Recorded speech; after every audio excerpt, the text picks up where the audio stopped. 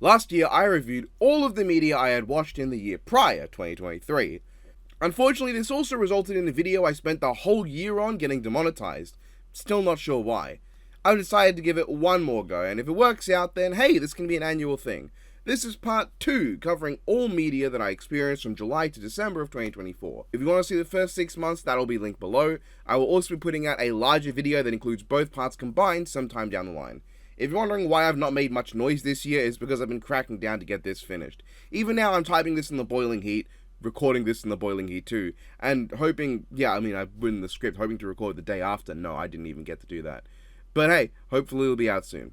Also, I'm going to hit you with an ad now. Please don't skip, it's going to be like a minute or so in this several hour-long epic, so just indulge me. Video is sponsored by G Fuel. Normally these ads would be wacky and wild, but today I'm just going to hit you with it. G Fuel is your all-in-one plant-based energy formula. Your cheat code in a can with 0 carbs, calories, or sugars, but plenty of antioxidants. It comes in over 50 delicious flavors in tubs or cans, but contains caffeine, meaning you should not drink it if you're under the age of 18, and even if you're over, you should drink it responsibly, or try the hydration range to enjoy the flavor without the caffeine kick. Head to the link in the description and use code BLOODRIGHT for 20% off your order.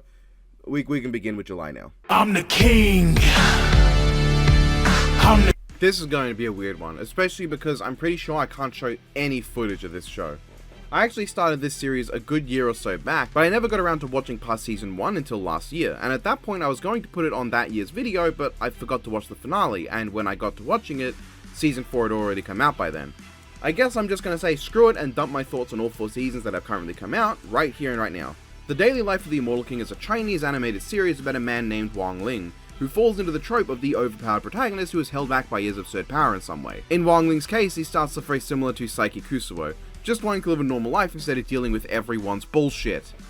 But as time goes on, you learn more about him and his situation, and it becomes more clear that it's not just that he wants to live a normal life, but that he has to live a normal life.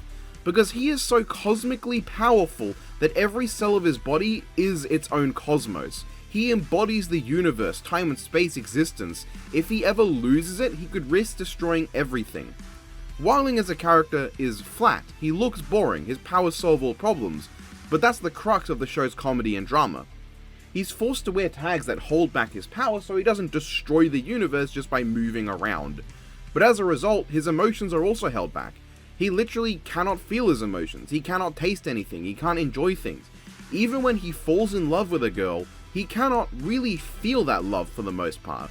He's not truly aware of how much he loves Sunrong, the series' deuteragonist, at least until she is killed and he loses control of everything. He's someone who knows he loves someone but does not feel that love. Along the way, there are several other characters, though the most notable one really other than those two is Froggy 2.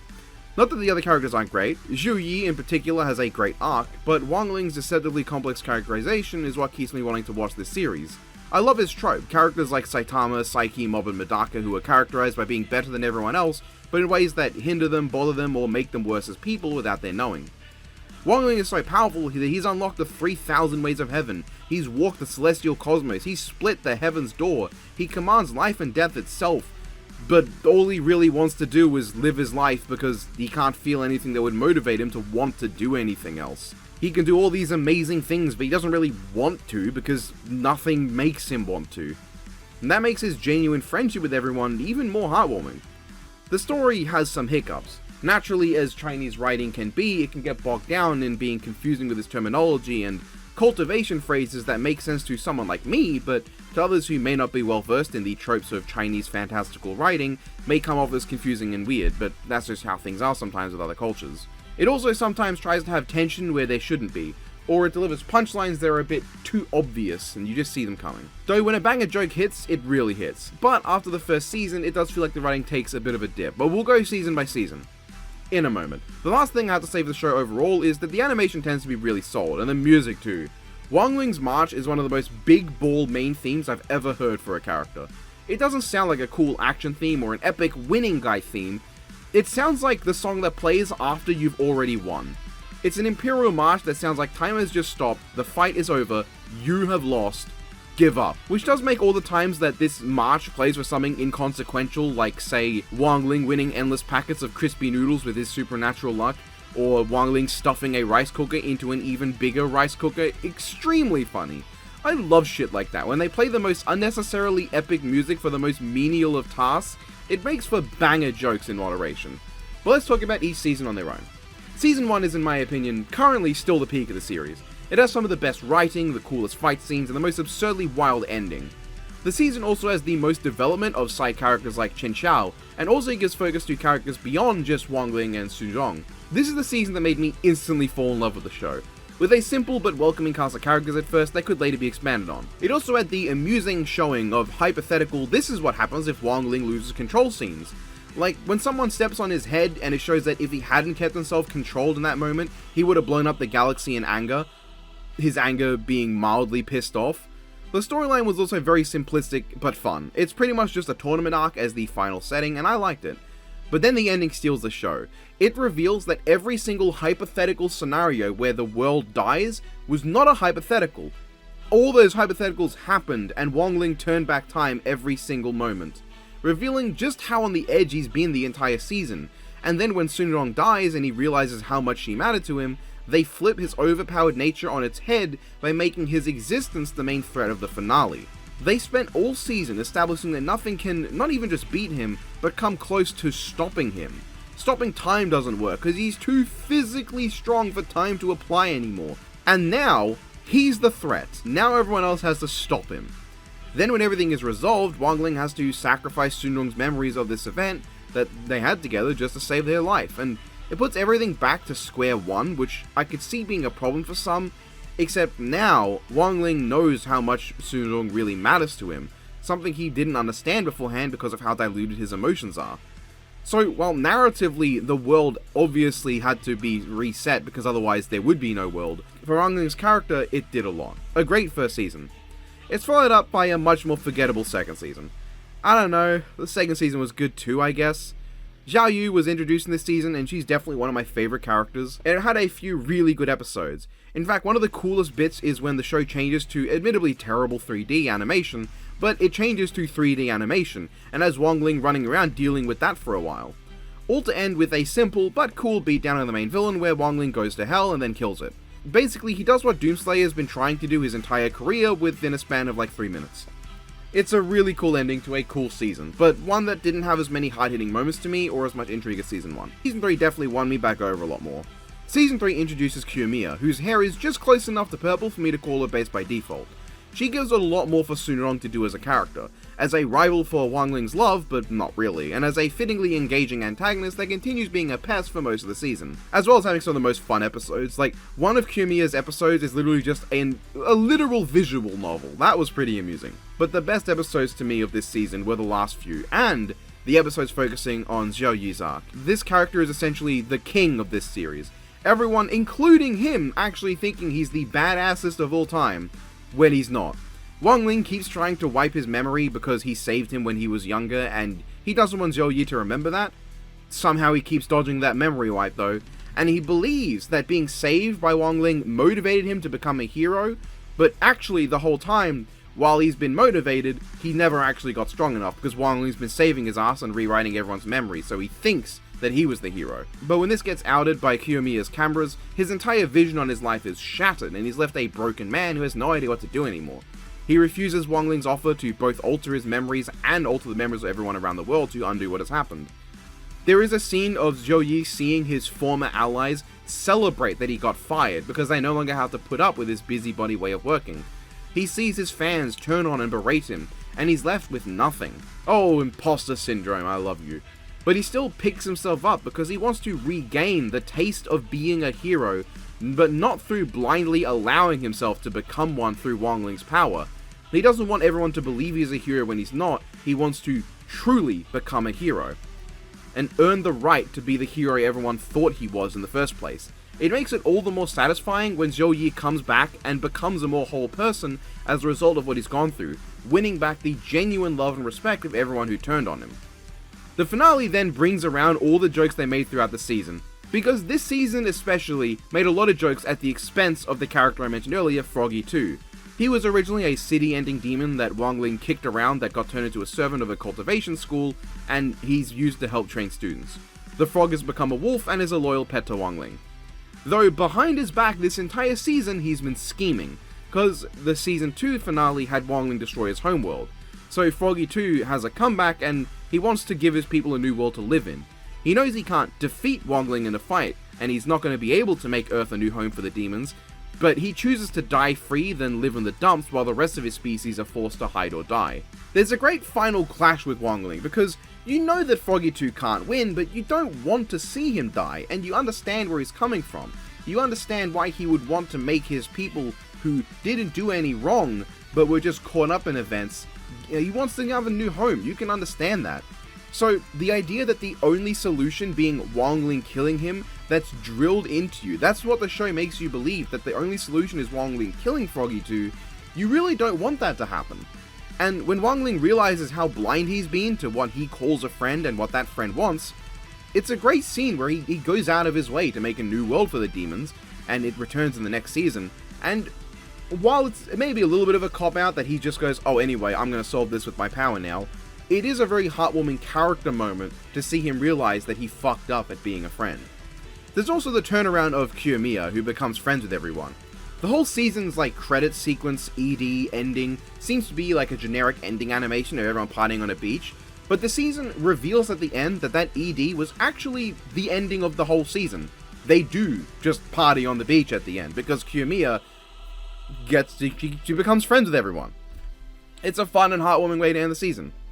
Season 3, I believe, was also the season with the bonus episode where everyone meets the real-world animators of the show, and Wongling beats up the director for trying to stop the show from being made or something. That was amusing. Season 4 is the latest season, and while I don't think it hit the same emotional heights as Season 3, it was still really good. With the most serialized plot so far, things constantly play into the next episode, and there's a story being told of brothers who cannot see eye to eye. There's honestly not much for me to say about Season 4, and I just finished it, because it's a remarkably simple one. There's a bunch of bad guys, they attack and they each get taken out episode by episode as we see the main antagonists fail constantly to reach the way of heaven, until one day the main antagonist succeeds and nearly kills everyone and then Wongling stops him. It's a simple season, but I enjoyed it. It was a good time, and while I didn't feel like it had the same arcs and character writing of the first and third, I still really liked it. Now, as of writing this and recording this, I don't know if there will be a third season, and if there isn't, I'll just buckle down and go read the original novel to see what happens next. But I'm hoping we do get one, because I don't know much about what's happening in the future, and that's not common with adaptations like this one. But thankfully, I don't live in China, where this series is more popular and thus would be more spoilerific online. But for anyone interested, I definitely recommend this show. It's a fun, hilarious, and beautiful series with plenty of laughs and great action sequences spread throughout. Also, it has Wongling's theme, which you can go listen to right now. Oh yeah, well it's time for a death battle! Character assassination. Thy name is Showa vs Heisei, the superhero Taisen movie that has nothing to do with Super Sentai beyond them spawning in like a pimple on the left arse cheek to save the day against a giant monster that only exists so that they can do something. Showa vs Heisei is an atrocious film that hates the Showa Kamen Riders to a level unseen since the Star Wars sequel trilogy found out about Admiral Akbar. Genuinely, of the Showa Riders to get a focus, they're both butchered. Takeshi Hongo is turned from one of the nicest, most open-minded and loving characters in all of tokusatsu into a grouchy, old, close-minded bastard who refuses to acknowledge the work of others that don't fit his 4-decade-old view of the world. It's just not what Hongo is like, in any regard. Jin Keisuke, meanwhile, isn't as bad because he has a few nice scenes with Faiz, but he's still treated horribly in the end, becoming an asshole that chooses to attack Faiz for the sake of it.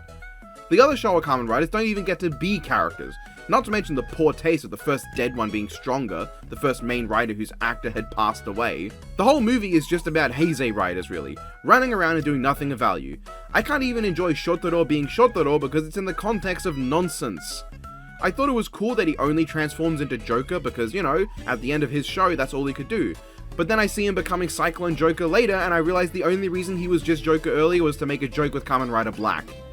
And also, I don't like anytime Black and RX are treated as different characters, it's stupid. The whole movie revolves around a nonsensical plot with a boring and terrible main antagonist rider who exists solely so that Decade can get his ass kicked, as Decade tends to do in any film that isn't his own or the first Taisen. It does lead to a reveal that the Showa riders were faking it all and there's a pretty cool set of scenes of the two teaming up, only to ruin the entire movie by having all 15 Showa riders continue to be unloving assholes who are entirely out of character.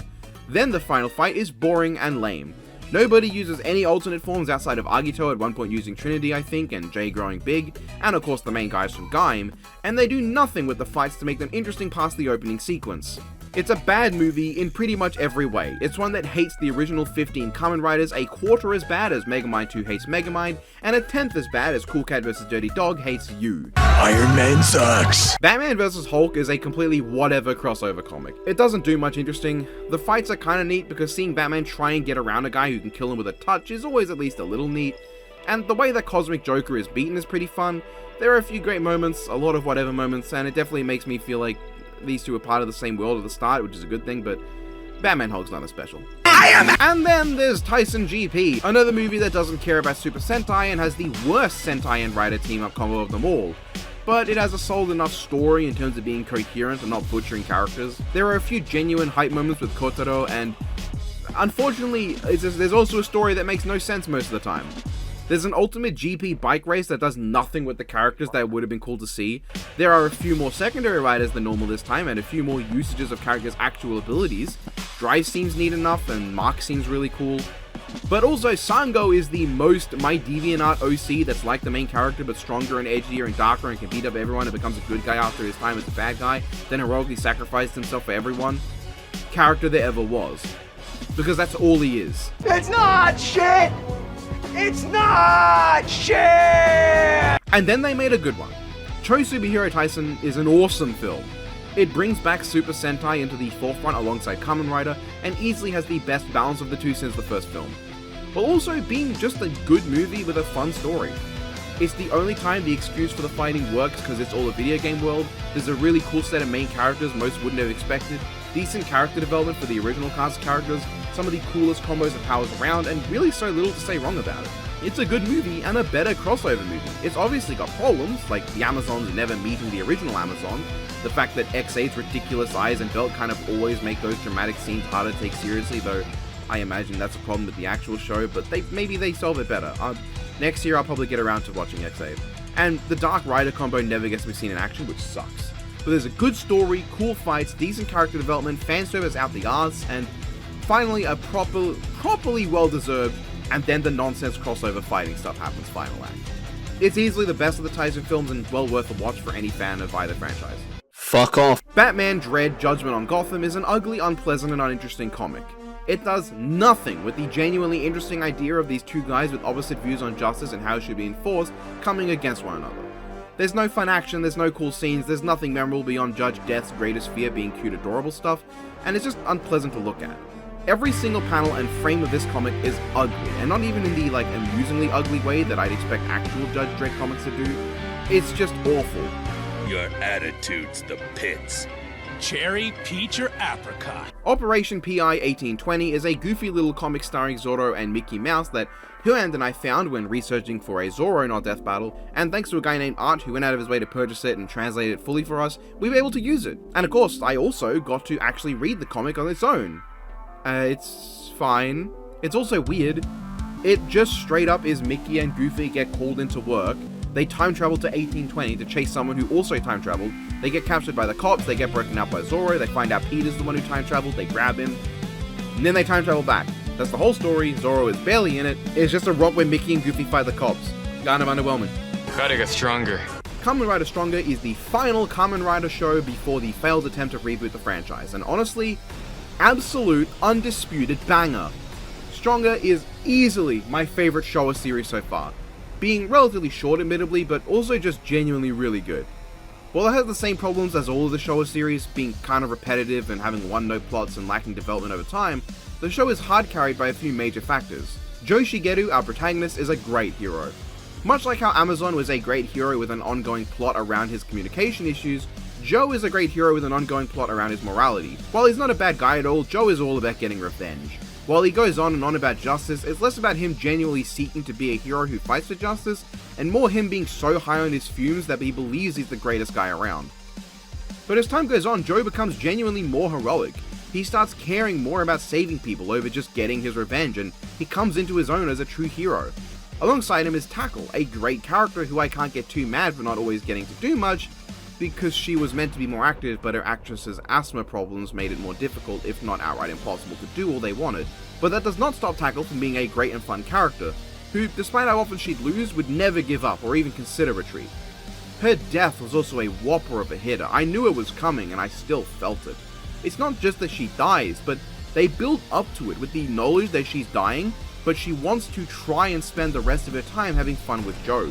She doesn't want the knowledge that she's not long for this world to affect how he acts and ruin their final moments together. All while Tobei Tachibana, in his last major appearance in the series, has to try and keep a straight face despite the pain he feels, because Tachibana knows that Tackle's gonna die, but he wants to do as she wishes, not let Joe know so they can have that great moment to end her life. But then a monster ruins it by attacking, and Tackle sacrifices her life to kill that monster with her ultimate self-destructing move. While the show doesn't focus as much on how this affected Joe as I would have liked, he does get notably more aggressive and hateful for the next few episodes. He even drops his pre-battle speech for a while. He becomes far more violent in his approach to situations, even by his standards, only really changing when the other writers from previous shows appear and give him a new place with new people he can work alongside. And man, the appearances of the other writers is so hype in the Showa era, because it's always just them busting into another series, their music blaring and them kicking all sorts of ass. And seeing the legendary 7 slowly coming together over a few episodes time, eventually coming as one to take on the ultimate villain who had commanded all the groups they fought against, not only is it hype as shit, but it also works as an amazing finale to the story of the Showa Kamen Riders. Adding to that is how cool the villains were. John Wick kills people with a pencil? Boring. Overplayed. One-Eye Titan killing a guy with a cigar? Awesome as hell. And then after he's killed and replaced by General Shadow, he comes back anyway as 100-Eye Titan. And now we have the coolest set of antagonists in the entire Showa era until Shadow Moon's debut. 2 incredibly up-themselves, calm and collected antagonists who carry themselves with all the authority and scheme around each other. They have multiple episodes not just about them fighting stronger, but about their internal power struggle that added more character to these villains than ever before. So much can be said for how these two are similar yet different. Titan desires to kill Stronger by any means possible, but General Shadow wants to fight and defeat him in one-on-one combat. Titan sees Stronger as an obstacle to get rid of, but Shadow sees him as an obstacle to prove himself against, with the two of them getting very fitting final battles for each. Adding to that is how creative they get with some of Stronger's abilities. The huge improvement in fight choreography that Amazon started was carried over, and there's a great amount of hype action moments, but also just goofy shit, and you get what I'd call easily the best Showa series so far. Amazon was pretty good, but Stronger is next level. I'd say that getting here makes all the pain of X and the drudge that was most of the original series worth it, for what is a fantastic finale to all of their stories. Rest in peace Shigeru Araki and Kyoko Okada, you played 2 of my favorite characters in the entire Showa era of Kamen Rider, and you helped make this show as special as it was. strongest. And then there's this dumb but hilarious thing. This is really just a clip show with Tobei Tachibana talking about the writers, then they show up to hang out with him, and then at the end a villain shows up and then immediately dies. A fun little distraction, but also the last time we'd ever get to see Tachibana hanging out with the legendary 7. Look, it's a bird! It's a plane! It's gonna kill us! And then they followed it up with another worse clip show that is even less going for it. There's an okay intro to like Sky Rider being revealed, but sadly this was the last appearance of Tachibana proper in live action media. And to that all I have to say is, rest in peace Akiji Kobayashi. You were the glue that held together these series and the most prolific character in the franchise that may go underappreciated, but has left an undeniable mark on the franchise as the inspiration for every teacher character that the series would have from then on. Stop turning people into Egg. Oh fuck, right. I went and did the Tunguska Biosphere Sanctuary event that acts as the finale to Kiyansuke's character in Fate Grand Order, and honestly, it's super underwhelming. I won't comment on gameplay because naturally doing it so late means that I didn't get to enjoy the raid bosses, but in terms of like, the fucking story, what was this?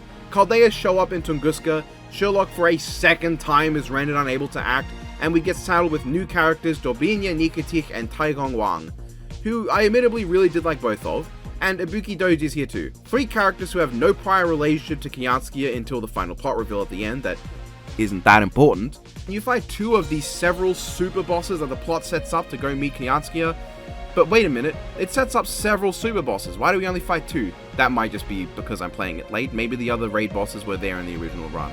And then you have an embarrassingly easy boss fight against Kiyansuke, and Taigong Wang busts out a new power never heard of before or since that turns her into an egg. The resolution itself is fine, as is the reveal of what Kiyansuke is, but it feels super random to not have any characters we've seen interacting with her all this time, aside from you the player in the room. Like, Godolph isn't there despite him having the most personal relationship with her, it's just over. That's it. I'm painfully underwhelmed. It's a lame finale to her whole story, and it feels more incidental than anything. Especially when the previous plot-relevant event with the Uku that's even seeing a second rerun this year, the most I've ever seen for an event, has a full story with character development, a fun plot, and interesting things going on. What a letdown this was. I feel like Tunguska Biosphere Sanctuary should have been better. New from LEGO Space Police. After what I'll call Kamen Rider Showa Phase 1, I decided to take a break and watch Space Sheriff Gavan, the first in the Metal Hero series. And somehow, this show manages to be the most repetitive and meandering rubbish of all time, but equally so, undeniably cool as shit. I don't know how it did it. Gavan himself, awesome. Retsu Ichijoji is the coolest motherfucker of all time. He's honestly kinda just stronger, but if he was always a good guy. He doesn't get to develop nearly as much, but he's a delight. Honestly, he's what I wish Hayato Ichimonji got to be. A flat but fun character with tons of charm and likability. Mimi was also nice, that's his second in command. The show's action has two possibilities it can go down each episode. It's either really cool with Gavan spamming his many random powers and doing cool as hell action shit, and having his sick Gavan dynamic moment, and while looking dumb, I love Dole as well, who's also part of it, a giant space dragon mech he pulls out of nowhere, and then instead of piloting Dole, he jumps on top of his own mech and flies around, blasting shit while on top of his mech. A level of badass the Power Rangers wish they could do on a daily basis. Not to mention the amount of times that Gavan will just jump off and use his finisher to cut a kaiju clean in half. Badass. Or, what can happen is just like a normal fight where like Gavan uses some of his abilities and the episode's not as interesting. But there's also a serious repetition problem, with every fight kind of going the same way. I said there's two possibilities, but really, there's two possibilities in how a fight ends. Gavan will always kick ass, the Emperor Dickhead will open a door into Maku space, Gavan goes in, summons Dole, it does the same repeated shots of it shooting lasers everywhere, the same repeated shots of spaceships, it almost never gets to do any kaiju fighting proper outside of like the first 5 episodes. And then you get your two options to how it ends. Either Dole will blast the kaiju to death, or Gavan will cut the kaiju in half. The villains are flat and underused, the story is uninteresting, and the action is repetitive. But I still had a blast watching it.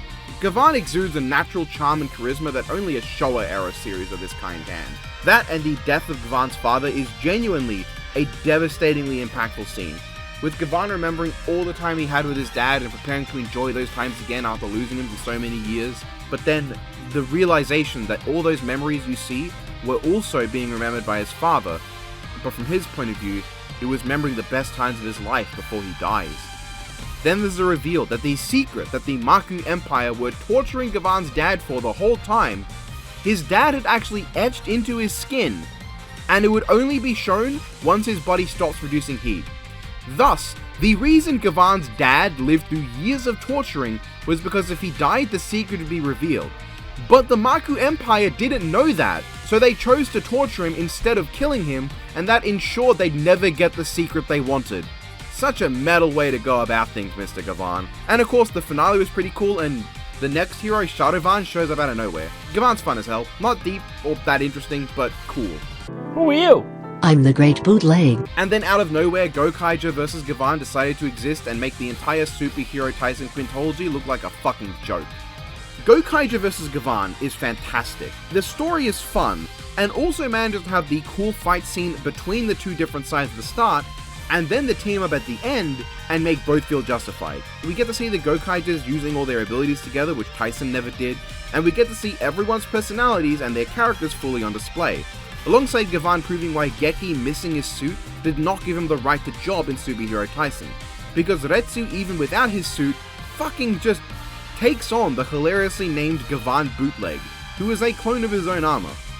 And then there's just that ending. Oh my god! Gavan does his transformation, and there's like this thing in the original series where like he'll do his electroplate, and then they would like repeat the sequence, but like with a narrator describing how fast it was and showing it in slow motion. And then when the Gokaiger's henshin, exactly the same thing happens for them as well. Like, genuinely, like when I saw the Gokaiger's transformation takes X long and it does the exact same sequence that Gavan always has, but for the Gokaigers, oh my god. And also the intro that combines their opening narrations of both series and does the coolest fucking Godzilla-ass intro sequence ever. It's so cool! And then just Gavan bootleg getting slaughtered by Gavan the moment he has his armor. The Gokaiger's not knowing the Emperor of Maku, so there's this hilarious moment where the descendant of the Emperor just boasts about how cool he is, and the Gokaiger's like, who the fuck's that? Like, the fighting's cool, the story's cool. This is just a cool crossover. Having Gavan in the past, being someone who saved Gokai Red's life as a child, and Gokai Red remembering that and saving him in the same way later, that little character moment of them together, their subtle but very charming relationship is, oh, it's so good. It makes me smile. This movie cares about and loves its cast and both shows involved so much. It's super fun, it's very charming, it's so good. I wish the Taisen films were like this. Huh? Speaking of, this is Superhero Tai, a multi-part comedy sketch web series that came out with the original Taisen film. Kinda like Otsu, it's arguably more fun than the actual movie. There's a lot of fun usage of the characters and getting to see the different casts of them interact, but it does suffer from repetition. There are 2 entire segments about a murder mystery and saying, "Can you figure it out, viewer?" Only to then break the fourth wall and say it was none of the characters, it was a member of the cast filming the show. Still, it has plenty of fun moments and it's a fun, simple, short time. There's a new anti-hero in town, and his name is Mario. As a German, I feel the need to apologize to you for what we've done to Nintendo's characters. Nintendo's German magazine comics, particularly the Mario ones I read, are a whole load of nonsense and insanity. Mario in these comics is a horrible, mass-murdering, bitches and money-obsessed loon with anger issues who, despite being married to Peach, is always trying to cheat on her any chance he gets. All while crossing over with random characters and getting mad at Bowser, who is sometimes named Wart.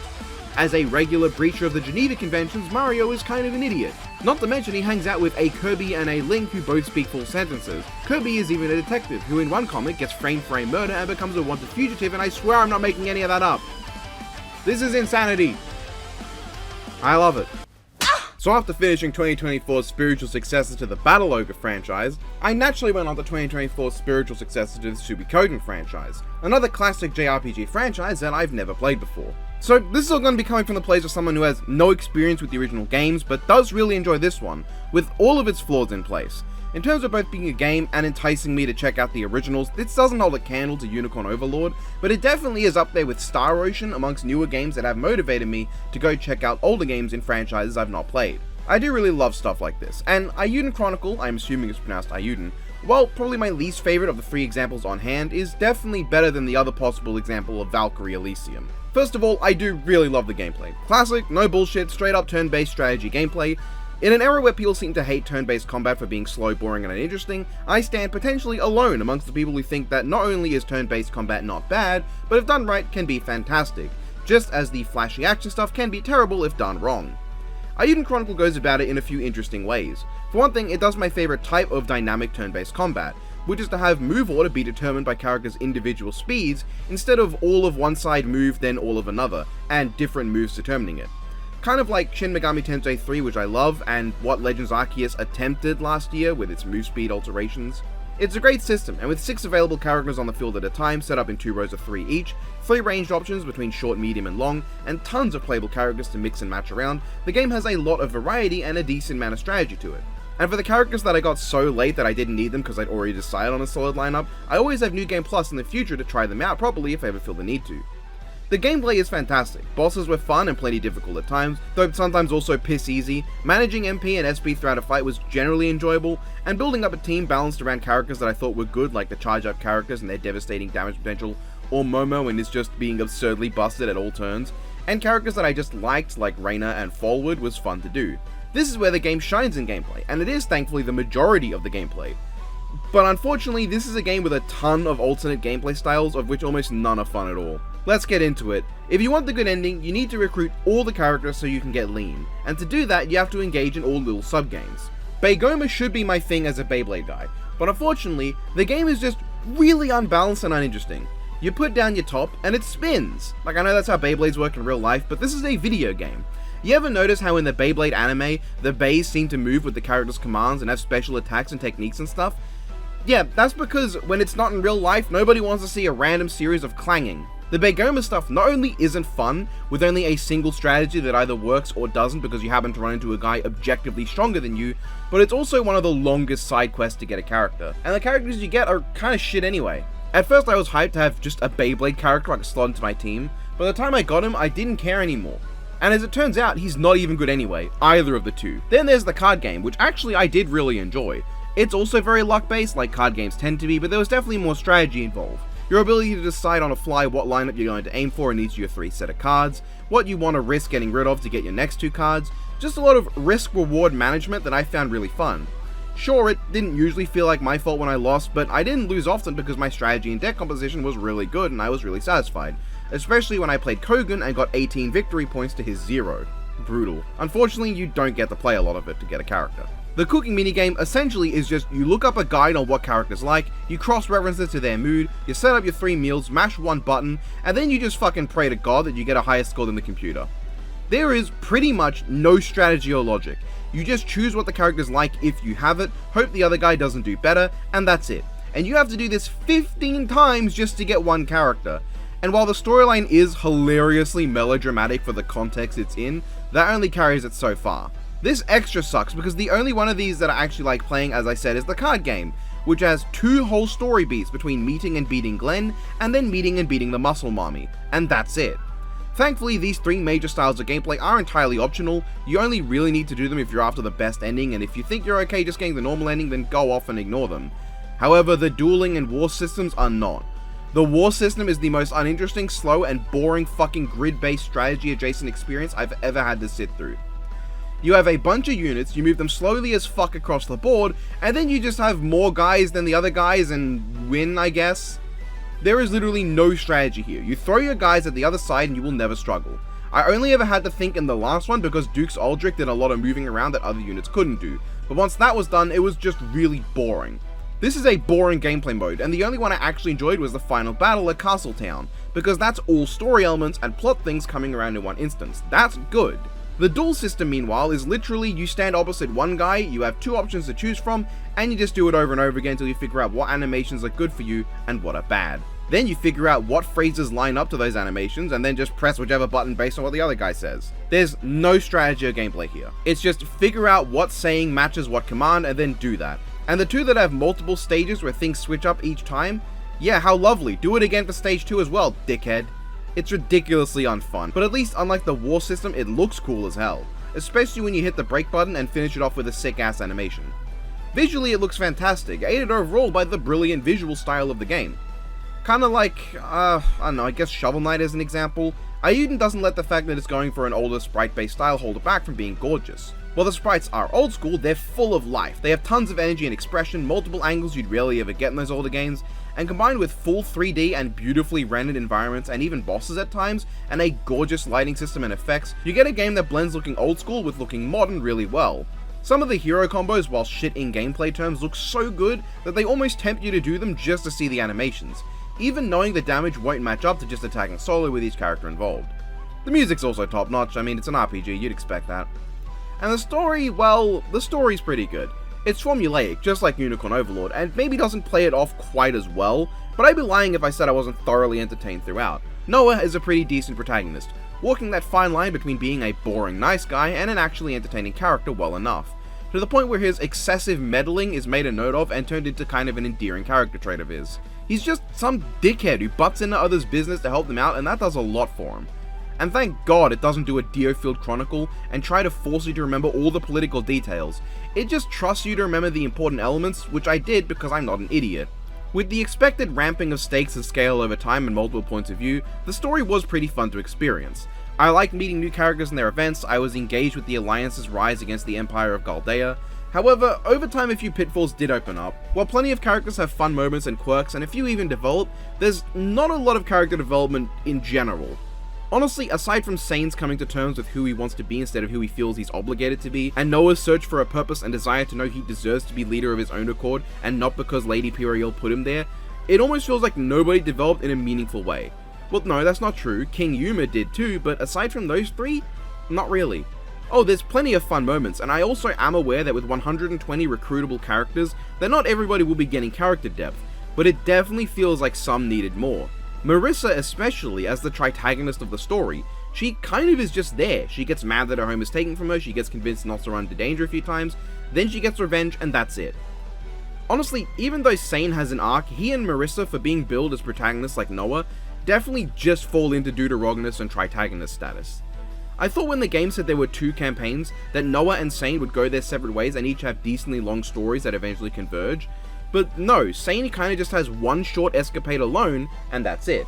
Marissa likewise has a brief playable moment earlier, and then is just a member of your party for a while until the end, where she's the main gal of one decent enough dungeon, and then that's it. There just feels to be a lot missing, and to coincide with that, the ending feels pretty rushed. Everything builds up to the final battle with Dukes Aldrich. You go through it, you rush through the fields of war, and you confront him directly, but get stopped by his right-hand man. And then you go back home. You get an assassination attempt thrown at you that's never addressed again, you get a montage of scenes along with the knowledge that this all took about a month, and then you have another war, suddenly. Then you run through the location from the start of the game that was previously captured and beat up one of the side villains. And then you run around for a bit until you get sent to the final dungeon. All the while you get 2 separate scenes dedicated to one of the main characters asking if you should reform the watch after all is said and done, and another saying that she never thanked you and wants to do that. And by 2 separate scenes, I mean each of these events has 2 scenes each for some reason. Both of those scenes only needed to happen once, you didn't need 2 of each. Then the final dungeon itself is a pretty uninteresting slog through a bunch of rooms, a really fucking annoying library room, you fight one of the main villains who gets away and is summarily never mentioned again, then you walk up to the main villain Dukes Aldrich, you kill his big ass dragon in what is a suitably epic finale, and then just have one of the duels against him as the final battle.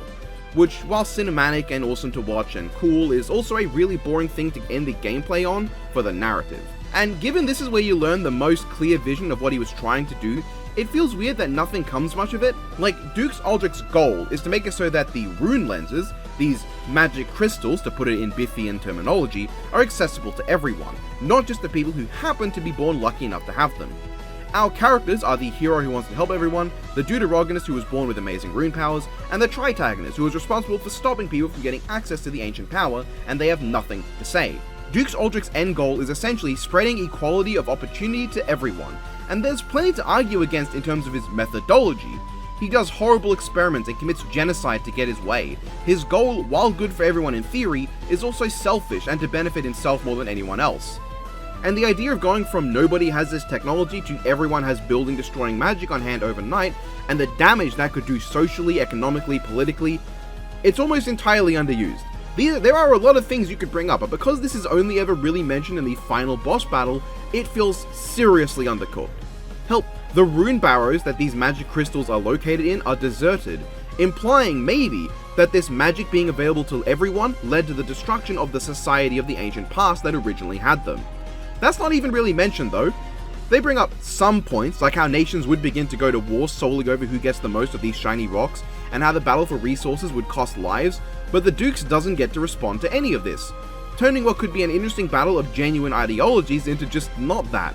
The Dukes is treated like he has no point at all in what he says, that actually everyone being equal is a bad thing, and that the objective best way for the world to be is for the elites to have all the powers, and certain people to just be born immeasurably better than others.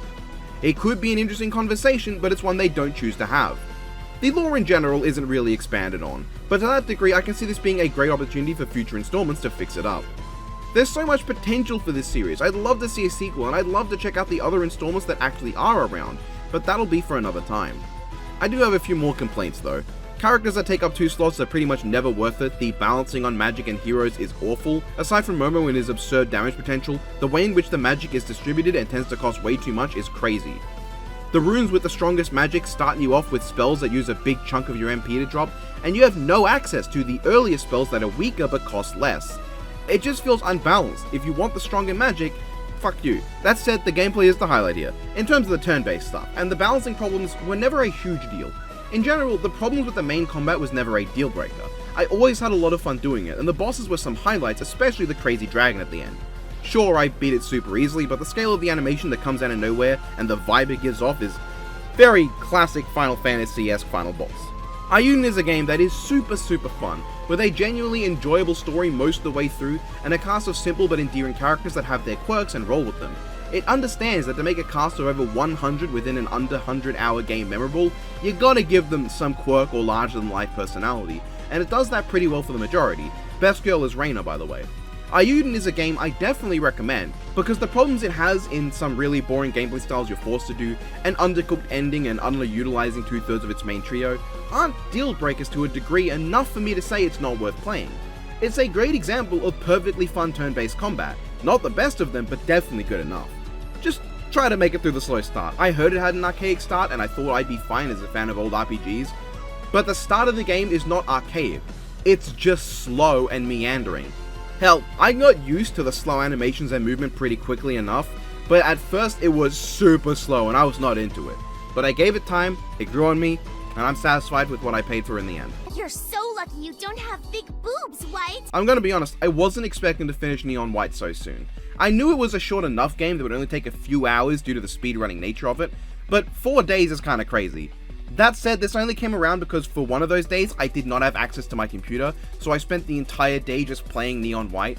It was a blast, and honestly short enough that I'd be tempted to replay it again in the future. Neon White is an action puzzle platformer that has a strong emphasis on sheer speed. The game is built for speedrunners, and while I'm not one of those, I sure had fun just trying to go as fast as I could. I got an ace medal on most levels in the game, with a lot of the ones I didn't ace going straight to red. With I think 7 red medals just from getting annoyed and not being able to ace and locking in for no reason. The highest rank I ever obtained was top 150 in Violet's Residence Saw 2 level, because I kind of brute force clipped my way through the lasers at the end and never realized there was an entire level on the lower end of the map. The gameplay was just really fun, requiring on my PS5 just the 2 sticks and the triggers and the buttons above them. It was very exhilarating to go through everything as fast as possible, aiming my shots and picking the right time to give up a gun for its discard powers to get to the goal as quickly as possible, while also killing all the enemies. Levels gradually got longer and more elaborate at a natural pace with a constant influx of new cards and enemies to keep things fresh, as well as changes in scenery and level gimmicks often enough to remain fun and never getting too stale. I also like the story well enough, though I have my reservations. First of all, the whole concept's really cool. You're an asshole in hell who gets pulled up for 10 days to kill the demons infesting heaven, with the ultimate goal of being the winner and thus getting to stay in heaven for the next year, until the following annual 10 days of judgment. But as Neon White, you don't retain any of your memories, and are surrounded by various others who do recognize you, but you yourself don't remember. You learn gradually over time about the corruption in heaven, the identity of and your relationship with the current top rank Neon Green, and you uncover memories of your past and learning the history of heaven. You find out that God was overthrown by the believers constantly sneering at you, and his book and pen that he used to do God things were taken away from him. You then collect them all with more than a few twists and turns along the way, with all of your friends dying over the course of the game in various ways until you finally get the choice to write Neon Green's name in the Book of Life or the Book of Death. Now, what this represents here is the act of forgiveness. Throughout the game, a big deal is made about the concept. Neon Yellow forgives Neon White, Neon Red didn't forgive him until she pulled him out of the water at the start and realized that she'd forgiven him long ago, and Neon Violet doesn't forgive him until the last moments of her undeath when she realizes that he was always on her side. But all of this forgiveness only leads them to collectively die, and it's made a note of that forgiveness is in many ways meaningless. It's hard to do, it doesn't fix what's been done, and it doesn't make things better. But the value of forgiveness is the ability for an individual to forgive themselves.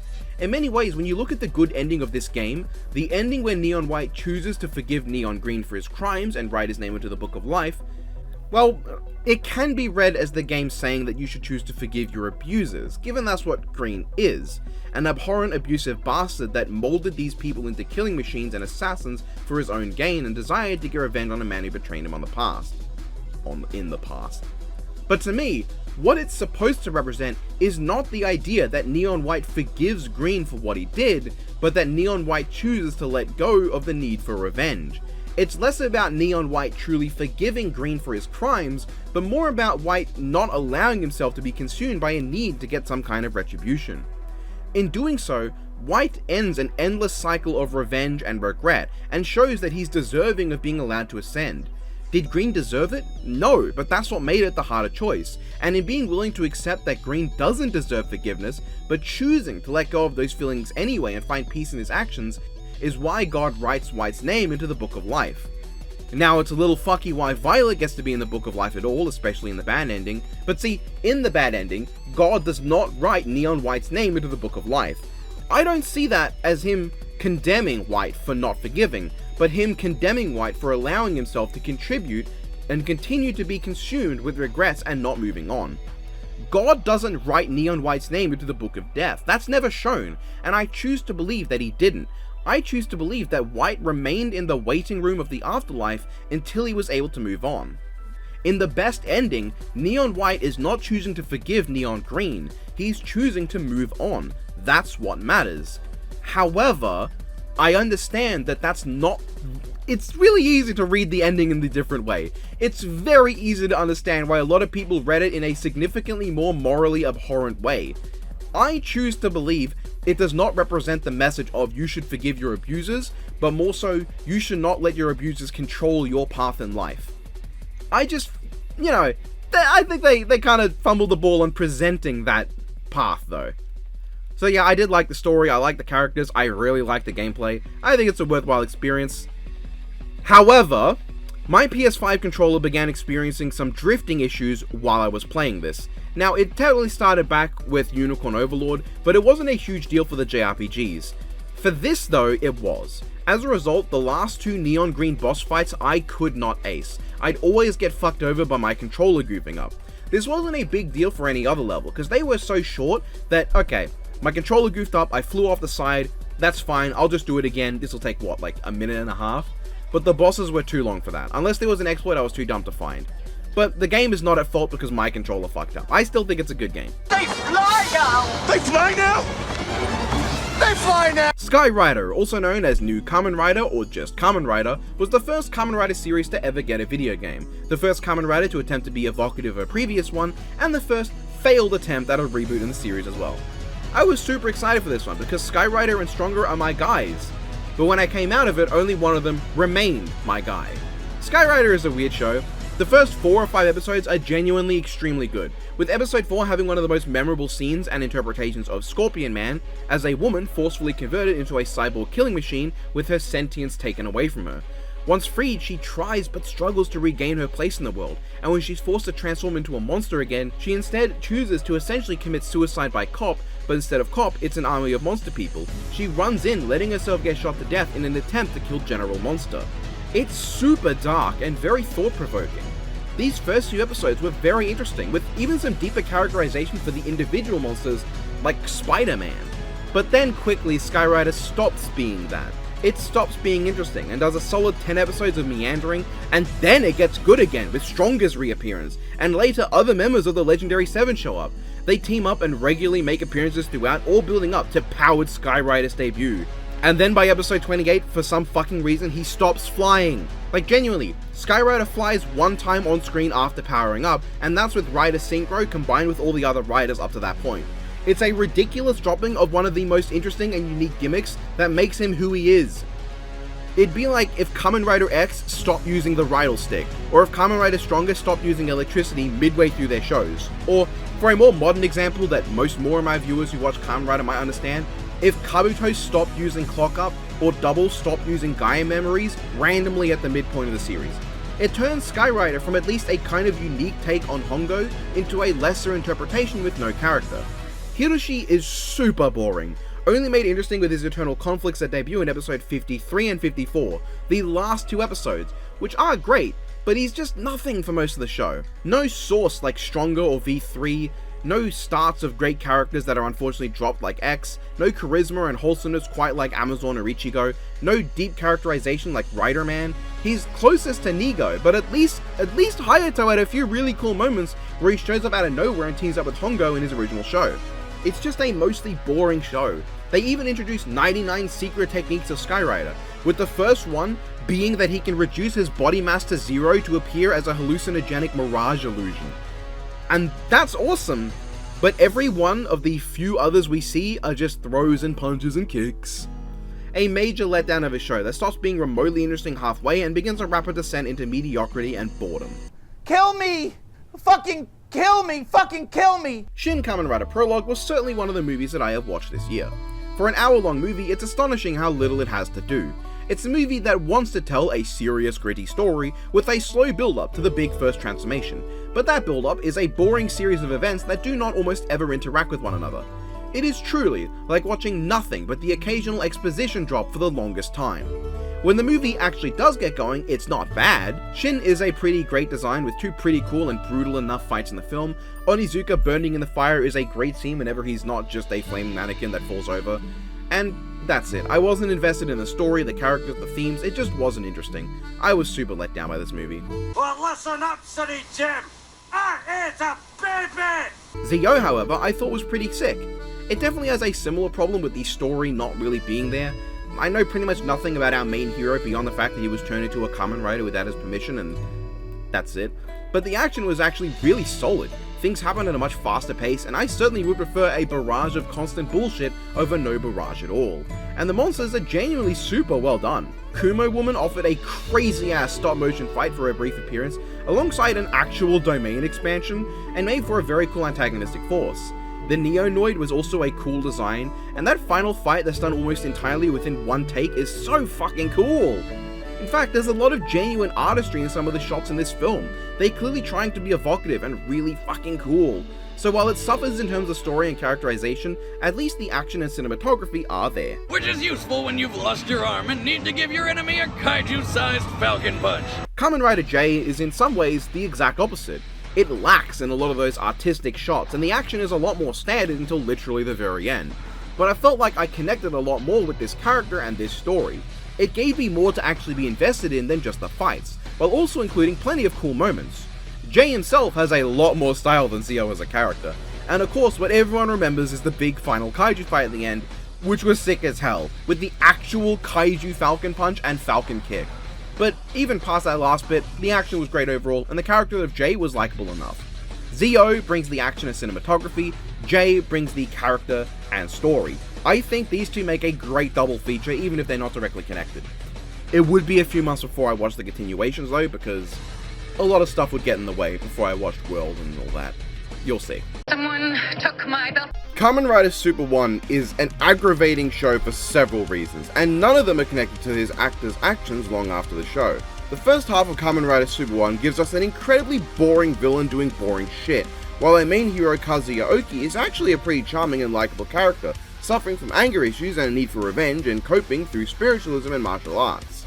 The spiritual side of martial arts is usually only used as an appendant to the cool action stuff in media, so seeing something that focuses more on the spiritual side than just the fighting was really cool. Kazuya was likable, and it was nice to see him get over his problems as time went on. But as the halfway mark hits, he loses that, he never mentions the death of one of his mentors that literally just happened an episode ago, his main master never appears again, martial arts almost entirely stops being relevant, and oh yeah, he stops suffering from anger issues, he's just super generic now. But on the other hand, now the villains are this deliciously entertaining band of rompy assholes who enjoy fine dining together and squabble like siblings and get genuinely mad when Super 1 kills members of their group. So you have great villains and a great hero, but they only exist in opposite sides of the show. Aside from that, yeah, it's just standard Showa Kamen Rider affair. The action again feels like it's a step down from the choreography of Amazon and Stronger. I just don't think it picked right up again until the next series with Black, we'll get to that later.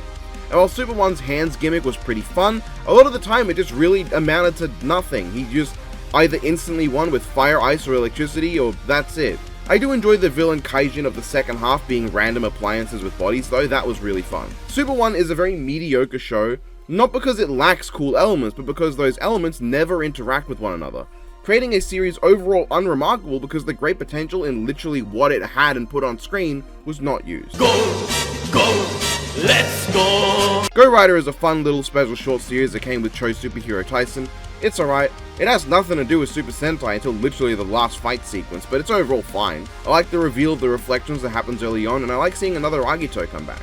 Can't say I had much strong to say about other than that though. Number 10. 10th Rider Appears is the special that bridges the gap between Super 1 and Black. And by that I mean it doesn't do that at all. It's a standalone special adapting a manga-only rider called Zekros and making him not manga-only. It's okay. It really rushes through a lot of things and doesn't do much interesting. Zekros himself is a pretty whatever rider as a character, and the action is just fine. But at least after going through all those Taisen films, I can say that seeing the previous riders actually using some of their special abilities and equipment is such a novel thing. Crazy glad they actually remembered to do that. But I don't know, Ambassador Hell's suspiciously identical relative wasn't doing much for me. Tigeroid was interesting in that he actually had a motivation, but otherwise it really wasn't just that interesting. I can see why they didn't make a show of this. There's probably many reasons, but Zekros gets through his entire origin story in like 5 seconds, and then just does nothing. No prison can hold me! The dungeon expansion. This one was kind of interesting, in the sense that I don't think it comes close to how interesting Woodlands or City were, but I also think it's way better than Highlands. I think the big thing that it has over Highlands is that it's pretty much the same setup, but with a lot more rewards to actually incentivize going in multiple times. I personally found the overall boardscapes and cards more interesting and the characters better. I don't have a lot to say. I think it's a very solid expansion that is pretty average. I'd say it's mid, but with how good Talisman 4th edition is on its own, mid translates to really good actually in this context. Local 58 was the first series I watched in my analog horror video, and the only one I'd watched prior. Well, okay, I wrote that before I intended to put Marble Hornets in. And the first new one I watched was The Painter. It was the only F tier for most of the video. You're gonna start getting like bigger breaks to just talk about analog horror now. Boobs! I mean, Naruto! This year's Degeneracy event for Fate Grand Order had quite a banging lineup. Aside from Eris, who I didn't really care for and they still didn't make her usable, the lineup was great. I could have gone without Gareth. She's too wholesome a character for me to want to see in Degenerate mode, but thankfully she doesn't wear her revealing outfit much at all during the story itself. Ibuki Doji tends to be a pretty fun character, so it was cool to see her play a major enough role, and a version of Wu Zetian who was not a half-naked little girl but rather a half-naked adult woman is definitely preferred. Now I can actually enjoy her purple hair. The Valkyries are also really cool to see. I actually like that they made a second batch and you can keep one of them. Skadi was quite funny because nothing screams about the quality of quick supports than the fact that the only usable quick supports currently in the global version of the game are Skadi and Skadi. I did get her though, so now I can indeed Skadi loop, which is cool. But the real standout was Lady Avalon. That's what I was really after, and boy was I glad to get her. I love Merlin, so getting just another Merlin in this event acting pretty similar to the main one gave me so much joy during the story. She's really fun. The story itself was just okay. The plot twist was not a surprise, and the way it resolved felt kinda middling to me. Gameplay was whatever. It wasn't a standout summer event to me, but I got several of the best characters it had to offer during my campaign to acquire Avalon. It's solid enough. Midwest Angelica was very good, yeah. Channel 7 meanwhile was kind of whatever and didn't make sense. I actually rewatched it after watching the short film it follows on from, and it didn't make it better. Take me to your Xbox to play Fortnite today. The Interloper is a short film I don't want to bash on, because it's clearly a low-budget independent movie, so I'll start with the positives. The build-up is decent, some shots are good, and the Interloper is a pretty standard but not bad play on the Slenderman style guy who stands there watching concept. But this is a short horror film that I think is pretty badly hampered by the quality of the acting and the writing.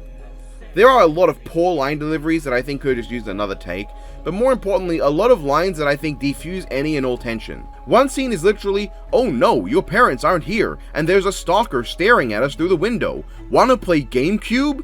And that last bit just kills the tension of the scene. It's just not the best, even amongst short, low-budget online horror works. Hell, I saw plenty of great acting in the Analog Horror Marathon that I did. I can say that for certain even. There is better out there. Still, Interloper is perfectly fine. Nothing exceptional, but certainly a good enough piece. Haggard Studio was cool. I fucking love Angel Hair. Its real broadcast was decent, but as I said, really needed an ending, though I don't blame the creator for not wanting to continue. Why did it have to be snakes? It's technically 3 games, but in essence they may as well be 3 parts to one whole with intermissions between them. To be extra clear, I finished the first game on the 1st, the second game on the 7th, and then this one, and like that may seem fast, but I was seriously addicted to this saga. Even now writing this, even now recording this, and probably as of editing this, I want to just play it again.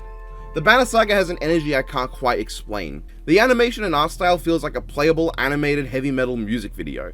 There's a specific vibe to those videos that I think this has to it, and it gives it a very special and unique feel.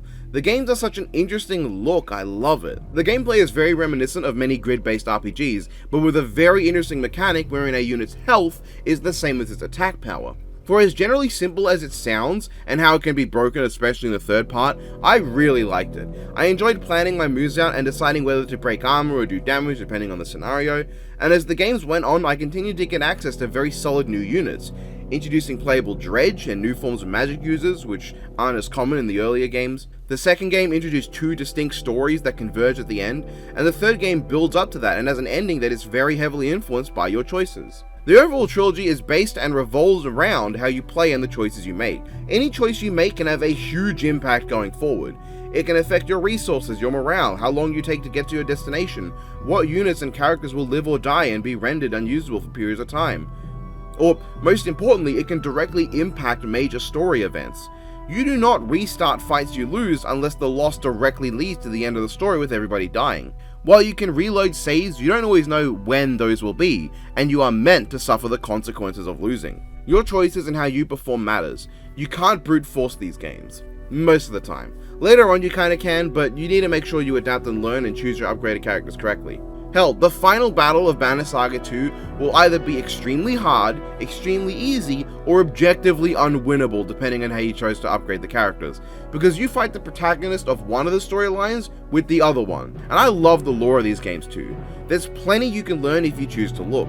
Details on the various species, the most notable beyond humans being the Varg and the Dredd, who have a lot of interesting details to them. There's mystery and intrigue, engaging characters. Hakon is a compelling character, he's a Varg thrust into leadership he didn't want. Prince Luden plays off him well, being a haughty-taughty asshole who comes into his own as a good person depending on your choices. There's plenty of development for characters, and I'm sure with different choices I can see them take different paths in life, some better and some worse. I think the main failings of these games are, for one thing, on their own, the first and second game have horrible endings. The first has a well built up to conclusion, but it wraps up no storylines. The second game's ending is just abjectly shit. It comes out of nowhere, being super abrupt, and doesn't resolve anything. As an overall story, it's great, and the ending is fantastic. The reveals of all that was built up as the mysteries were handled, and the imagery of this guy pulling the sun from the sky of another world, it's insane. There are some raw as hell moments. That one big scene in the first game when you're walking and you see the landscape warp and shift in the background as the big snake appears is mad. I also love that this is decidedly not an adaptation of Norse mythology. It is heavily inspired by the themes and ideas, but it is distinctly not an adaptation. It is its own entirely and completely unique story and lore that takes the motifs and concepts of ancient Germanic religions and creates its own storyline just inspired by the works, but not based on them. If there was any major flaw overall, I'd say that the gameplay can feel and even be very slow. And to anyone who doesn't enjoy it enough, it can get tiring to go through. It can also be genuinely very stressful with how important your choices can be. And as with any game that has potential permadeath on playable characters, it can be very frustrating to have your best character die if you boosted the wrong one. Also, your playable character can just die and change the story like that. That was a surprise to find out. It wasn't a huge deal for me, but what was that there were very important story events missable at the end of the third game depending on how you do it. So the way the game works is, you prepare, and then you go through one storyline, and when you run out of time, you go back to the main hub, essentially, like, not really a hub, but the main area, and then you go with the B team, do some story with them to buy more time for the A team. But if you prepared too well and decide too good, you can complete the main objective of reaching the endgame location with only 1 or 2 pit stops. Like, as I said, one half of your group is trying to reach the center of the underground world. The other is trying to survive the onslaught on top of the world. Whenever you run out of time during the trek to the center of the earth, you go back to the city, the last bastion of hope, and have to do things to buy yourself more time. You just have to survive, because if you don't, then all life is dead beyond the small group in the center of the world and the journey no longer matters. But you can miss out on major story beats and events if you do too well, which is annoying.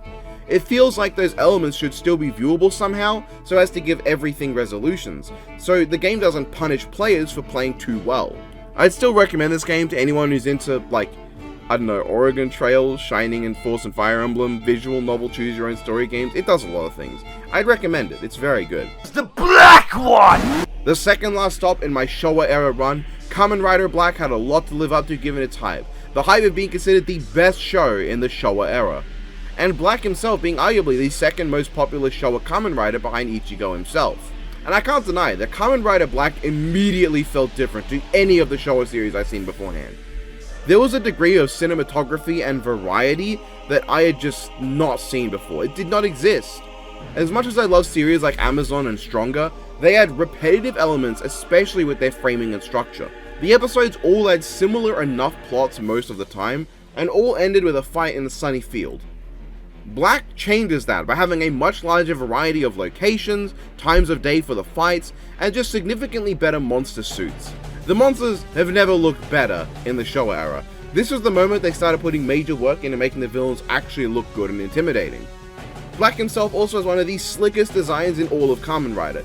to a point where I think this might be my second favorite design behind Stronger, but even preferring Stronger, I think Black is just objectively better.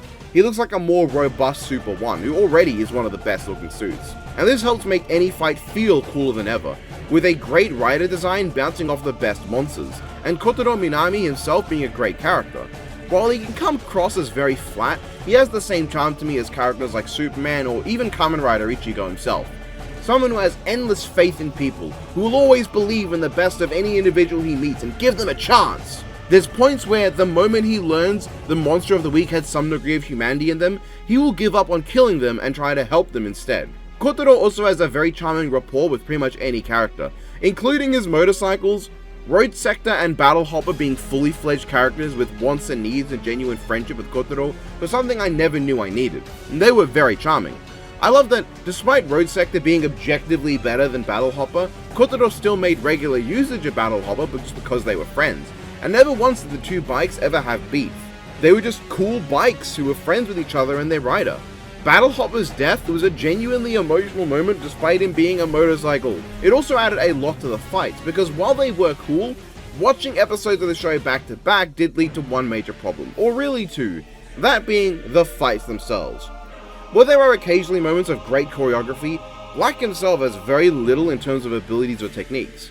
Unlike Hongo or Hayato, who would bust out random new techniques every few episodes and throw stuff you never knew they could do out in hilarious fashion, and unlike V3 or Stronger with their huge variety of powers that could be used throughout, Black literally only has Rider Punch, Rider Kick, and occasionally Kingstone Flash, and in one episode he kicked a football. I guess he can also make his Shadow the Hedgehog inhibitor rings glow and heat himself up, but that rarely mattered. While the moments were still hype, it did lead to fights feeling repetitive, and at times even uncreative, without almost all of them ended in pretty much the same way, and oftentimes began with that instant finisher. These strobing effects were also just too much.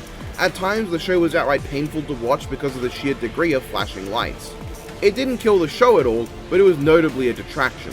So having the bikes occasionally show up in fights did make them a lot more interesting. Of course, I've gone this far without mentioning him. Let's bring up the big villain everyone remembers. That's right, Sword Saint Birugenia, the sword-wielding badass that was a pretty entertaining villain during his time. But also he got absolutely folded by Shadow Moon in his debut.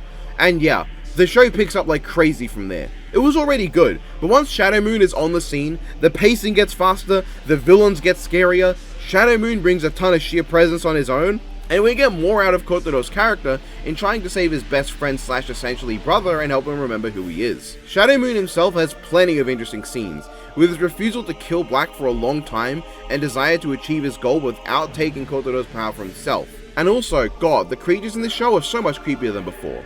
While Kuga is very much a reimagining of the original series and its themes, the monsters definitely took more inspiration from the way Black did things. The way these creatures will spend more time manipulating people, especially children, into killing each other and themselves, makes them so much creepier and more unsettling than just, hey look, it's some goofy guy with a stock plan Shocker came up with. This creature is a sentient table that hides in plain sight and makes all the children in the school turn into cultists that try to kill each other. So yeah, Black is neck and neck with Stronger for my favorite Showa Kamen Rider series. Kotaro being a very endearing and lovable protagonist, a fantastic villain in Shadow Moon, the best production values yet, an entertaining plot with good character development and a satisfying conclusion. It even had the goated whale mutant. One stop left. But first, I didn't care for Basswood County. Again, you can just watch my actual video on the Analog Horror to know my opinion. Why Stag Education was cool though, and Soul Corp was actually kind of peak. Are you kidding? Fuck this guy. Okay, he's pretty bad right now, but he gets way better. So at this point I watched the Kamen Rider Black movies with Donovan. I didn't watch them in order with the show because I wanted to watch them with him if you're wondering. The first movie, Haruto Onigashima, was a terrible example of what makes Black special. Feeling just like a normal episode but with a meaningless, meandering plot that never does anything interesting. Hard to say much about it, it's nothing special. It'd be a low tier episode if it was an episode of the show itself. He's a phantom. The second film, however, Phantom House of Devil Past, is awesome. It has a badass fight with Shadow Moon. What more could you want? Oh, you want more? It has a fun plot, Kotaro gets to shine a lot more, the pacing is a lot brisker and closer to the decently fast pacing of the show's episodes. It's great and a welcome addition to the franchise's movie list. I like CHSS a lot. Linkara!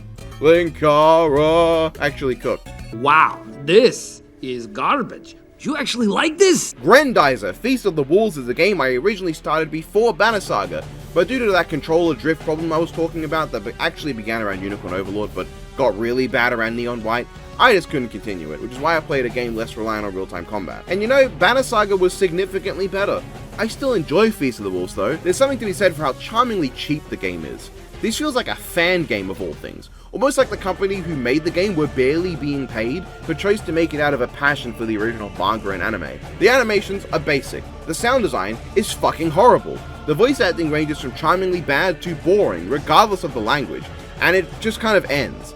The plot's not very exciting, but maybe that's just how Grandizer is, and the gameplay is clunky and repetitive.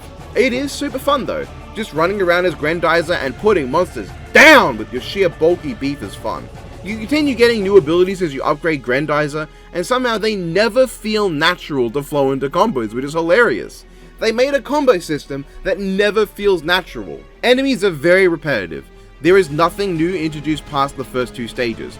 And there's these annoying ones that require you to use a specific sequence of moves to take them down, which wouldn't be as annoying if Grandizer could reliably do any combos. But man, I had a lot of fun with this, despite how crappy things are. Bosses tended to be fun, but occasionally annoying, with the final boss being able to pretty much two-shot Grandizer, but I still got him first try because I'm built that way. If I had any issues, it would be that the rail shooter and top-down shooter segments went on forever, and were not very difficult or even that fun. Some were great for how they looked, like actually flying into the big spaceship as Grandizer, which didn't get a stage for itself, but they were the lowlights. Also lowlights was the lack of a good map that made finding all the collectibles a pain in the ass. I don't tend to hate when maps don't show collectibles, but I do prefer when they are located on the map and then actually figuring out how to get them is the struggle. Not where the struggle is aimlessly wandering around for 5 minutes until you find the last one and then press the get collectible button. You know, nobody complained when LEGO games started to make finding hub world collectibles easier and shifted the focus into making the act of finding out the puzzle to actually get the collectible be the fun part. Still, would I recommend Grandizer Feast of the Wolves? Probably not, but I do think you should get it just to support the franchise. I mean, who the hell saw a Grandizer game coming in 2024? Ah yeah, here is where I started watching the LEGO movies. You can also check out that ranking down below, if there's enough space in the description to fit it. DC Superheroes United's not the worst on the list, but I felt I had to rank it at the bottom because it's just a one-to-one cutscene recreation of Batman 2. I just think the original movies deserved more credit, at least for trying to be their own thing. Girls for Life was not good. I didn't like it. Maybe I'd like it more if I'd seen the show. Bizarro League was hilariously short, and only because I made the mistake of believing that all the movies would be short and didn't realize that most were an hour long. The funniest part of this movie is that Martian Manhunter is actually a really neat and original take on the character. I quite liked it. This is a really fun one. Cosmic Clash didn't vibe with me, though I thought it was a bit dull. Mandela Catalog. I had mixed feelings on going into this one and coming out, but I think as an analog horror, it was good enough. Went high into A tier. Haunted Hollywood was shit. Ah, the much divisive sequel to Kamen Rider Black. How did I like RX, if I liked it at all? To be honest, I actually enjoyed Kamen Rider RX quite a lot. I don't really get a lot of the hate. I do think it's a step down from Black, but I think on its own, it's pretty average quality rise amongst the Showa era. Right down to having a moment midway to near the end that suddenly sees the show take a massive step up in quality. Once Robo Rider and even Bio Rider get into things, the show really gets going, with great moments for Kotaro, several great episodes, and fights becoming way more interesting. In general, the fights are way better in RX than in Black, with better choreography and much more variety in how things will go. Even if it's annoying how little sword fighting RX does with the Revolcane, or honestly even with the Bioblade, which only gets marginally more. He really just uses it as a finisher. It's also frustrating how Road Sector vanishes in favor of a car that's pretty much just Road Sector anyway. There are some great episodes of RX too, including a fantastic send-off for Shadow Moon. People came around telling me that Shadow Moon's redemption occurs in Black and RX ruins it. No, his ending in Black is great, but RX gives him a redemption arc that actually comes around and works amazingly in tandem. They are not opposing storylines. Kotaro continues to be great to watch, if maybe a little regressed as a character in ways I can't really explain. Something about him's just off. And I quite enjoyed the villains, resembling the villain family of Super 1 but with way more screen time, presence, and charisma. There's genuine sadness amongst them when they see each other die, and actual anger when they betray one another. Like a group that genuinely trust and value each other even if they refuse to say it out loud. The show has its problems, but once it gets going, it suddenly becomes pretty damn good. It's far from my favorite and I do think it's a downgrade, but it has merits and it's not bad. I don't have much to say, it was a fun enough finale to my Showa binge of Kamen Rider, which I would not get back to for several months. Gotham City Breakout had a few issues when I was watching it, but I did enjoy it well enough. I was bothered by the fact that my what I watched it on kept cutting though. Beach Blowout likely wouldn't rank super highly amongst Scooby-Doo movies, but it was pretty fun in its own right as an enjoyable LEGO film. I'm cool. Ghostbusters Frozen Empire sure is a movie. A very long, very boring, very uninteresting movie. I was not feeling this one. As much as I like the cast from Afterlife and I enjoy the original members being more prevalent, this movie was a lot of just yapping, and it wasn't engaging or funny yapping. There was almost no ghost busting, only really at the start, and that's it actually. There's a brief scuffle with a statue midway, and the final battle that amounts to everyone shoots the villain, it doesn't work, they flick a switch and shoot fire and they instantly win. It's just, I don't find the characters' interactions in this movie interesting, I don't find the drama interesting, I don't care, it's not funny. I didn't hate it, it wasn't necessarily bad, there were a few good jokes, but I wasn't that invested. I think I'd seen Season 1 of Monument Mythos a few years back, and I quite liked it, but I never caught on to watching the rest. After it was done, it was super fun, I loved it. A very good time, and I'm counting Nixon vs. Modern Day as part of this too. Unorthodox Kitten is one I just stumbled upon. It put out a new episode after I finished Download Horror Video, which I'm not counting, I'm not going to move this up for that. But it was a good episode too. It's so weird seeing normal LEGO builds in this movie when everyone doesn't look like a LEGO person. Somnium Dreamviewer was good. TOE was fine, I liked it too. The Backrooms was a series I'd seen the original episode for and not known it has its own unique storyline, and it was pretty cool, yeah. LEGO Flash movie's fine, Dr. Fate's the best part. Red Sun Archive was a bit of a slog to sit through. I didn't hate the experience, it came around in the end. Dreams of an Insomniac is a weird show because I only ever associate Pasture with FNAF and not this.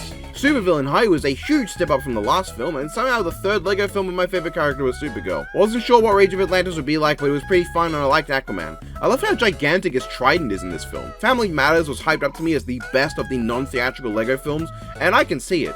A few things did hold it back for me, like the ending and such, but not counting theatrical movies, it's definitely in the top 5. For this one I heard was really bad, and I really didn't get it until the end where the film completely collapses. Apparently this also came out after Mighty Micros dies, which makes that whole ending weirder to me. And this is one of the hood classics of analog horror. Gemini Home Entertainment is good. I think I watched one of these episodes, the Solar System one, back when it came out, but never the full show. It was weird coming back to that. I asked you for cool, and you delivered a book? Atelier Sophie was my first foray into the Atelier series. I hear it's a pretty well liked one, though generally unrecommended in comparison to its sequel. That said, I have a few other Atelier games to play for the story before I can go to that sequel, and I may not have time to for a bit. As it was though, Atelier Sophie was extremely enjoyable. It's super repetitive, simple, there's minimal story for most of it, and it pretty much does nothing I want from a JRPG, but something about it was very relaxing. Just going around, collecting materials, learning the alchemy system, finding new ways to get what I want, improve my explosives, return, and learn new recipes. It was very engaging, I can't explain why. This feels like a game that should have worn out its welcome long before it did. The game has a very fun cast, and that might have aided to why I liked it. Sophie's very fun and lovable, exuding the same charm as early volume Ruby Rose and Nina from Star Ocean the Divine Force. She's charmingly basic as a character but fun to follow. Plachta is a very entertaining character too, especially once she gets a doll body and she actually, gets to interact more. But, yeah. Monica and Oscar, your two main allies of the game, are pretty alright. Monica has a few moments to shine and Oscar is at least unique as he's fat. I didn't dislike either of them. I kinda like how you don't really get an answer as to the question of can Oscar actually hear plants or not? The ambiguity makes the whole Sophie and Monica trust that he does because they're good friends bit a lot more heartwarming. Sir Julio was the MVP of my playthrough. As a character he's fine but nothing exciting, but in gameplay he was a monster that obliterated all of my opponents. Harold was my favorite as an actual character.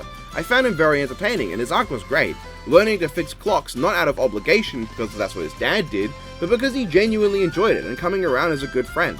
Fritz was a pretty cool character, not much to say, Leon was pretty fun and exuded Chad energy, and Cornelia was also fun.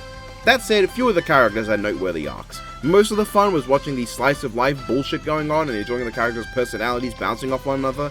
The main story didn't really come around until like much later. Most of the plot was packed in the last few hours of gameplay, and the final boss was sort of there. A real pain at first, but eventually I slammed him. The actual combat gameplay of this game is generally enjoyable, but also felt extremely basic to me. It didn't feel like there was much depth or complexity to the system, but given it wasn't the main thing I was enjoying, I guess I didn't mind it being so simplistic.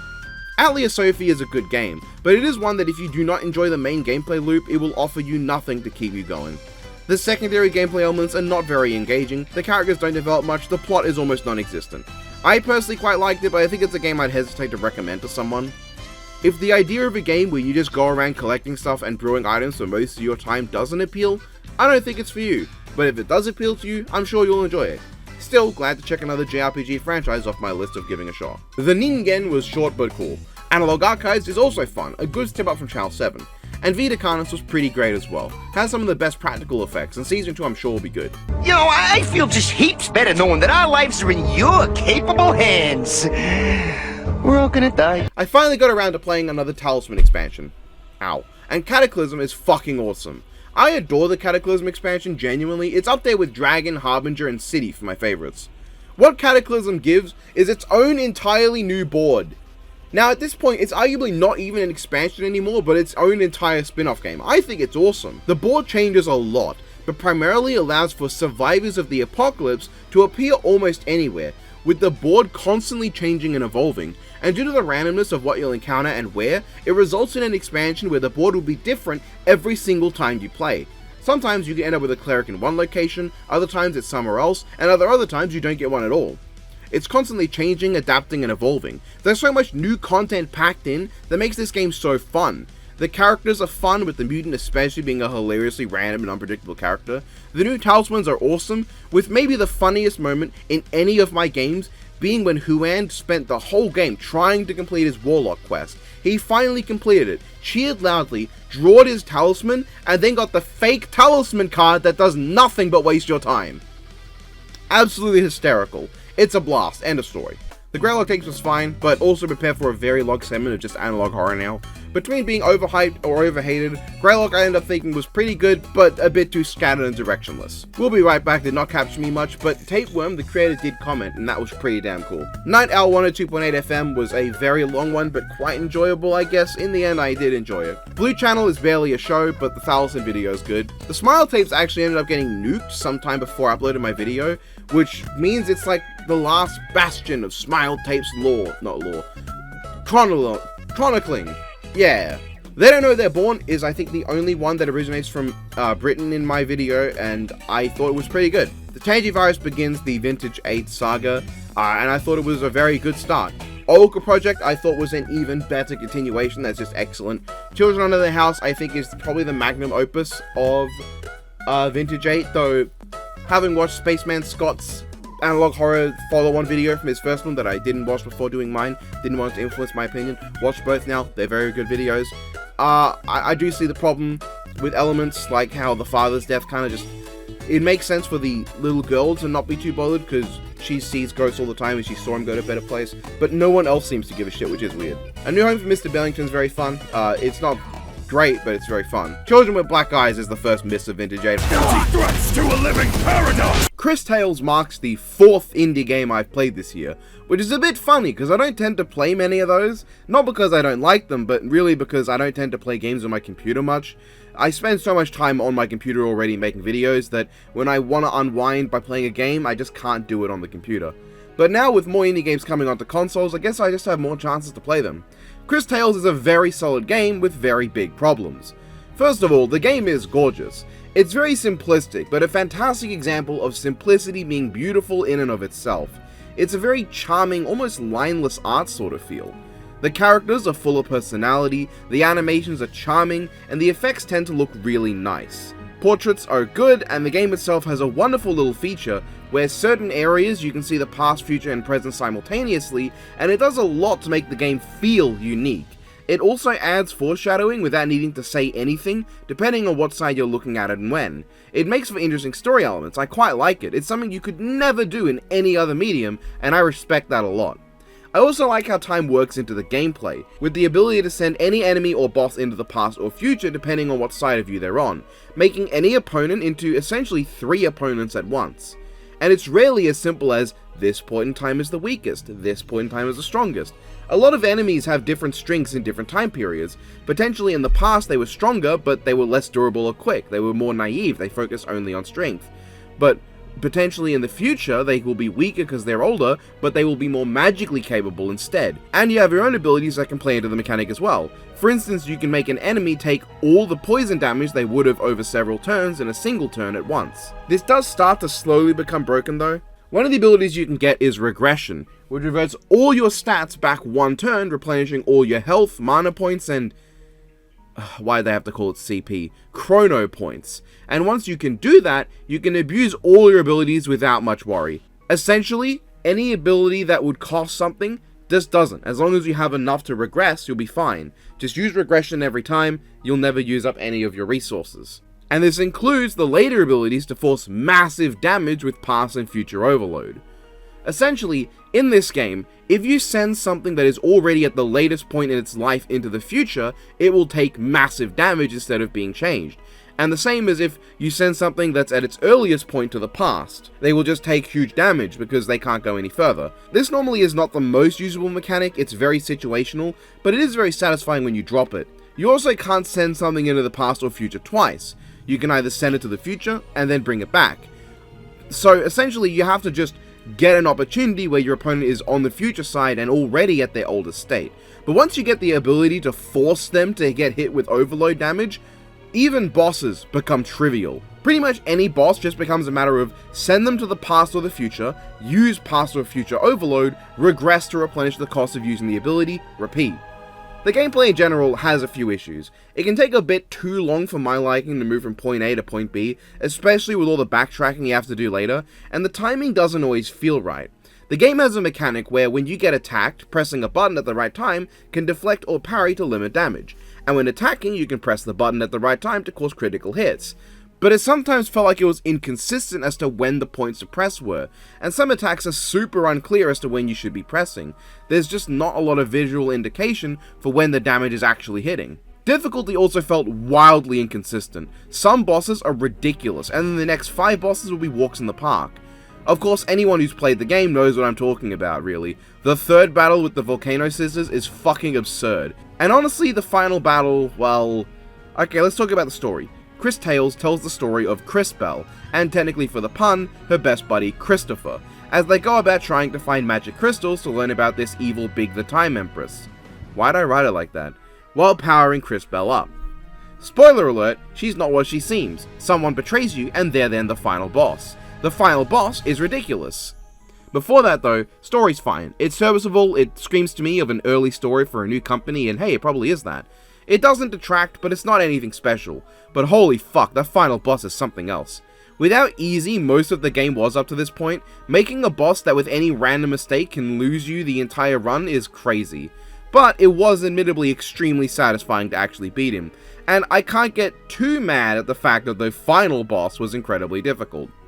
The most annoying part though was that you can't use any of your time powers, which does make sense for the lore, but it's really disappointing that the main unique mechanic of the combat system, manipulating time, is not utilized for either of the big climactic bosses. Probably the biggest problem I have with the game though is it's just unpolished at points. Certain scenes don't have proper sound effects, certain moves just don't make the right noise in general or make no sounds at all, and it sometimes has this odd feeling of just being slow. It's a fine game though, I like the cast. Chris is likable, Christopher is likable, Wilhelm is my absolute goat and I love how much of a dick he is, JKR is charmingly enjoyable, Zaz was a bit annoying, Kari was fine, and Audrey was a cool bonus character. I didn't think there was much interesting development for any of them, but it was fine. Cris Tales is a generally fun game, with decent mechanics, a gorgeous art style with fantastic visual design, harkening to the Colombian culture of the creators, held back with some archaic elements, some awkward mechanics, and unpolished a lot of things, to be honest. I'd love to see more from this company, maybe I should look into them. Sinkhole is a show that builds up to a nothing climax, but Prophet was fun. One of Us is a short but sweet series and I appreciate what it was trying. It Lives in the Static is visually very interesting in how it presents itself and does have a good vibe throughout, but the ending I think really dropped the ball and I do not care for the voice in the static. Nobody Is Coming is cool, I liked it. The human trial is fine, but a few things just generally let down from being fantastic when it could have been. Cyber Beauty was okay, The Incomplete People was also just okay, Nuclear Nightmares was also just okay, but I was glad to just go beyond the style of Vintage 8 for a bit. No Through Road I don't know if I saw back in the day, but I definitely didn't see the 3 sequel parts, so I'm glad I did now because they're all great. Ted's Caving Journal is a fantastic adaptation of the first creepypasta. The Man in the Suit was a bit overhyped in my opinion, but it could do... It was good. You know, there's a lot going on that we'll just have to see if they do. And finally, kind of, Eventide Media Center. It's alright. What am I supposed to say, man? The Transformers X Trigger 40th Anniversary short was the best thing ever and you should go watch it. As a Transformers fan for my entire life, I feel as if I've been rewarded for my time with the franchise. Seeing things from all walks of the series, the deaths, the victories, the leaders, the combinations of characters, some of which we haven't seen animated in decades, and some we've never seen in 2D at all before, I love this thing. It brought a tear to my eye, and I watch it all the time. Enough said, it's peak. Okay, so Walton Files is also there. It's really, really good, I like it a lot. And The Oldest View barely counts as analog horror at the best of times, but it's also very good, and we're finally done with analog horror. Well, that's ridiculous. Plants could never kill a zombie. So, confession time. I had never finished the adventure mode of Plants vs. Zombies 2 until this year. I'd played it, I'd enjoyed some parts, and hated others, but never finished it. Because the game is slightly bullshit. So I decided to sit down this year and actually play through this game over the course of a week. And I did, and I have thoughts. I don't really know how to approach this game, but I think I'd start with, visually it looks quite nice, but I feel like the plants tend to lack something in personality with how they're drawn. And, that was a bad start. It's hard because almost everyone knows and has played Plants vs. Zombies. This game plays similarly, but with key differences in how fast it is, how many zombies they spam, and the fact that it has a 50 sun economy, where one sun drop is worth 50 instead of 25 like the original game. Plant variety is quite nice, I like some of the new ones. I guess I'll go world by world. Ancient Egypt is okay, nothing particularly interesting. Pirate Seas is much the same. Wild West is quite nice, and I find the minecarts a cool gimmick. Frostbite Caves is annoyingly limiting, but not really that hard at all, it's just a bit annoying. Lost City is very annoying, despite being very easy. Far Future is quite fun. Dark Ages is bullshit. Neon Mixtape Tour is absolute bullshit. Jurassic Marsh is both absolute bullshit and also extremely boring. Big Wave Beach is the king of bullshit, and Modern Day is way too easy. So, I guess I just didn't enjoy a lot of this game. It has its moments and I like getting new plants, but it's also just a lot of nothing. There's a ton of conveyor levels, which I personally just don't find as fun as the first game. They've taken out all the minigame levels that the game used to have, and so it's just a lot of the same levels over and over again. Usually new zombies are rolled in almost immediately within the first 5 levels of every world, making the next 20 plus levels of each one feel exactly the same unless they have some kind of gimmick, which 90% of the time is something that sucks and is annoying to play around. I struggle to call the game hard. I do think bullshit is the better word. It never feels like a fair difficulty as much as it feels like a lot of garbage. I just do not care for or really like this game all that much. The moments it has are far eclipsed by how monotonous it is. It just gets tired playing what often feel like the same levels over and over again. And for how many plants the game has, the majority are fucking seed packet plants, so you only get so many through the actual adventure. And the Penny's Pursuit and Arena modes are just so boring. Yeah, not a great game. Keep your hands off my... Oh, I'm so glad this is entry 200. Every year, I love to enjoy the new Guda Guda event in Fate Grand Order. But I will admit, sadly, I felt like this year's one was a bit less interesting than normal. Instead of the usual balance of completely asinine characters who do the most ridiculous shit possible, as well as genuinely meaningful character development, this event just felt a bit too serious for Guda Guda.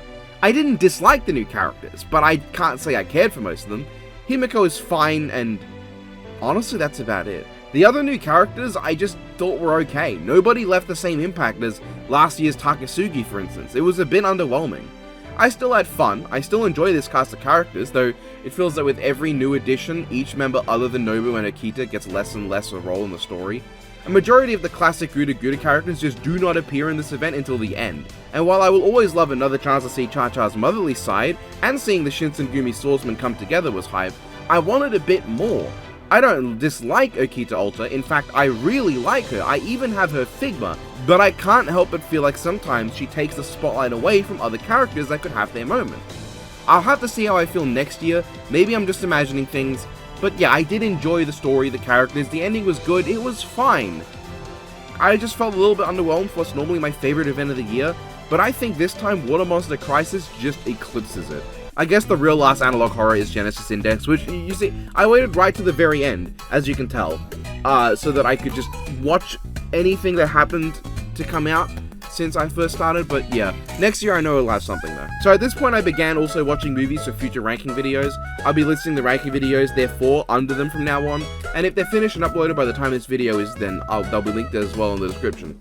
This is Dungeons & Dragons, the first movie I popped in for my live-action Hasbro film ranking. He almost got a gun. Shadivan had a great OP, but was kind of mid.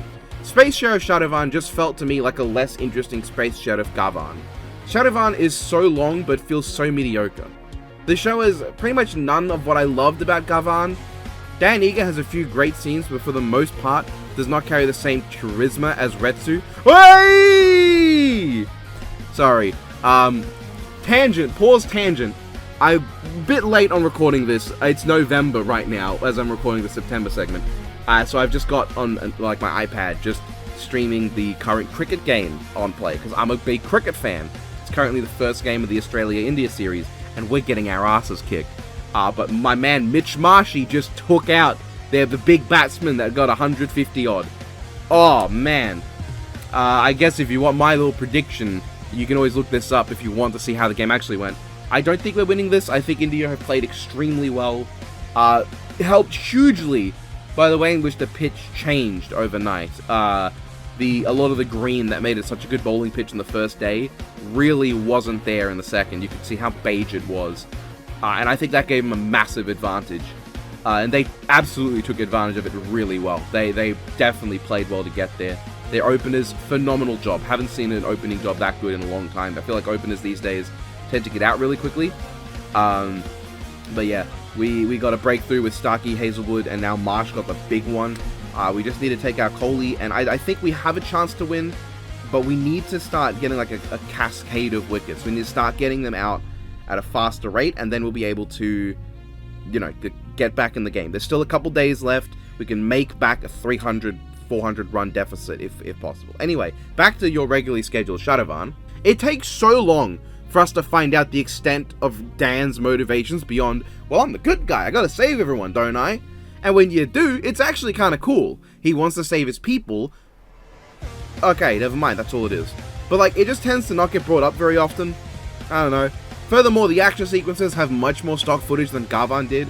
Gavan had a ton of random powers that he would pull out at varying degrees every episode, but Shadowvan almost exclusively just has his gun, to which, despite its many functions, he only uses the disintegration beam for about 49 of the episodes, and then sometimes his sword, he has a kick move, and like in maybe 4 episodes he uses his energy shield, but otherwise his fights are super samey and super uninteresting. And instead of awesome kaiju moments, we get his much less interesting mech grand birth, just doing the same shooting stuff over and over again. Essentially the worst parts of Dole's usage in Gavan, but without getting the awesomeness of Gavan standing on his own mech's head in space shooting ships down, or jumping off to 1v1 kaiju directly. It results in a series where the story is bad, the protagonist has almost no personality, and the action sequences are all entirely the same thing repeatedly. Even the villains aren't worth noting, because the only interesting one who attempts a coup just fails at his job because he was scaring the kids watching the show, so they had to get rid of him. I don't necessarily regret watching Shadowvan, but it was not quite as interesting as I'd hoped. I intend to go on a marathon of various other tokusatsu series, but now in November that just did not turn out as well. I'm glad I got through Kamen Rider when I had all the free time to, the Showa era. This one also just took a while to get to because I had all those analog horrors to watch, but you know, hopefully by November, hopefully by November I'll get back on Kamen Rider. By December, hopefully I will have. This is the first film in my second film from each major animation studio ranking, Pinocchio from Disney. Yeah, the video is a sequel to Biff's. I was hoping to put it together sooner to his, but I just didn't because the analog horror thing. Didn't have the time, but I thought it'd be really funny to do. Yes, this is Pinocchio, the Video Bring Koide version. Yup, that ranking will or does exist. I have never played a Tales of game before, and between this, Zestria, and Arise, I thought the best middle ground to play would be Berseria. I'd not heard much good about Zestiria, and Arise apparently has several differences to the standard formula, and those are 3 games I own, so we're going with this one. And let's talk about that formula. Berseria's gameplay was very strange to me. I think it's in general just the way the Tales of plays as a series, but when I saw the button layout I thought it'd be similar to like Star Ocean, but instead, I had this really strange art system in front of me. Now, I got used to it in time, but I couldn't help but find this extremely simplistic. And not to say Star Ocean wasn't, but it often came down to just learn the enemy's weakness element, line up all the arts that have that element, spam one combo. And sure, that's probably not how they want you to play it, but it's the natural default that most players will attempt because it's the easiest solution. It's the game's job to make sure that the easiest and least interesting solutions cannot be utilized. If you had a Mario Bros level that was just a straight line to the flag, but someone told you, no, you have to find a hidden block and use that to get to a really cool complex platforming challenge above that ends with you falling down on top of the flag, you'd be hard pressed to say that, oh, that makes the level good, because you can still just walk forward and get the flag. And I felt the big culprit to why this felt so simple was that every single move combos into one another. There's never a need to think about what moves to put in what order because the punishment for spamming is negligible. I wouldn't have even known there was a punishment if John Frost hadn't told me, and most enemies kinda just don't have much going on. This especially felt bad for the bosses. Aside from the fucking tree, I found all of these bosses really easy. I was playing on normal difficulty, so it should have been, you know, a good challenge but not outright ridiculously difficult. Instead, I just walked through them. The battle with Teresa and her incest husband was kinda stressful because you get no time to heal between fights, and the final battle with Artorias and Inomina was a bit annoying because you fight both at once, and Inomina in particular is just a real annoyance with how much he does not sell attacks. But they were still fairly easy, and I got them on my first try. In fact, the only boss that actually took me out was the fucking tree, and that's because she does ridiculous damage, and admittedly, I was using the wrong strategy. This is the only time I felt the need to change my strategy though, focusing on long range and keeping distance while relying on Magilu's ability to lessen damage. It was the most engaging fight to me, because I walked over almost everything else. And I wasn't over leveled either. I kept running past enemies instead of fighting them, because I just didn't find the mechanics that fun. Now aided by the fact that I didn't like how most characters played. So let's get into that and the characters at the same time. Velvet Crow is of course the big center star of the game, and the only character I really enjoyed playing. Her very direct attacks felt good to use, she didn't have long charge times for any of her moves, her movement and combos were very satisfying, and as a character, I understand the hype. Velvet is awesome, managing to find that balance of being an unrepentant asshole and an unpleasant dickhead, while being likable enough to want to see come around. Shaxu reminds me a lot of Leon Luis from Gyro Carcilla Flames, being someone who's consumed so much by revenge that she fails to see how much those around her matter, and when she gets broken by revelation after revelation, she stops giving a shit about anything, and is only brought back by the loved ones she didn't realize how much she valued until now. And by the end of the game, I really ended up liking her. Her arc, how it's paced and developed, it did a lot to actually keep me playing. I wanted to see how her story went, and we can talk about that ending in a moment. Rokuro was the next character I got to use, and I did not like him. Something about his movement just always felt wrong to me. It always felt like I'd miss every single attack past the first in a combo because he just fly all over the place with no aim. I just didn't enjoy that. I really liked him as a character. He didn't develop much, but he was one of those characters that you slowly learn more about and understand better, as opposed to one with a well-developed arc, and I think those characters are cool too. He's generally one of the most fun characters in any given conversation, and I love how shameless he is about being a demon, but also how much he understands that it's not really a good thing. He'll be the first to admit he's a demon, and also the first to admit that it's a good thing you aren't. There's also a pretty satisfying conclusion to his story. I'm just gonna say the next character's name is Laphicet 2. I didn't like how he played, too slow for me, that's it. The same goes for fellow magic user character Magilu. Laphicet 2 was one of the more developed characters in the game. I did quite like the pacing of him going from completely obedient and lacking any character to coming into his own. He finds his own interests and becomes his own person. I was a bit frustrated on the fucking boat, oh hey, that's a cool Berserk parallel, the game needs more of those, when Velvet just continued to ignore the very obvious signs of him wanting to be seen as his own person, but it got resolved quickly enough that I didn't mind. I really like Laphicet 2 coming into his own, and in the end, turning into something that I'm sure would be a really impactful reveal to me if I'd played Zestiria beforehand. Aizen was then one of the most fun and likable characters, but I also didn't like how he played. Something about the start-stop way in which he punched and attacked felt really clunky to me. I never felt like I got a good flow going with him, and I just never felt the need to use him. But as a character, I fucking love this dickhead. He's the one who's trying to seem the most like a normal guy, to be the wise mentor, but really he's just as stupid and brainless as everyone else, he's just the one that's lived the longest. I adored that his exposition dumps are just a part of his character that's as deep as, shut up bro, I love explaining shit, which I can relate to. In general, I can relate to Aizen, and I think his relationship with Laphicet 2 was pretty cool. Easily one of my favorites from this bunch. Magilu sure was something. In gameplay, she's about as big a turnoff for me as Laphicet 2, but I did like her a lot as a character at least. She's definitely one of those characters that I feel you'll either immediately love or immediately hate, and for me, I quite enjoyed her. She wasn't always funny, but I liked that she was well aware of that, and the game was too. And for all her moments, she does come around to reveal herself as just a really broken person. Someone who's unwilling to accept happiness or companionship because that's just how far she's gone. It's very interesting, and it makes you look back at events prior to those revelations and recontextualize them. Then there's Eleanor, the only other character I actually enjoyed playing, because I found her spear play quite fun. She's also a character with a great arc, starting as a dogmatic zealot before learning to think for herself and reconsider her role, not giving up on her ideals at any point, but rethinking how she goes about accomplishing them and living up to those ideals. Definitely a very endearing character. In general, the characters were very endearing, and a lot of the entertainment value came just from seeing them interact. In the story, in side quests, and skits, they were a lot of fun. And the story was very strong. There's a lot of twists and turns that feel fitting, and a lot of interesting developments as the game progressed. I was expecting from the start for this to be a story about the ideological battle between utilitarianism and deontology, but then it turned out no, that's not the plan at all. Instead, it's a classic story of if safety and peace is worth sacrificing free will and identity for. Which definitely isn't as bad, but it feels a lot more standard these days than what I was expecting. But it was well done though, and I like how everything progressed. The reveal of Innominat's identity did not surprise me at all. I called the twist coming, but it's one of those satisfying twists where you can see it coming because the reason it's obvious is all the good hints and subtle things, you know? It's not a twist that you see coming and go, well, obviously. It's one you go, I fucking knew it! For all that gets revealed, however, nothing reveals why the fuck they thought to end the story the way they did.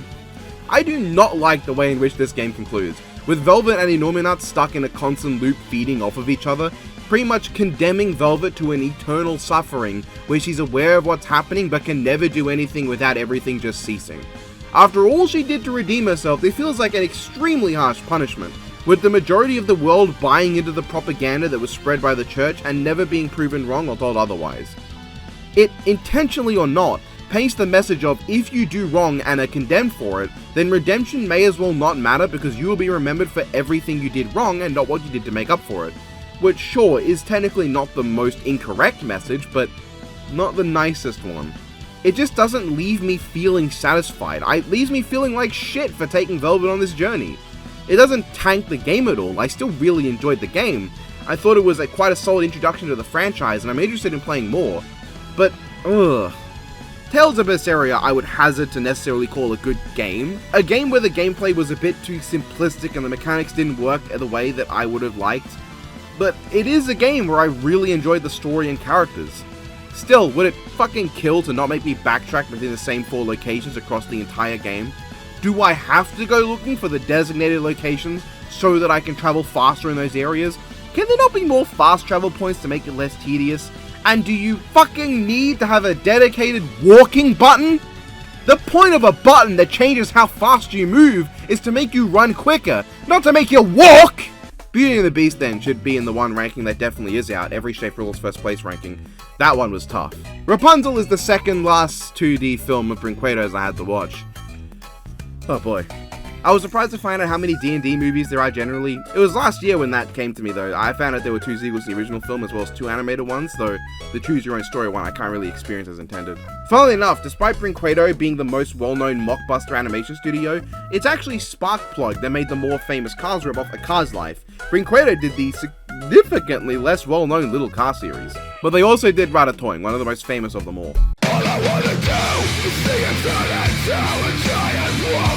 Shadow of the Colossus is a game I've wanted to play for a long time, and for a while I've had the PS4 remake sitting on my desk not doing anything. Now I've played it, and here are my thoughts.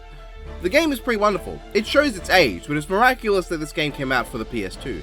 There are games with giant bosses that I really enjoy, like Final Fantasy XVI, the Nier Duology, or even Sonic Frontiers, but I've never felt quite what this game gives me.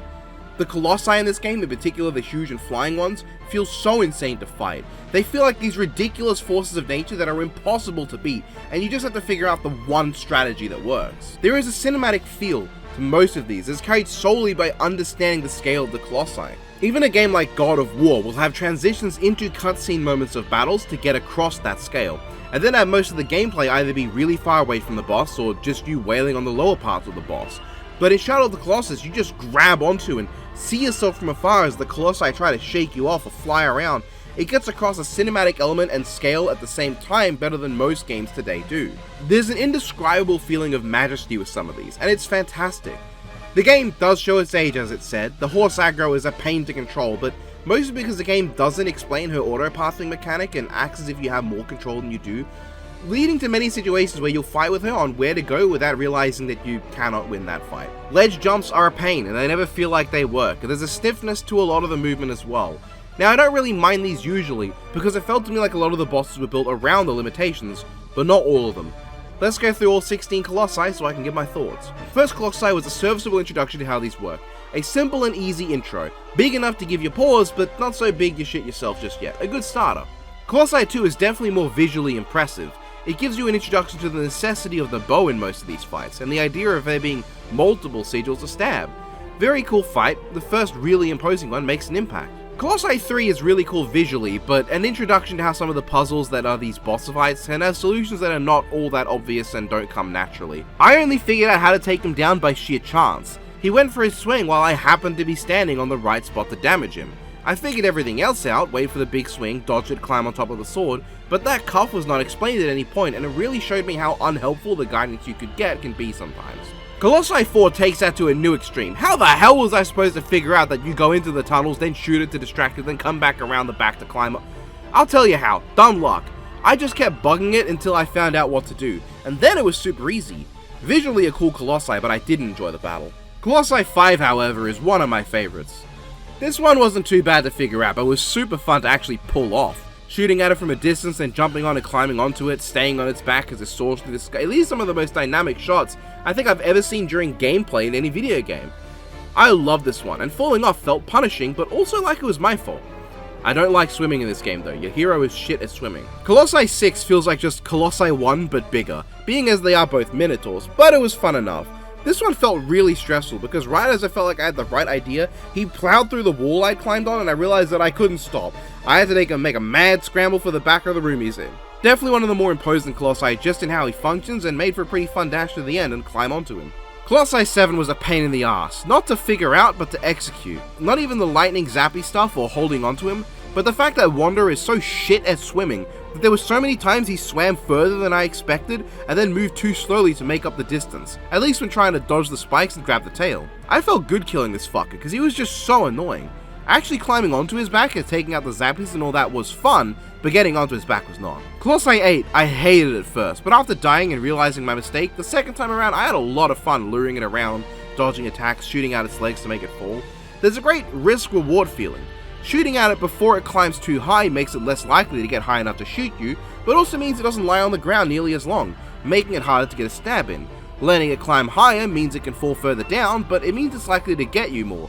So yeah, pretty fun Colossus when you figure it out. Colossi 9 was definitely more annoying in theory than in practice. I can see why this one would be super frustrating. It likes to stay far away from you and shoot you instead of chase you, which makes the job of luring it onto the top of a geyser frustrating. And even if you do, you have to hope it stays on top of a geyser long enough for it to get hit by the big gas shot. For a while, I wasn't even sure if I was doing it right, but after 2 bursts, I was able to kill it, and the second one, just luckily enough, happened to be in the right spot to topple it over completely instead of needing me to shoot out the legs. So I just lucked out on this one being easier than it probably is for most people. Definitely an annoyingly designed one, but at least it looks cool. Colossi 10 was really cool. At least once I figured out I was supposed to shoot the eyes. This was the point where I found out that Aggro has auto-pathing and that I didn't need to worry about where she goes and could focus on just shooting the Colossi out. Definitely made using her a lot easier for the rest of the game once I stopped fighting against how her programming worked. I enjoyed that one time where it crashed into the wall but I took too long to get to it, but I still was able to just jump off Aggro at the last moment to climb onto its back before it became impossible again.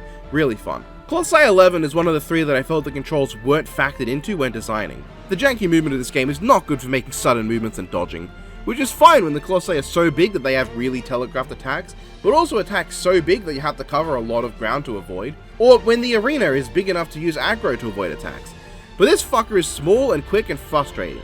I also personally got annoyed because once I got the fire stick, I accidentally let it to fall off the wrong side, which meant for the next 10 minutes I followed it around confused and unsure of what I had to do, and I just wandered around, just no idea. Then it got back into the arena at last and I could push it off the other side. Then I just stabbed it. Really annoying and not that fun. Colossi 11 was really fun, once I actually got onto it. because the act of swimming around to get to different areas to attack it was really frustrating. Not the part where I'd jump off and swim around the back while it was distracted to climb up its ass, but the part where it destroyed the building and then I had to swim around to another one. That was annoying, otherwise I really enjoyed it. Colossi 13 is the star boss of the game. I love this one. It's my favorite, like it is for most. The sheer scale and majesty of this thing and how it feels to be on its back is insane. I can't describe how it feels, shooting at it to bring it down, then climbing across it to take it down. Never have I felt quite this level of scale in a video game boss. It deserves its classic status because it's an amazing battle. Colossi 14 is really fun up to a point. Using its charge attack to knock down pillars and then trying to jump to the next one in time was quite fun to me. I felt like the janky platforming wasn't too problematic, and then the end came around where I had to climb up a ladder while it attacked me. The one that takes so fucking long to recover and get up that I could literally do nothing as the boss juggled me until it happened to knock me so far away that I could recover and jump out the way before it hit me for once. The cramped space you have to be in, how long one takes to recover, how quickly the boss attacks after hitting you, and how defenseless and slow you are when climbing made this extremely frustrating. One of the worst bosses in the game just for how poorly designed that ending was. Colossi 15 is definitely one of the more imposing of the group and has some fun mechanics, but this is another one I only found the solution by chance when it stomped at me in the right spot. How was I supposed to know its stomp attack caused the level to rise enough for me to climb up?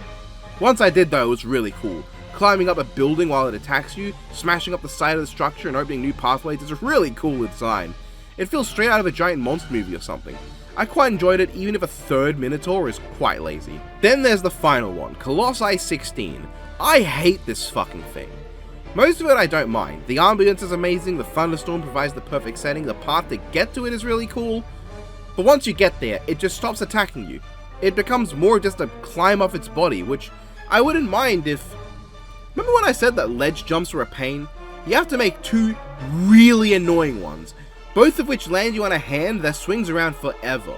And if you try to climb while swinging, you'll find one that constantly changes directions he's trying to climb really easily without you being able to see he's doing it. It's frustrating, and the annoying part is that it's really easy aside from those two jumps. You just climb around and stab it a few times. It's boring and frustrating, and while visually it's awesome and the music fits, that's about it. A super underwhelming but also annoying as hell boss that I did not enjoy. But it is in the minority. Most of these I quite enjoyed, at least to some extent, and I also like just exploring the world, the vagueness of the story. You're given so little knowledge, but in a way that inspires thought instead of frustration. Are you the hero or the villain? How aware and peaceful are the Colossi? What is that ending and what does it mean? It's a game where half of it is an insane boss rush and the other half is artistic. I really liked it, and I understand the hype. Ass! Sharktopus vs. Werewolf was the only one of the original 3 Sharktopus films I'd not seen in advance. It was horrible, by far the worst of any of them. Which might seem odd because I know that it's known as the most wacky, over-the-top and zany, but to me that took away all the charm of Terracuda, the previous movie. The first Sharktopus is kinda dull but has a few hysterical moments, and Sharktopus vs. Terracuda is consistently very entertaining to me because it feels like a movie that can't decide whether to be serious or goofy, and so when shit really silly happens, it kinda feels out of nowhere and extra hilarious. Sharktopus tossing Terracuda, the plane crashing with the lady that says, "I think we'll make it," right before dying, that hard cuts to a man hitting the gritty, the Terracuda just launching into the clouds for a dive bomb that does absolutely nothing, Terracuda's head jankily coming down stiffly out of frame and eating people's heads, Sharktopus killing Conan O'Brien and his head being used by beachgoers to play volleyball. There's a lot of memorable moments to me, but Werewolf is fucking forgettable. There is a Third Reich scientist woman for some reason who gets sexual and bitey with the guy who becomes Werewolf, I think. There's the funny handshake and slappy scene and Sharktopus out of nowhere dying, but the movie's so boring. It's trying to be as crazy as possible, but sci-fi are not good enough to pull that off, so it ends up being a massive letdown. A movie that's trying to be crazy actually needs a budget, talent, and effort to pull off. A movie that is not trying to be crazy but is done by people who make it crazy by accident is significantly more fun than a movie that's trying to be crazy but has none of what it needs to pull that off. The most dull of the Sharktopus films, instead of feeling like a bunch of nobodies with no talent attempting to make a serious movie and fucking it up at every turn in the most spectacular of ways, it feels like a bunch of nobodies with no talent attempting to make a silly movie, and so bad its good comedy films rarely come to exist. 早上好酒馆，现在我有冰淇淋。 The 2023 Sharktopus film started out so good. Genuinely, this was a movie that had a lot of promise. With actual characters and development, some really intense scenes, fantastic special effects that sold the Sharktopus as a genuinely threatening creature, A very Jurassic Parky attempt at a story about how genetic engineering, regardless of intention, is something humanity should be careful of or outright avoid. There's deaths that have meaning, as the mercenary group that begins as villains but turn out to actually be going after the real villain of the movie get picked off one by one until only 2 are left. The Sharktopus has a lot of impact in its scenes, and I do think the kitchen scene is a Jurassic Park ripoff, but a decent one. It's overall a very solid, 6 out of 10 movie. That's certainly nothing spectacular, but by far the best of them. A good Sharktopus movie. Until the end, where out of nowhere a kaiju Sharktopus straight out of a PS3 game shows up and attacks the PS2 boats. It starts being complete nonsense, where everything that could be fun or intense is ruined by special effects that wouldn't be believable on NES. And it ends with the worst heroic sacrifice of all time, just to make sure it's narratively shit too. You see, the protagonist's son is dying and they need the Sharktopus brine fluid to cure him. Only the mother knows how to do this, seeing as she worked on the top secret experiment as its only survivor. Her husband doesn't know shit. He offers to sacrifice himself to get inside the Sharktopus and stab it with a chemical agent that will halt its mutation and kill it. But instead, the mother shoves the brine fluid that only she knows how to use into his hands and falls into the Sharktopus herself. She sacrificed herself out of some feeling of moral superiority and obligation, dooming her son to a slow death and her husband to lose his wife and son for a second time. What a shit ending. Some would ask if the ending can ruin a movie the way this did, and for me, yeah, the movie was not good enough to make up for it, and the ending does ruin everything the movie did. Don't give me that journey, not the destination shit. If you had the greatest journey of all time, but your destination was a pit of spikes that mauled your body and left you to a 10-day long slow death of bleeding out while people walked past and pissed on you, you're right to be bothered by your destination in the end. Gladiformers moment, I don't know what to say. Okay, my actual last analog horror. Angel Hair Season 3 finished a bit too late for me to include, but when I finally got around to watching all of it, I loved it. I might add a segment next year if I get back to the analog horror thing where I update my thoughts on all the shows, but Angel Hair Season 3, I'll tell you now, I fucking loved it. Not as good to me as 1 or 2, and I think Kamael is my least favorite of the 3 main angels, but I still loved it and him. I don't know, I like this album, sounded good, not sure what else to say. There aren't many Hasbro films I've not seen prior, so those won't be here too often. The Little Bee actually has a counterpart from, I believe, Sparkplug called Plan B. No promise to rank all Sparkplug films. We're coming at you live from Camp Wawanakwa. So for Indominus Rex vs Sharktopus, I went and watched a ton of Jurassic Park stuff, including the big thing I never fully watched, Camp Cretaceous. It's an interesting series, I guess. It sure did have its highs and it sure did have lows. Camp Cretaceous hits you with the basic idea of what if a bunch of kids were on Isla Nublar when Jurassic World happens and then got stuck there for the next few months. Not a terrible concept, and I like the cast well enough. Darius is the protagonist and he's fine, a dinosaur nerd who never gives up, and that's his whole personality. To be honest, I thought he was extremely flat and uninteresting. He wants to help dinosaurs and he loves dinosaurs and he loved his dad before his dad died of bum fart. I guess I just wanted more from him or something, but he did get on my nerves with his constant need to sabotage the crew's ability to get home in favor of saving the dinosaurs. I love dinosaurs, but it did get really frustrating at points. Kenji's the dumbass, arrogant rich kid with daddy issues, and actually I found him really fucking annoying until he developed a bit and became a bit more tolerable. I quite liked him by the end. Brooklyn is probably my favorite character in the series, and not because she's a YouTuber like me, but because she's pretty much the only character who had her head screwed on right for most of the show. She was probably the most consistently entertaining and engaging character. Sammy was fine. She's one of those annoyingly happy all the time characters. My favorite part about her isn't necessarily herself, but the fact that after revealing that she betrayed everyone, they don't have a scene where everyone comes together to say, "We forgive you now, Sammy." Rather, the show just has that happen over time and expects the viewer to pick it up because you're not an idiot. Yasmina was cool, liked her arc well enough, not much to say. And Ben was really annoying, and then became really silly and was kind of... he jumped the shark and became the least believable character in the show, but at least he had some entertaining scenes. That's the main crew. I don't dislike them. I thought they tended to be entertaining enough.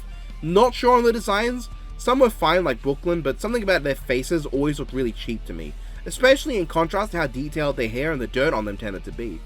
Not to mention how much better the dinosaurs look comparatively. I understand them getting the majority of the budget, but why does everyone's hair look so much better than their bodies? What's up with that? Also, the show made a really bad first impression with lines like, "So that's what toxic masculinity looks like." But quickly enough, it picked up and became a better written, more entertaining, and sometimes even funny show. Season 1 remains my favorite even now. I think it takes a while to get going, but once it does, it's pretty consistently entertaining. I don't have much to say really. I quite like this season. I think it was good at what it was trying to be. Season 2 is fine, but I just felt it was a bit dull. I just felt like there was a lot of setup with the big game hunters, but they never captured me. I never was interested until the Australian one killed himself. I did like the return to Rexy being an actual antagonist instead of an anti-hero who always saves the day, and I think it retained a decently entertaining feel like the first season. That said, Ben just showing up as a super badass guy who beat a Carnotaurus is really silly and really killed my ability to take the show seriously. Season 3, I think, could have been fantastic, and I still do like it, with the Scorpius Rex being a cool antagonistic dinosaur, the reveal of there being 2 of them being really neat, and there being a lot of good moments for character development. Kenji in particular, I think, really came into his own this season, oftentimes feeling like the solution is right there, and then a random contrivance happens that gets in the way. And then randomly, right as there comes a satisfying end for the show, there's just 2 more episodes where other stuff happens, and it just didn't need to be that way. I would have been okay with this being the end of the show with them escaping on the boat. Season 4 then is just not really good. It's dull, there's barely any dinosaurs, the main threat is now a bunch of uninteresting robots, Cash is not a good antagonist, there's a lot of time to spend on this really uninteresting romance between Kenji and Brooklyn. No, I'm not one of the people who hates this pairing, nor did I ship either with anyone else. I guess I'm just not in the business of caring about the love life of children. But what got me was that Kenji's entire personality seemed to change to revolve around his romance. Now, Brooklyn's side was fine, she remained with a lot of her traits. She got to have an arc about not being sure of herself because of how framed a lot of her videos were and how much she struggles with getting things done the first time around. But Kenji didn't get any of that. It made for a really fucking bland season. But at least it's not season 5. I know a lot of people prefer season 5 to season 4, and I do see why. The dinosaurs are more prominent, Daniel Kahn is a far more interesting villain, and the plot does move around better. There's also less time spent on the romance of Kenji and Brooklyn. But to me, I just hated the main drama of the majority of the season, which was a drama between everyone and Kenji. I can't fucking stand how this works. It's a lot of just everyone blaming Kenji unjustly.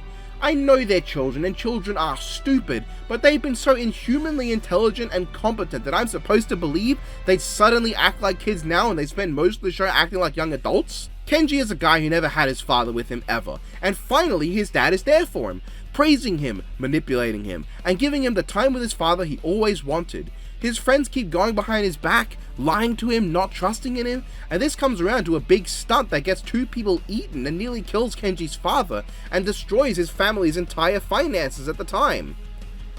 Of course he would turn on them after that. He even told them multiple times beforehand to stop going behind his back and start trusting him, and all his friends continue to just ignore him. I'm totally on Kenji's side at being mad, and I understand why he got manipulated. I also just hated the amount of cliches in this season. The date where someone gets stood up because the other person was busy, the person who stood up getting mad about the date instead of the fact the person he cares about almost got killed. They do the bit where a character sees or hears only part of a conversation or event and assumes they have full context and get mad about it. They do the mind control being broken via the power of love bit. It's just cliches and lazy writing. I can't fucking stand season 5. I also really dislike Daniel Kahn as a character. I had assumed watching episode 1 that he'd be an interesting character.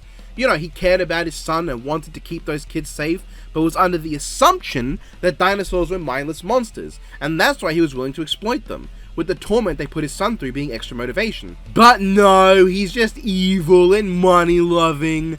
Lame. Camp Cretaceous should have ended after 3 seasons. The last 2 are just boring, shark jumping, and bad. The first 3 are fine at least, and so's the interactive adventure, that's okay.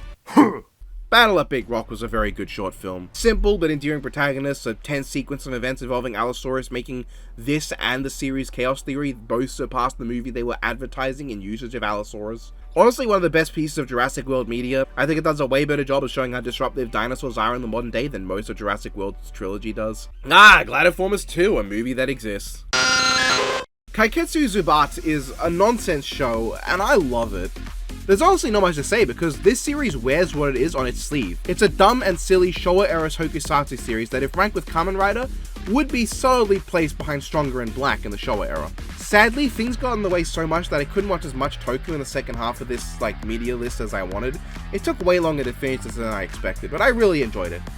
Hayakawa Ken is a very lovable protagonist, having all the charisma that his actor naturally brings to every role I've seen him in. In fact, as cool as the action with Zubat is, it's when Ken is just as Ken that he's at his coolest. Every episode has the setup of the villain doing something impossible with their skill, and then Ken showing up with an even more impossible feat. It's the silliest and most fun shit, and there's enough variety in storylines and plotlines that I never felt like I was bored with this one. It remained consistently entertaining throughout the whole show, as short as it was, and managed to really surprise me. This is some peak Showa era tokusatsu bullshit. It's fun as hell and carried additionally by having some very interesting stuff and a great hero. Seeing Ken balance his need for revenge with his unwavering justice, putting himself in harm's way constantly for the betterment of others even as he pursues his goals. Good shit. He does throw himself off waterfalls too much though, man has a kink and I will shame him for it. Awesome show, highly recommendation. Oh boy, more of this, here's Whisper of the Heart. Then I watched Tiny Robots, one of the Brinkado films I knew nothing about going in. Jump of the Holograms I expected to be really bad, but it actually surprised me. Feel the wrath of chaos! As of writing this first part, I've only seen season 1, with season 2 of Jurassic World Chaos Theory coming out in a few days. For now though, I really like this show. I actually kinda love it. From episode 1 to 10, it had a really compelling hook, story, and character development. Years after the events of Camp Cretaceous, we see Darius and learn that he's going through some stuff. We learn that someone is also dead. He calls Brooklyn and talks about Kenji, but neither of them talk back. And Ben shows up at his house talking about conspiracies. The two have this conversation about how they're being hunted, with Ben seeming like a paranoid wreck. Darius goes to call Brooklyn to help them when we get hit with the revelation that Brooklyn is dead. Darius has been messaging and calling her for years now in a constant state of denial. Suddenly, everything changes and for the better. The season truly develops and cares about the characters. Darius becomes a grieving, sad guy who wants to push everything away because of his inability to process his feelings. Ben is a conspiracy theory believing nut, constantly on the run, who manages to retain his cool guy status, but also bringing him back to more in line to how he was in season 1, making him a lot more well-rounded. Sammy retains her cheery status, but also has more going on with the idea that she's putting up an act to deal with all the shit that's fucking with her life, with her girlfriend talking to her less and less and her family having stopped at all. It really works with their established character as someone who really needs and loves being with other people, that when she feels abandoned, it really fucks with her. Kenji also was really solid, with understandable drama going on, a very well handled off-screen breakup with Brooklyn, and great development when he sees his dad again, and his dad sacrifices himself to save him. It really works for Kenji, and the way he immediately hugs Darius, despite spending the last few episodes constantly having it out for him, just felt really good. The idea that he never really had it out for Darius, he just couldn't handle his grief either. And Yaz is probably the least interesting to me because there's not as much time spent on her development, but her PTSD issues were carried over from the last seasons of Camp Cretaceous and it's handled pretty well. Every character is handled great. Their grief, their struggles, how they changed and how they still care about each other. Their drama and interactions feel so real to me. They talk like friends who haven't seen each other in a long time. The drama isn't built on miscommunication or anyone being stupid, just the understandable struggle to handle grief, and the one miscommunicative one is between two lovers who resolve it really quickly once they just talk their problems out. It's fantastic. The comedy is also much better this season. The animation's better, the story's better too. There's this currently unnamed antagonist who is so cool, an emotionless, cold woman who controls her raptors to attack people, even getting a bit of personality in the last episode where she hesitates to send her raptors to attack when she notices how injured they are. It's cool! And my goat Allosaurus got used so well, getting to be genuinely terrifying and threatening, getting to help deal with the solution and surviving a T-Rex encounter. Love Allosaurus, and it got handled so much better than Dominion. Know what else got handled better? The dinosaurs believably interacting with the modern world. Instead of feeling like the dinosaurs are mindless monsters the way Dominion had me feeling, this show has a lot of believable ways in which they can hinder civilization, like resting on roads and being a struggle to just drive around because they're heavier than the cars you're in. That and the lack of characters just magically being able to tussle with dinosaurs led to a far more grounded, believable, and tense series that I genuinely got sucked into. I love this first season. I think it's one of my favorite Jurassic Park pieces of media, though I'm hesitant on the reveal that Brooklyn's still alive. I'm not sure how I feel about that. It's up to season 2 to make this not feel cheap. We'll see in a few days. I'm writing this part on the 15th when I've just finished the first season. And now, season 2. That was good! I don't think it was quite as good as season 1 in my opinion, but I still really enjoyed it. Brooklyn's survival I think was handled extremely well. In fact, they dedicated an entire episode to it, which I think works well. It's both believable for the state we see her at this series, recontextualized certain events from season 1 in new ways, and works thematically. There's this idea that Brooklyn is doing this under the belief that dinosaurs bring out the worst in people and that's why they should be stopped, without realizing that in doing so, they've also brought out the worst in her, turning her into a hypocrite, which when she's found, her friends are too shocked at her being alive to even realize. I actually liked how they handled what could have been a very frustrating liar reveal story, with Ben finding out about Brooklyn's survival first, but not telling anyone because he's genuinely so far off the deep end that without proof she's alive to show them, he honestly does not know if he's hallucinating or not, until Kenji confirms that he saw her too. And the liar reveal is handled well. You can believe the way the drama is there because Kenji doesn't become some unreasonably aggressive asshole towards him. He's mad, yeah, but when shit happens, he doesn't bring it up, and he's willing to work with Ben because yeah, he's still Ben's friend and he still cares about him at the end of the day. And the whole someone overhears part of a conversation then assumes they know the full context and gets mad trope is used twice, but really well? Because Kenji not hearing the full conversation between Ben and Brooklyn doesn't matter. He heard what matters, and full context doesn't change what makes him angry. Which isn't exactly what's said, but just the fact that Ben knew. And everyone hearing Brooklyn's evil speech shit, it makes sense to not have the full context, and it makes sense that they believed it, because Brooklyn is actively faking being evil to stay undercover in that moment. If the villain believed her, so would the heroes. And the broker ended up being a pretty entertaining villain, at least in my opinion. Not as creepy as weird Atrociraptor lady who is oddly absent, but she has a lot more presence to her. The season was very good, keeping Chaos Theory as the best thing that came out of the franchise in years upon years. It falls short in a few places, like I think that while stuff with the main crew is still solid, it didn't feel like it had the same prominence and development as the last season. That's because so much time had been spent on Brooklyn on her own. The main group suffered and I felt like they didn't have the same amount of development and interest this time. But we got a Suchomamus vs Hippopotamus fight, and seeing an animal of today stand up so well against a dinosaur was badass. I mean, hippos are one of the few that actually could hold their own against several dinosaurs in a fight. Good season, good show. Have you ever played the hit game Among Us? So this segment is intended to be part of my 2024 new media video, part 2 of course, but because this is one of the few non-versus things that people want my opinion on, I'll give my 2 cents now that Australia finally got around to showing it near me at a time later than 5 AM in the morning. Also, yeah, if the editing is not quite as up to snuff as you might expect, that's because this is meant to be just part of that video. I'm terrified of copyright, and I don't even have the full movie to actually show you anything interesting, so... And I'm not going to use fucking cinema recorded footage or pirated. I'm not going to do that. I'm just going to have the poster. Just hear me ramble. Transformers 1, the long-awaited 4th animated Transformers film, and a retelling of the classic origin story of Optimus Prime and Megatron that we've known for a while, with a few unique elements to give it its own twist. I don't feel like going into the shit-ass marketing because everyone knows that this movie inspired no confidence until the trailers that basically spoiled the entire movie. And that makes some degree of sense because the first third of the movie, of which you could show stuff without spoiling, does contain a lot of just bad jokes. The comedy of this movie wasn't quite as dead to me as for some others. I personally enjoyed the jokes revolving around Orion and Dee because even if they weren't funny, the extent to which they were comfortable saying anything around one another was a good way to show their friendship. I know people love shipping the two, but for me I genuinely felt this is a fantastic depiction of just a normal friendship between mates. I'm so used to friendships in movies being depicted in a way that's kind of only going halfway and not committing to the fact that real genuinely close friends don't have many barriers between one another. Biff constantly threatens to descend a rain of hammers upon me, and that is something I thought about whenever Dee just casually threatened Orion with death. Not that I'm trying to say you're not allowed to interpret the movie the way you do, because that'd be hilariously short-sighted of anyone who actually watched the movie to say that and still be on board with it. Just that I interpreted it this way and I really like that, and if anything you can take it as a testament to how applicable the writing overall can be with them. On the other hand, B I was very much not fond of in the trailers, and in the movie, he wasn't quite as bad as I thought he'd be. I definitely didn't find him funny a lot of the time, but I didn't hate him. There came a point when my eyes glazed over and I stopped acknowledging his attempts at comedy entirely. I guess it also helps that every character around him can't fucking stand him. I think my favorite joke with him was that sudden run he does, mostly because I didn't remember from the trailer and it didn't involve him talking. His performance is not the best. Neither is Alita's, but at least it felt like Alita won. But Hemsworth and Henry as Orion and Dee are something else. Those two do such an amazing job of evolving their voices over time, going from sounding like any ordinary Joe into developing their more iconic style of voice by the end of the film. Orion slowly getting that baritone, wise inflection, and Dee getting that sinister, arrogant, violent tone. Pretty much all the best stuff in this movie can be traced back to those two, because all the social commentary in the world could not make a good movie if it didn't have anything to make you care about the world and characters. And it does a lot to make you care about these two. One thing I especially liked was that you don't get to see the moment they actually met until the end of the film. I think it does so much to help the emotional impact of it.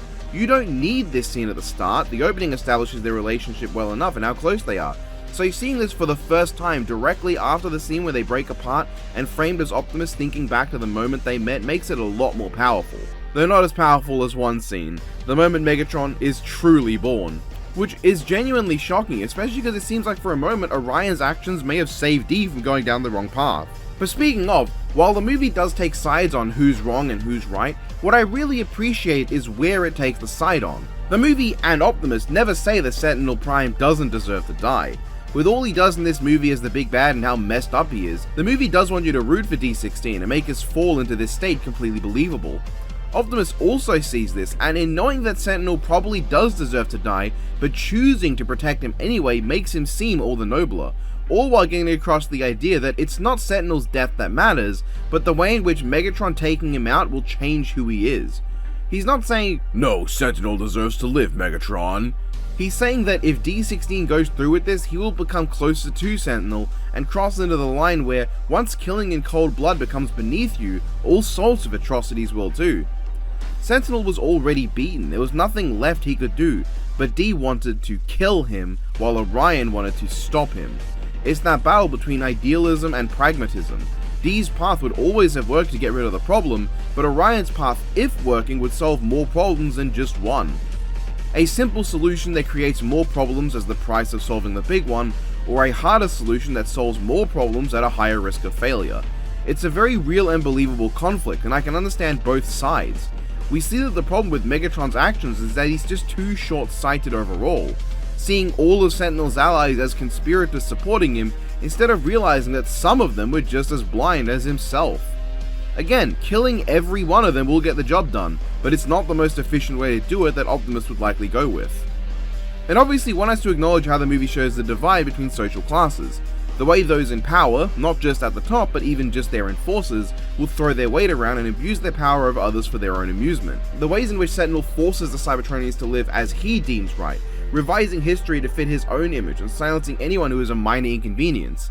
Sentinel is the perfect hate singer in this movie, carried by such a wonderful performance and a deliciously sinister character. Everyone in their left nibble could see he was going to be the villain, and the movie gives us plenty of time to enjoy him as a villain instead of leaving the reveal to just one scene on its own, all while making the extent of his villainy more of what's revealed than just the villainy itself. Speaking of the pacing of this movie, I thought it was quite good. A good chunk of time is spent with the character's smaller body, so the impact of them getting their T-cogs and becoming more like we know them is a lot more effective than if, say, we only got 10 minutes to get used to their bodies and then they just immediately got the T-cogs because they didn't want you to walk out of the movie because they didn't look recognizable. It makes it all feel like it matters, and then the way they slowly continue growing with their weaponry and all that, it makes it feel satisfying to see it happen. And the pacing of D16's transformation into Megatron, and the honestly chillingly realistic depiction of a man taking a symbol from the past and transforming it into a symbol of hate is not lost on me. What I will say is a problem is that, I don't know, the way in which Sentinel kind of just spills the beans after being asked once for no reason, and that being used as his downfall via a recording is a bit lame, especially because it doesn't matter. There's plenty of scenes from this movie alone that could be used for that. They could have either had Orion could properly grill Sentinel to get the responses he wanted, or they could have played Sentinel's execution of Alpha Trion on the big screen, and had a scene showing Orion and D16's reactions to seeing that firsthand given they weren't there, and how seeing it only strengthens their resolve to do what they think is right. I still thought Sentinel was a fantastic villain, playing very true to his aligned and animated selves, which is interesting because this movie takes mostly from G1. Sentinel doesn't actually take much from his IDW self though, and nothing from his actual G1 self. But I guess it fits for him to take from the aligned Sentinel Zeta Prime when his main enforcer is Arachnid, which was cool to see. In general, a lot of cameos in this movie are really cool. From the minor roles like Starscream, Soundwave, and Shockwave, the former is still getting to do very important things for the plot, and with great performances, to just completely inconsequential cameos like seeing Ironhide, Sideswipe, Mirage, a few others in the background, seeing fucking Mean Streak on the Iacon 5000 board, hearing the name Skyfire in a piece of Transformers media that isn't the first season of the G1 cartoon, seeing the Primes, and even seeing them take their design cues from various parts of history. Notably, Onyx Prime and Vector Prime especially look like great versions of their aligned and Cybertron designs. Though Vector is pretty consistent, I admit, and he always looks awesome. I only got to watch the movie once, so I'll probably pick up on more as I rewatch it in the future, and I absolutely will. And I mentioned the obvious fact that the movie looks phenomenal. The visuals are so good, with all the models looking fantastic, and finally steering us away from just the blanket evergreen designs to do something a bit more interesting while not being too far away for Hashtag to piss and shit the bed. It's not all perfect, the faces sometimes look a little uncanny, though not as often as I was expecting, and no, that's it, I don't know what's wrong. It looks great, the action's phenomenal, the effects are stunning, some of the cinematography and framing is genuinely great, I always think back to how the surface looks when everyone first arrives on it, with the starry night sky on one side and the rising sun on the other, allowing us and them to see Cybertron both in the day and at the night at the same time, and giving us that gorgeous warm glow against the metallic surface to really emphasize the metal planet nature of the world. But yeah, the action in particular is great. Seeing the characters go from completely useless to barely capable because they're winging it, to actually becoming competent fighters is very satisfying. Especially as the heroes slowly do better and better as time goes on. From losing horribly to running from conflict to fighting back but still losing to fighting back better but still losing to actually finally winning. And the final battle with Optimus rising through the ground and facing Megatron is so good. Though even before the fight, I love how the film shows the two on their paths simultaneously to becoming who they were meant to be. D16 in a campaign of carnage tearing someone who has already lost and was no longer a threat in half, declaring for all to hear that he has crowned himself Megatron, taking the name of a powerful figure to help himself, and Orion falling after his noble sacrifice of the core of Primus, being given the Matrix of leadership because he earned it, with the others around him deciding that he deserves to have a name evocative of those before him, Optimus Prime. Plus, it helps the idea that the two see each other as what they think Sentinel is. They're both correct in what they think of Sentinel, but now they see each other as being like Sentinel. Optimus sees Megatron as a corrupt man who will destroy anything in his way to create a world that he thinks should exist, because Optimus dislikes Sentinel more for what he did to the world. Megatron sees Optimus as an aggrandizing prime he can no longer trust, someone that spouts the same platitudes as Sentinel did, and thus is just as untrustworthy and potentially corrupt, because Megatron cared more about how Sentinel personally lied and betrayed everyone. To Optimus, if Sentinel had told the truth, it wouldn't have changed anything, his actions were corrupt. To Megatron, if Sentinel was doing something noble, it wouldn't have changed anything, because his words were corrupt. So in the end, even in death, Sentinel stays winning, and that's the most tragic part of it all. And just as a Transformers fan, there's so much to geek out about. Soundwave and Alpha Trion get to actually use their toy-only alternate modes from the Studio Series Bumblebee movie and Titans Return Voyager figures. Darkwing is on the big fucking screen of all characters as a major asshole. Redwing is one of the Seekers for some reason. The film opens by mentioning Primus resembling his design from Cybertron but colored like his Dreamwave self. The Quintessons are based on the Covenant of Primus interpretation that have never been seen this way. One of the fake names given to the 13 Primes by Sentinel to help cover up that he's not one of them is the Council of Elders, which is from fucking Beast Machines. Soundwave has a fucking lie detecting power he used in only one episode against Chip Chase. Hell, Megatron finally uses Rise Up in a film, which is his perfect counter to roll out that was introduced and animated and has always fit this origin story of Megatron the best. The movie is just fantastic. While the first act could be better and the overall comedy isn't the funniest, I see this as the kind of movie I brought up in the past. The kind of movie that kids can watch and love, then grow up and learn to appreciate even more than they did when they were younger. An intelligent and meaningful movie that accompanies mindlessly cool action and spectacle to entertain all ages, with fantastic writing and commentary to be made, and endless love for the franchise. After Bumblebee and Rise of the Beast began to show the spark of the Transformers brand, this movie finally brings the heart and soul of it to the big screen for maybe the first time ever at this extent. Its poor performance is a tragedy, and the people pining for it to fail because they want Bay back without ever watching the movie should be ashamed. They won't be because they're too dense to realize that Michael Bay was still involved in this movie as the fucking producer, which I guess the average person doesn't realize is extremely important as a role. Support this movie as much as you can, please. I implore you to give it a shot and hopefully love it as I have. The difficulty I had being able to watch this in Australia is a shame. Though the amusement is not lost on me that my second favorite franchise ever is Godzilla, and that Godzilla -1 is the last movie I had this much difficulty watching in cinemas. Maybe Australia just hates me and my favorite franchise's newest movies with the word 1 in the title. Okay, that's all for this video. I'll probably slap this whole thing in my 2024 new media video because that's what this was meant for, and it's a movie, not a video game. This will be far from the longest of that segment. Another one. Talisman 5th edition I had purchased a bit ago and finally got to play today. So how is it? Well, it's interesting. For one thing, it removed 2 characters from 4th edition, the meme-worthy Minstrel and the genuinely cool Druid. Kinda sucked. There are a few balance changes I'm not a fan of, like making all the multi-turn events only last for 1 turn so they feel almost meaningless, especially the Toad transformation, which feels like nothing now. But I do like the change of making the amount of trophies you need to power up relative to your level. The early game's a lot faster, and the late game has prevented from having ridiculous over-leveling. I also like the new board, I think it looks great. And the tavern now having to be able to pay the ferryman to get across is awesome.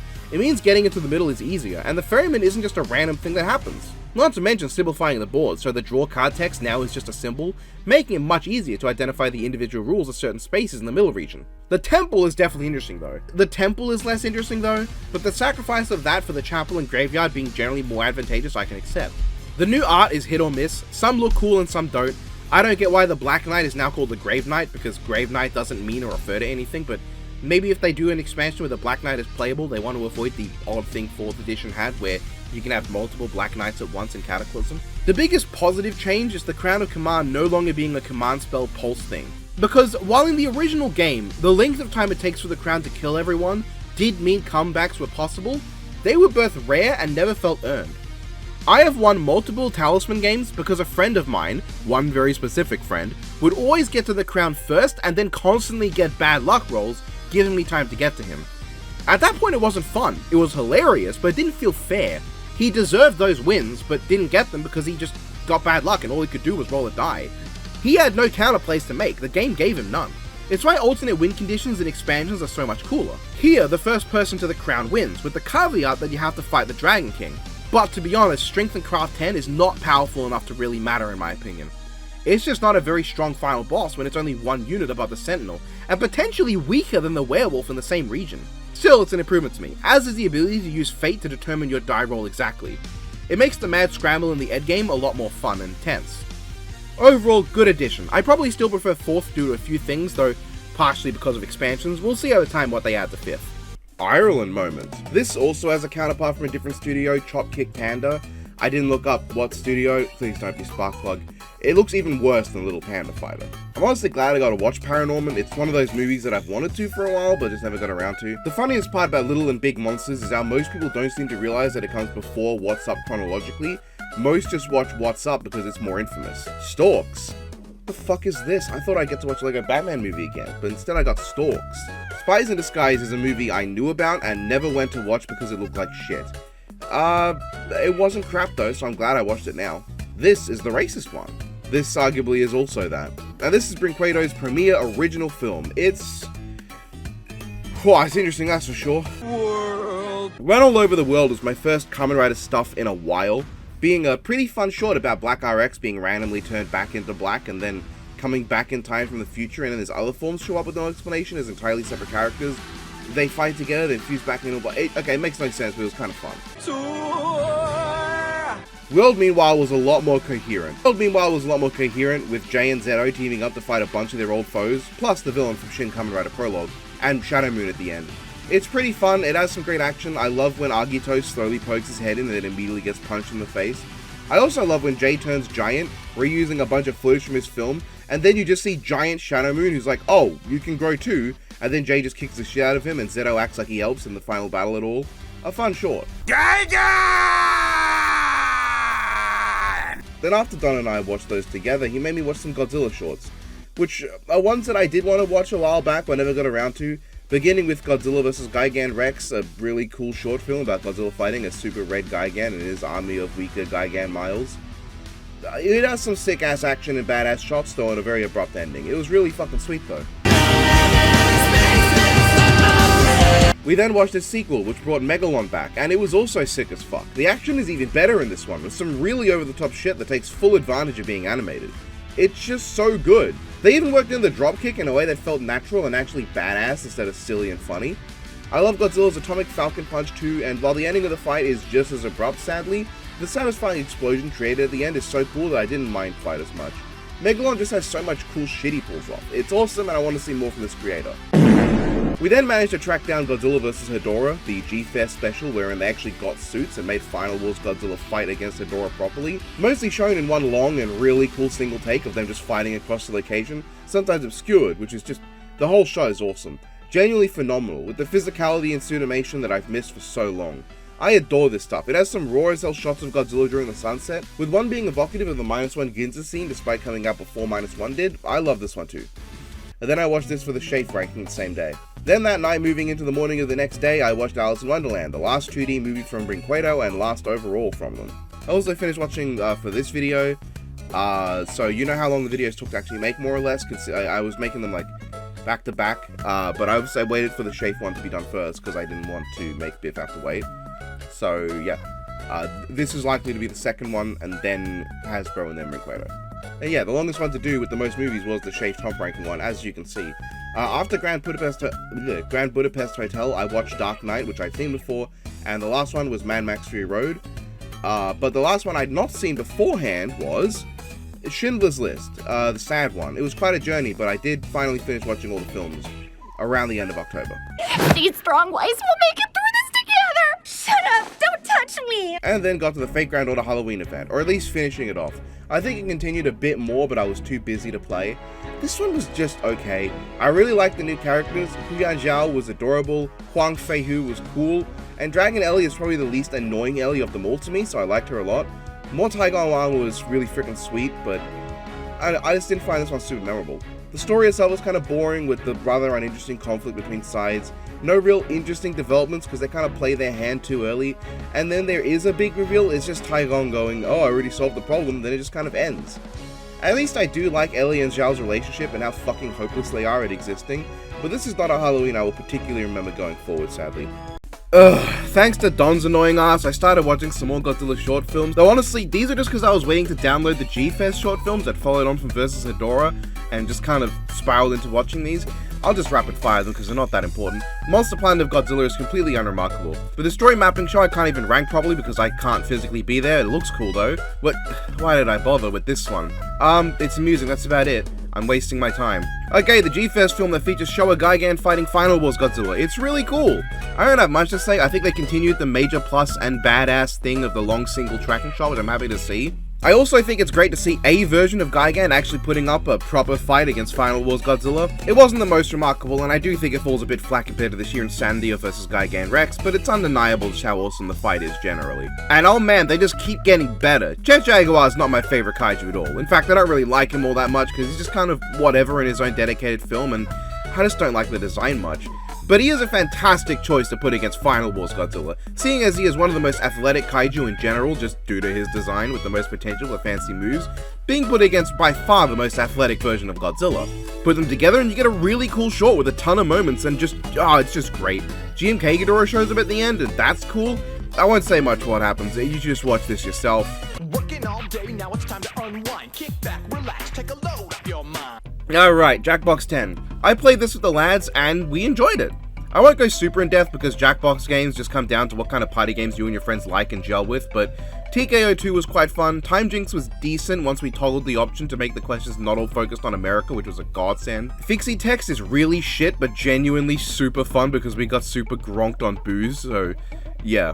Dodo Re Mi, controversially enough, we thought was quite shit actually. It has this wonderful syncing you can do with your device which never worked. The sound was unpleasant throughout no matter what instruments we chose, and it was just not a fun time and nobody enjoyed it.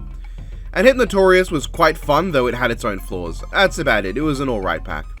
More like Kiru, Lord of Shadows, am I right? Garo is a fantastic show, though one I can't help but constantly compare to the anime carved Seal of Flames, which I think just did everything the original did, but significantly better. The original is still good though, really good.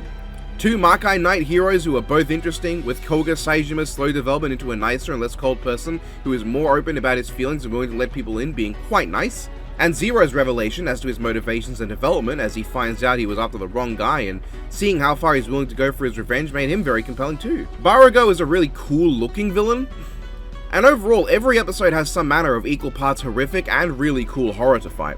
With the series using its minimal CGI budget to do some really ambitious things with their monster designs and action. The series at times looks like a video game, but it's always entertaining. I can't stop thinking about Garo and Zero's fight down the side of the building, the battle on horses in the Realm of Horrors, the fight with Horror Barago at the end on the giant wheel, Garo unleashing the power of everyone to have ever held the title at once. It's full of memorable moments carried by really bad but really charming CGI. Not to mention the actual suits are phenomenal. Very unique amongst tokusatsu and very distinct and full of personality and charm. I also like, as a Showa Kamen Rider fan, how capable Koga is on his own. He doesn't need to transform, he can kick ass just fine on his own, but the armor makes him nigh unstoppable. Given the amount of Heisei stuff I have seen, which isn't all of it, but I'm kind of used to the Kamen Riders just not being very capable before transforming, at least compared to the Showa ones who can all kick ass, seeing Koga like this is just really cool. And anytime he teams up with Zero is just badass. Maybe the single coolest scene is the triple henshin with Koga, Zero, and Barago. Like, the fight itself isn't even that great. It's just that the henshin's so cool. Kaoru was an okay character. I think she's kind of bland, but what she adds to the theme of the last page of everyone's story being blank because you are the author of your own future, and now she adds to Koga's development make up for it. The watchdogs are fine. They're okay villains, as is the big naked woman final boss, but I think the most memorable thing to me is still Barago and how bullshit his death was. Really lame for such a visually cool villain, and he just kinda comes back as a horror then dies. But it's not even really Barago, it's his Kingdom Hearts nobody. It extra sucks because as good as the series is, it only really picks up once it starts telling more of a story with Barago's introduction. The growing conflict between Garo and Zero reaches a boiling point, and the issue of how to save Kaoru becomes more prominent. I can't really blame the series too much for its biggest issue being I'm just such a big fan of the anime that came later, but it did highlight to me some flaws in the series. Koga's development is good, but we don't see enough of what made him how he is for me to care as much as with Leon. And Lost Soul Beast Garo is not nearly as impactful here as it would become later. But I think it's a fantastic show, and I'd recommend it to any tokusatsu fan. When it comes to like the intro shows for tokusatsu franchises, this is by far the best one I've seen. It's so good. Alright, I watched Godziban. I don't know, I just felt like it. Unfortunately, I couldn't watch season 4 or most of the shorts because they haven't been subbed, but like, yeah, the show's fun. I like the 3 Godzilla brothers and all the references to the different Godzilla memes and characters and unrelated Toho kaiju that haven't shut up in a while, like Matango and Des Ghidorah. It's a quaint and fun show, though a bit repetitive with its formula in the first season. Gigan is fun though. Don told me to watch this, it's charming. 2B Godzilla Raids Again is better though. Don and I also watched this together, mostly because he saw Utsuno Ikusagami and liked the design, and I decided to watch it with him because I was also intrigued. I'm not going to say too much because I'm very tempted to do a ranking of every non-Godzilla Toho film, but this is a pretty decent one. I like that it's a somewhat vague adaptation of the legend of Yamato Takeru as described in the Nihon Shoki, but also some vague nonsense kaiju shit involving fights on the moon, cosmic super gods, and the Big Fucking Bang. What a wild movie. I'm sure if I'd ranked it, it would at worst get in the middle of the video. I read the Godzilla anime novels too. These are about the end of the Godzilla detour I took, not because they were bad, but because I just decided to go back to stuff that is not part of a series I've devoted thousands of hours of my life to. What people say about these being better than the anime trilogy is absolutely true. The one-time people not reading the book they're talking about are still correct. It's told in a very diary-style format, with it being a transcript of interviews made with survivors and witnesses of events throughout the years, and detailing the decline of humanity through the rise of kaiju and especially Godzilla. I like the first book, cool idea, full of references, very natural given the absurdity of the situation. The kaiju range from weak but deadly in other ways to absolute monsters to Gabara. Manda just dying at the end is kinda lame, but at the same time it is Manda's fate in anything other than destroy all monsters to just show up and die, and at least in this book his death means something. It's humanity's first true glimmer of hope and evidence of the value of the aliens that have arrived to aid them. He is given the weight of not just being some meaningless guardian that instantly dies when he tries to protect Mu, but instead as ruler of a huge portion of the ocean, and despite being weaker than Godzilla, being equal in terms of threat because he is so much more active and a direct hindrance on a level Godzilla rarely is until Manda is out of the picture. Very fun novel. And on one hand, I think Project Mechagodzilla is worse. It is told in a lot more of an actual story sense, at least it's easy to forget at times the format of the story. It also doesn't feel as grand in scope, mostly focusing on a smaller span of time where a lot happen instead of a wider span where things happen sporadically. But I can see how that change would be beneficial and preferred by some. And I even think it works to show the ramping up of the kaiju frequency over time, as humanity's destructive attempts to fight back only prompted more of them to show up and attack.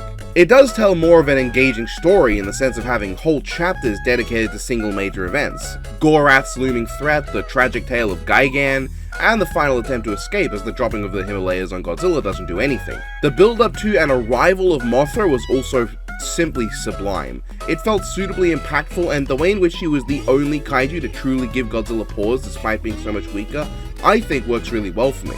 I wish she got to appear in the movies. In fact, with all these books did to set things up, it angers me that the finale of the series was what it was and not, say, Mechagodzilla City gets reprogrammed to remember its original purpose. The eggs that were set up in the novel rebirth into Mothra, and those two work with Godzilla Earth to fight Ghidorah. Say, once Void Ghidorah gets beaten back into the portal by Godzilla, he shows up properly pissed off and the real fight begins. It's sad that it didn't happen because it would have gone insanely hard and made it all worth it. Mothra's presence might have even made the ending potentially less completely depressing and shit. My name's not Shane, kid. If you've been wondering why not many games have been popping up for a while, well now you know.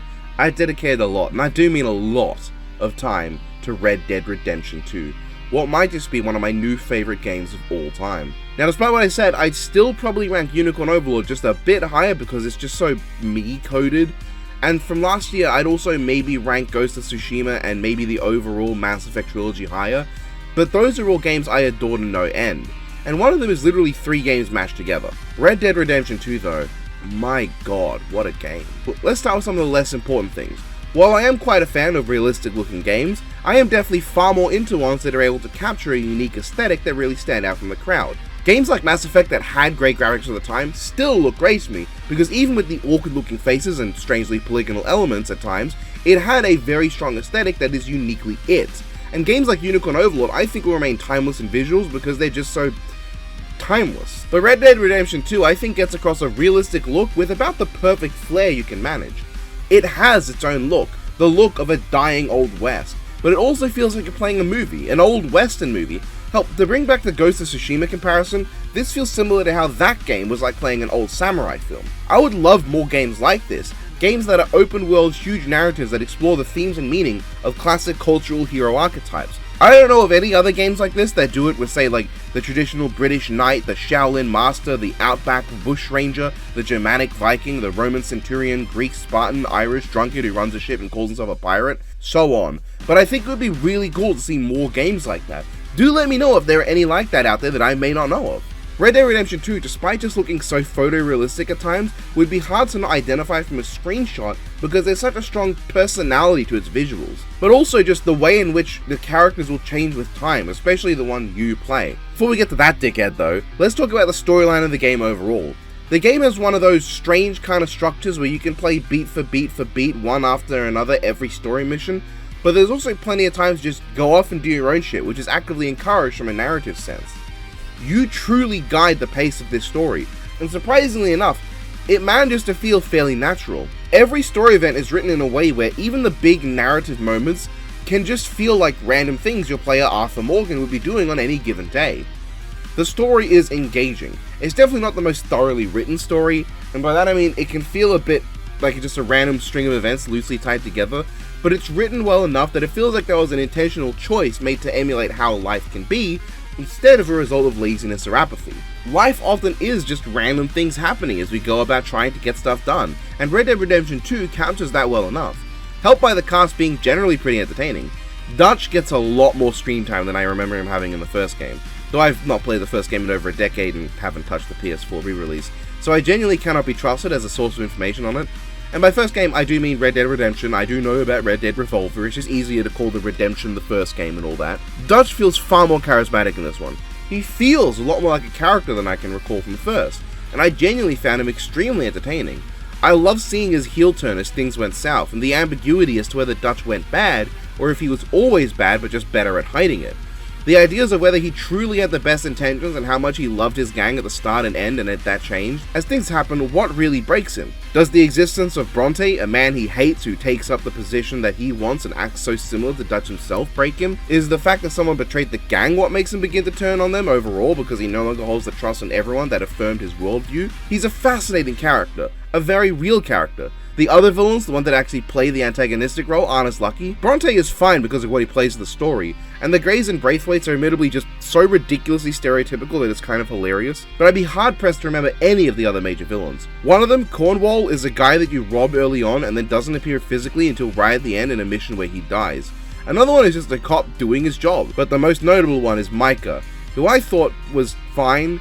He had like the energy of Trevor from GTA 5, who is my least favorite of the trio in that game, but even Trevor, who seems so one-note and lacking in depth, does have some complexity to him. Micah felt really one-note. He's just kind of an arsehole who would do anything to survive.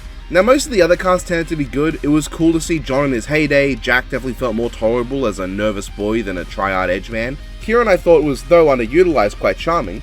Sean felt like an Irish stereotype, but one made lovingly instead of spitefully. Hosea was really enjoyable for how down-to-earth and real he was. Charles was likable, I was fond of him, and Lenny too.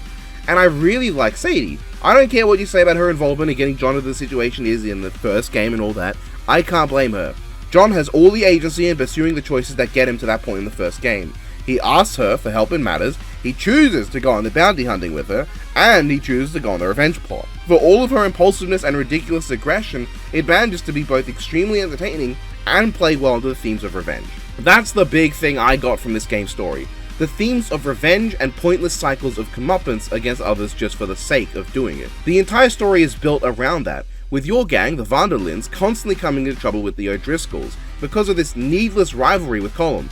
One built on revenge back and forth that just gets both sides into trouble and loses the lives of members on either side that had nothing to do with it. Sadie, while not getting herself killed, gets a lot of others harmed and put in danger because she can't let go of her hate and spite over everything that happened. Even if these are understandable feelings, nobody ever gets anything out of acts of revenge other than pain and misery throughout the story. Even your main man, Arthur Morgan, only gets into the situation he's in by the end because he chased up on someone who owed him and his gang money. Now sure, that's not exactly the same as revenge, but it was still an act of violence caused on someone else as punishment for actions they took prior.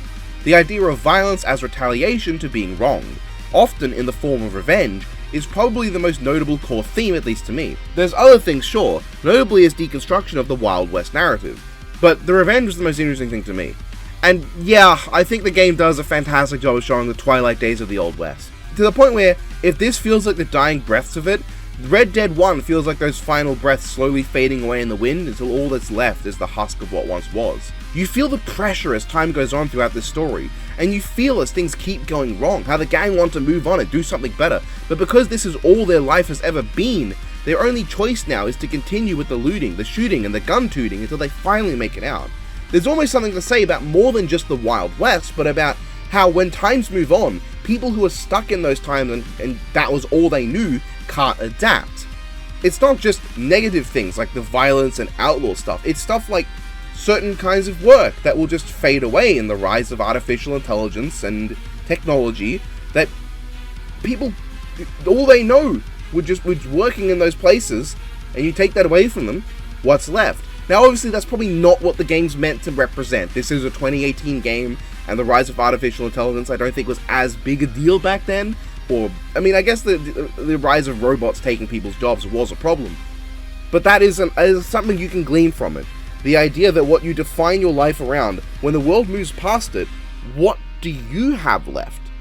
When eventually the time comes where YouTube is no longer important, and there's a whole new thing around now, say 20, 30 years from now maybe, who knows what will happen. I mean, everyone's made jokes about YouTube dying like 10 years ago and it still hasn't happened. But when that day eventually happens, if I'm alive to see it, what do I do?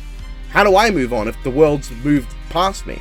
I do think the story suffers a bit near the end, or should I say, the game's structure does. The game feels like it has two halves. The first half has a very little bit of story to it, but a lot of fun, unique, and interesting missions to progress that story. The second half feels a bit more rushed, which does thematically match the limited amount of time everyone has to get shit done. But the levels get really repetitive once you get back from Guarma especially, with missions feeling just, as I said, repetitive, dull, monotonous, uninspired. For every one that had something happening, you'd have 5 more that amount to just bumming around. And there are plenty of wonderful bits still, and it does work once all said and done, but it's hard not to see it in, as some ways, unfinished. How Guarma in general feels like it should be a proper map to explore. It's huge, it has wildlife unique to it, it has its own camp and multiple story elements, but you just kind of crash there, do shit that doesn't advance the story in the slightest, and leave. It's a worse version of Mexico from the first game, which is probably the worst part of that game.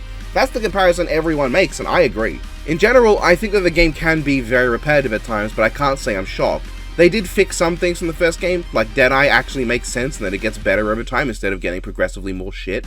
I don't have many problems with the gameplay overall. I think running on your horse is quite fun, the fistfight mechanics, though I feel underexplained, are serviceable, the gunplay's pretty good. I hear there are problems people have, though no one ever explains what they are. Something about realism being used over gameplay quality, I definitely didn't really find many issues. If anything, the non-realism of Arthur's auto-aim was a bigger problem, because aiming was never as important as just going into aim mode, shooting the thing you auto-lock onto, then going out and doing it back in again. The only issues are times where you have a big threat and he aims at the wrong thing, but otherwise the auto-aim is so good, it takes a lot of the challenge away. The worst problem with the gunplay is the sheer amount of times you go into a mission and be given a random loadout of weapons you didn't want. Now sometimes it's fine. If you have a mission where Arthur needs to be a sniper, it makes no sense for the game to let you go in using a pair of shotguns. You should get one of the 2 sniper rifles automatically, but there are just times where I'm left wondering why can't I use the weapons I want for whatever reason. and even when that's not an issue, constantly having to get the guns off your horse is such a pain in the ass. Of my hundreds of hours in this game, at least 5 are just me going back to my horse because I forgot my guns, grabbing my rifles off him because I forgot them, forgot my bow when hunting. It's frustrating. Even that's not quite as frustrating as how every time you load up the game it has to come up saying, this has an autosave feature, are you sure you want to blah blah blah blah blah. Like, how does a game make an autosave, one of the least annoying mechanics in gaming history, into an annoyance? I also have to note that, and maybe this was just my controller, but it felt like Arthur had a hair trigger. It wasn't uncommon for me to put the controller down to pick up a drink or something, or go take a piss, and then he fires his gun at someone and I lose honor. Now again though, this may just be an issue with my controller, or maybe likely something with my settings, because I don't have this issue with other games. Alright, now I'm going to go a little more into spoiler territory now. Though this game is so old, most people probably have played it. This game has a few deaths in it, and usually, I felt they were handled well. Some of them were very sudden and shocking, which I think definitely fit the setting and helped give the game extra stakes. Especially because there were a lot of characters that just did not exist in the first game. It made it genuinely unpredictable as to who would or wouldn't die. And that's because the game does not go the edgy route of killing literally everyone. Some of them have believable outs to explain why they're not in the first game. Sadie becomes a proper bounty hunter and hinted at running off to Mexico where the law couldn't follow. Charles more or less just goes on his way where he wasn't bothering anyone or leaving a trail. Some characters become actual members of society, some ran off to live their lives elsewhere. Some don't get addressed, which is also fine if there's only a handful. But the biggest death is tied to the most important character in the game, your protagonist, Arthur Morgan. I think I can easily call him one of my favorite characters in all video games. I already really like John Marsden, but Arthur Morgan is something else. It might just be me personally, but in the original Red Dead Redemption, I didn't feel like the redeeming part of John's character was the most standout element. He was a great character, and his morality made him extremely interesting, but the part where he has to redeem himself was just less relevant to him than it is to Arthur. With Arthur, I actually got to see him at his worst. I may be remembering wrong about Red Dead 1, but I do recall being told John was bad, and then despite him doing bad things throughout the game, he was motivated for love for his family and all that. Arthur, however, is unambiguously a bad man. The game does a great job of allowing you to play with high honor while keeping him this way too. In fact, balancing the weight of a morality system with having a coherently written plot is not always the easiest. You often run the risk of writing story elements that are either really generic, so you can easily slot in the this is the good route version, this is the evil route version, with minimal differences, thus making the story feel kind of whatever in intention, because it's just certain elements that are different, or of writing a story where, regardless of your choices, you will have moments that may contradict how you play. You also can end up with two entirely different stories depending on your route, which may make it difficult if you want to change routes during your playthrough. Red Dead 2 handles it by not making it a morality system of good guy or bad guy, but more so that you get to decide where Arthur's line of going too far is. Is he a bad man who draws the line at mugging random people, causing senseless harm and so on? Or is he a bad man who doesn't draw lines and will commit any crime he sees fit to? Either way, he's still a bad man, but you get a say on how truly bad he is, and his redemption later is dependent on your choices. Not whether or not he was truly redeemed, but if he was able to find any peace by the end of his life when reflecting on his past. If you play high honor, you will do enough good that throughout the end of his life, Arthur might come to believe that at the very least he did some things worth remembering. And if you play low honor, then potentially no matter what Arthur does, his sins will be too big to wipe clean. I personally played high honor because I wanted to see what he would be like in that route, and I'm so glad I did because as the story goes on, it really does feel like that's the most satisfying way to play. That said, it's more difficult, which also makes sense. It's simply easier to do things the violent and brutal way. It's harder to preserve life and not cause unnecessary harm than it is to just shoot everything in your way. That said, you can also just gain a bunch of honor by talking to people on the street, which is not the best, but hey, it's just as easy to lose control of your horse for a microsecond and accidentally run someone over, killing them and massively dropping your honor. Arthur overall was just really cool for a lot of the game. He has this undeniable charisma, and this idea of living up to this code that's very clearly morally bankrupt, but it's his idea of an ideal. His relationship with the gang was also cool.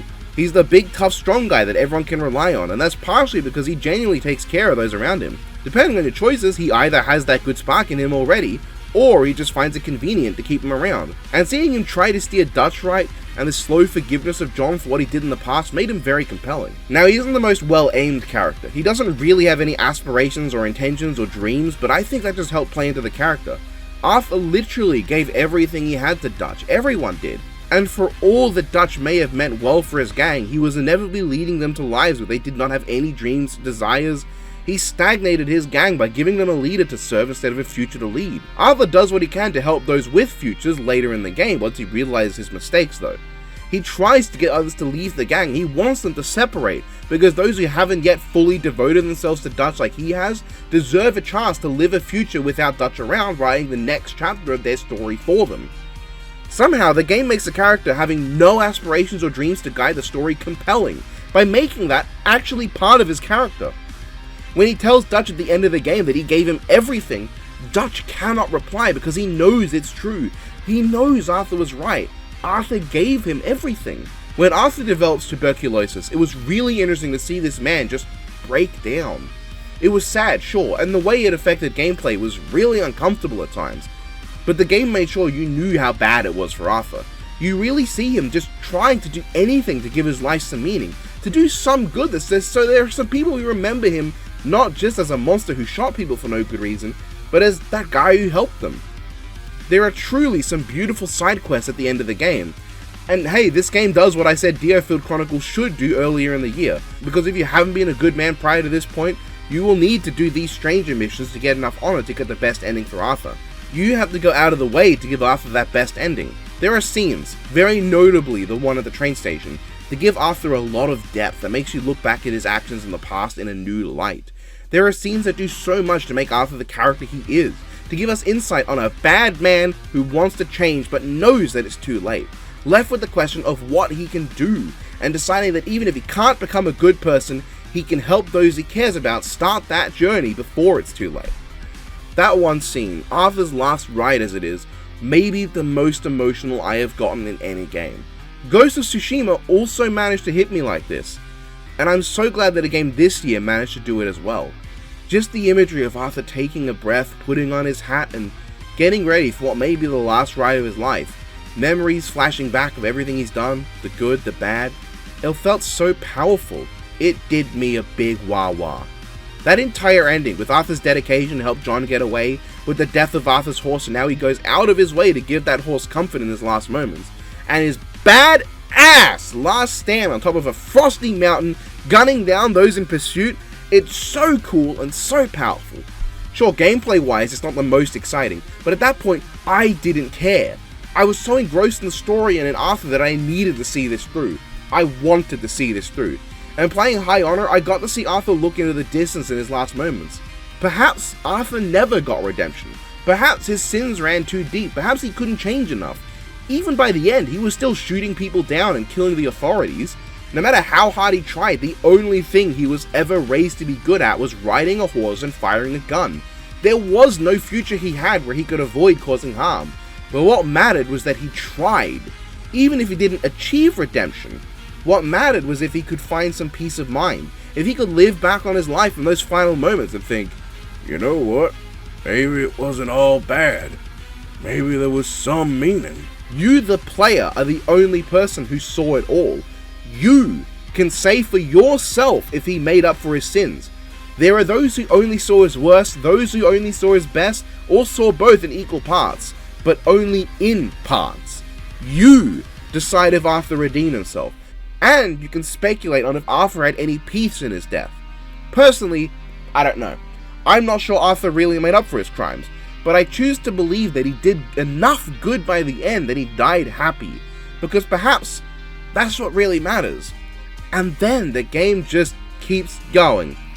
It continues for another several fucking hours, and while it's not terrible, it's just not the same. John definitely has a more structured and directed story, but his character arc in this game is over. In this very game, during Arthur's story, you get to watch John's arc from being kind of an asshole into the staunch family man just doing his best to keep what he has that he was in the first game. And it's fun, sure, it's nice to see some characters in the future, but it really feels like a victim of time crunch. I mean, John doesn't even use his NPC model when he's playable.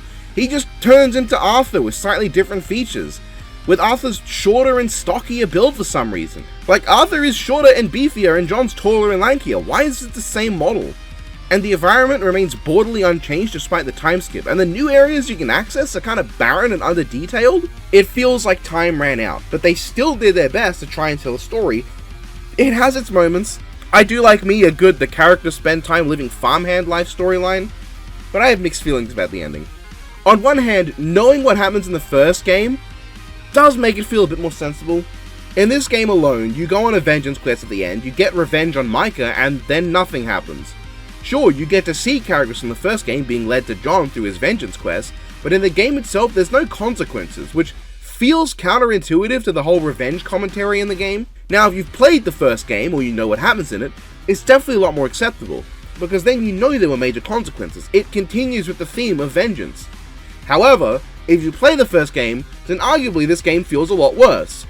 A lot of what you're told in the first game does not fit anymore. Dutch is different, the gang is different, John is different, his wife is different. The way the gang is described does not fit the game. It feels really out of place, with characters of major importance like Arthur not even being hinted at. It makes the games feel a lot less connected than they should be. John in the first game is just objectively wrong in how he describes everything. So you have a game that both is and isn't better if you know the first game's events and story, and none of this is helped by the way the first game ends. After seeing the suffering everyone went through, all the sacrifice, all the pain, all the desperation, to know that the way it ends is not with Jack living his dream and becoming a writer, but rather with him continuing to exist as a facsimile of an outlaw in the midst of the final cost of the dying Wild West, it makes me feel bad. Now it's not just John dies for nothing as his son is led to a life of crime and spite, but it's also Arthur, Dutch, Javier, Lenny, Hosea, all these people who I liked died for nothing. In the end, Jack's last act of revenge meant nothing and had no consequences. Everyone failed to give Jack the future he deserved, leaving him stuck in the past of the long-gone Wild West and Age of Outlaws. It's fucking depressing. I'd love to buy the theories of this being the same timeline as GTA and that one reference to Jack being canon. And hell, if GTA 6 just includes one fucking reference to an author named Jack Marston, I fucking beg, that would be awesome. Let me know that after this, Jack did eventually let go of all that hatred and spite and became a writer as he always wanted. That someone from the Vandalins got to have a future, and that everything Arthur worked towards wasn't nothing. Because otherwise the duology, perhaps unintentionally, also gives the message that there's no point in trying to be better, because whatever wrongs you did in life are permanent and cannot be redeemed. If you do wrong, there's no way around it. Don't try to do better, because everyone you've influenced is already fucked. That's not the intended message. I refuse to believe that's the intended message of the two games. But it's the one that I ended up coming out with. Now, to be clear, I still adore Red Dead Redemption 2. One of my favorite games of all time. I loved my time with this. I wouldn't have dedicated more than a month to it if I didn't. The gameplay was enjoyable, the world was engaging, the story was enthralling, and Arthur Morgan... wow. Just Arthur Morgan. No matter its flaws, I really do love Red Dead Redemption 2. Oh yeah, also, the game forces you to walk around when you're at camp, which in the bigger camps is such a pain in the ass. Why do games demand I have to go slowly when I want to go fast? Almighty Thor is an insult of a movie. It is the worst and least accurate adaptation of Thor's legend, and especially the legend of Ragnarok, and let that sink in for a moment. But it is also, on its own, a horrible gobshite film. I'm glad it was, though. I decided to watch the mockbuster films for an upcoming Not Death Battle. Yes, I was so certain it would win that I'd already watched the films in advance of the trailer for the vote that I put up. That's why I had the plot twist of the top 5 matchups being pushed forward, because I knew what would win and I thought it'd be cooler anyway if it was 5. Almighty Thor proved the best of the 4 films, with Amazing Bulk being the only one that I watched prior. That one is still the most fun and entertaining, but I think Thor is the best in terms of like actual quality. It has some okay shots in terms of not looking like total garbage and attempts to have a story more than the others do. It tried a little harder, which proves that for as shit as the Asylum is, they are higher up in the mockbuster scene than their contemporaries, usually, for what it's worth. Bad movie though, but Kevin Nash's Odin took me by surprise. He did what in his cup? The Tam Lim Cup was very disappointing as an event to me. It's one of those events that's mostly gameplay with the story falling to the wayside.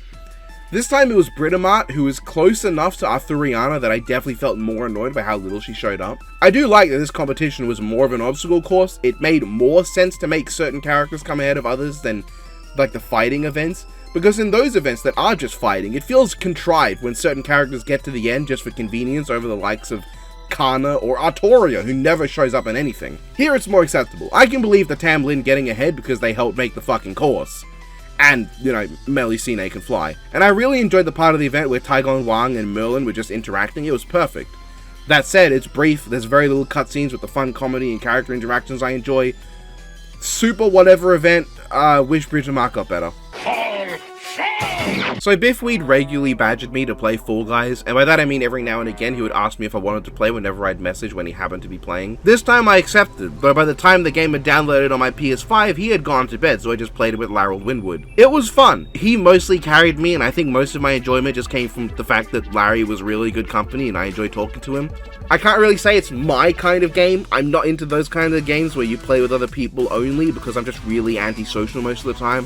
And I tend to feel more pressure when playing with other people too. I'm more confident in my ability to yap jokes, which is why I mostly just play Jackbox games with my friends IRL, and less Smash Bros and Mario Party. I still will play those sometimes, but it's just less accessible to me. Fall Guys as a game is just okay to me. Laryl as a friend though is awesome, so I had a fun time and I don't regret a second of it. Two Guns is for a different ranking. It's an okay movie. I can be more open with these, I think, because this rank is going to take forever to do. Have a little faith! Trinity Trigger, a game I picked up on a whim. And look at that, I played another JRPG spiritual successor to another franchise I've never played but always interested in. In this case, it's a successor to Secret of Mana. On the scale of made me pick up the game it's based on immediately, like Unicorn Overlord, to completely turn me off, like... wait, no, Immortal Chronicle didn't do that. I also wanted to pick up Suikoden. Where did Trinity Trigger land? Let's start with the positives. The gameplay, while often simplistic, was quite fun usually. I liked the variety of weapons and the ability to switch characters and movesets for each weapon and try out the different properties, and just how quick it was to switch. That might be the only positive. Man, let's just get into it. Aside from the most basic stuff, like the backgrounds looking kinda nice and the dialogue being okay, the game was a cavalcade of meh. The story then. You play as the Prince of a Nation, taken away at a young age and hidden away without any knowledge of his history. His foster parents also died prior to the story, so Cyan is actually the legendary double orphan. You find out that you are the Warrior of Chaos, essentially a demigod that exists to perpetuate a war between gods of order and chaos. They got bored and made a deal to end their war through proxies. Those proxies are demigods. You get a trigger, a type of familiar that can become any weapon, though only once powered up. He has amnesia and is named Flam. You meet Elise, a girl from a third faction who is here to protect you from assassins, and later Xantus, a cool holy warrior guy with a big axe. You now spend the majority of the game running around unlocking new powers from your weapons and encountering a bunch of formulaic and uninteresting character archetypes, before finally meeting your twin sister, the Warrior of Order. Turns out you were actually separated at birth to prevent the fated battle between Order and Chaos. Your sister decides not to just off you, and you continue building power before learning the truth. Order is not all good, Chaos is not all evil. If either wins, the world is fucked. Either Eternal Order, thus stagnation, mediocrity, and cessation of development, kinda like this game, or Eternal Chaos, where nothing makes sense or matters anymore because anything can change at the drop of a hat with no rhyme or reason, kinda like this game. Ergo, neither warrior can win. While a conundrum, how will they solve this? Well, they decide to talk it out. They challenge Cyan's sister and beat the crap out of her, eventually trying to talk to her. Plot twist, one of the villains is actually some guy that showed up in 2 scenes. He teleports your sister away and runs off. You chase him and eventually find out he's a god of chaos, and the reason that he wanted your sister to kill you even though that would mean Order wins is because it wouldn't. You see, as a god of chaos, he cast an illusion to swap the look of your seals on the eyes that identify what you are. Thus, you were actually Order the whole time, she was chaos, you just had the opposite seals on you. Wow, why did he do this? I don't know, actually. The twists only exist to explain why a Chaos God wanted the Order person to win, and he's only a Chaos God because. The interesting idea of making neither Chaos evil nor Order good, just neutral forces whose balance is necessary for mortals below them, is kind of thrown out the window when the villain is a god of Chaos and the gods of Order end up being heroes because, by the way, Flam is revealed at the very end to be a piece of the big god of Order. Why? Because he needs to be to defeat the villain. They kill the guy, then Flam reveals he can solve the problem with the demigods by just giving both seals to Cyan, at the cost of him losing his humanity and becoming akin to a god. Even though the one god we encountered was pretty human in how he emoted, but whatever, he will lose his humanity, have no emotions, and become a deity. Then it happens and Cyan is completely fine and unaffected by it. He doesn't even get stronger in gameplay, the game ends. That's it. I explained the whole story because it's so short and full of nonsense, and it's boring! The characters barely developed in any meaningful way, and Cyan is the standard boring JRPG protagonist. no hidden depths like Elaine from Unicorn Overlord, no entertaining character moments and goofy elements like Raymond from Star Ocean the Divine Force, no tongue-in-cheek references to JRPG tropes in a fun and playful manner like Noah from Immortal Chronicle, just a boring God, even Andreas from Diofield Chronicle had more going on. And you know it's bad when I'm comparing you unfavorably to Diofield Chronicle. And just like that game, the graphics are mediocre, which I wouldn't normally mention because they're not horrible, just 3DS in quality and style, but it adds to the overall mediocre feeling of the game. It is just there. I do not give much of a damn. Trinity Trigger loses extra points for the post-game. The post-game is ridiculous, and frankly, the difficulty wouldn't be too bad for me if it wasn't just because of the AI partners. They are so useless and run into attacks all the time getting themselves killed. And while you can solo bosses, it just takes so long. Why? Because this game has that kind of fuck-ass armor system where just to injure a boss, you have to deplete the armor bar first, then you can hit the health bar, and after a certain amount of time, the armor refills. Rarely is it a huge deal for me, though I'm just not a fan of that system in general. But when going solo against bosses, it means they can take fucking half an hour at the best of times. And this is not a game that engaged me enough to want to level grind to level 99 to complete it. It's not that great. I don't care for it. It's super generic. It almost inspired me to get the Mana games just to see what it is they're imitating here. But I wouldn't bother with Trinity Trigger unless you're very interested in a very playable and mediocre experience that is at least not outright terrible. Metal Man is outright terrible. Just a shit movie, holy crap. It's so boring and dull, nothing happens most of the time, the audio quality is terrible, the main character is so often given this horrible vocating effect that makes it impossible to understand in scenes. It gave me everything I wanted in a terrible Iron Man mockbuster, down to him just being a fist fighter for most of the movie. He busts out 2 random powers in the final fight, and does all the Iron Man shit in the fucking credits. Also, there's no ending, the characters just overlay the villain's helmet with sabotage that they never revealed or hinted at prior, then the movie immediately ends. Also, the hero is in love with the main girl, even though he has a girlfriend who, if she died, did so maybe 20 minutes ago before he snogs the main girl. What a fucking movie, man. I won't go too much into Captain Battle. I intend to rank every non-Marvel DC comic book movie, and I'm doing this before finishing any of the 4 rankings that I watch movies for, and that's because, 1, it's been really hot, thus giving me more time for watching movies and editing with the computer that struggles to run Vegas at all in the temperature with its busted fan that I can't afford to fix. But also because this one, at best, will come out late 2025. I can give some details on my thoughts. Captain Battle is horrible, and if it's not in last place, I'll be shocked. 30 Days of Night was never my favorite vampire film, but I did enjoy it enough.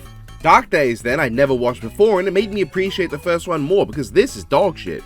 American Splendor was surprisingly good, likely to rank decently high. I like it quite a lot.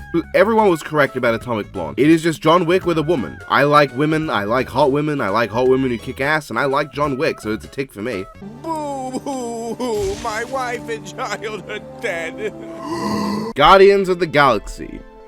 The video game I didn't bother with because I'd just gotten bored after the first few minutes of Avengers and then didn't bother.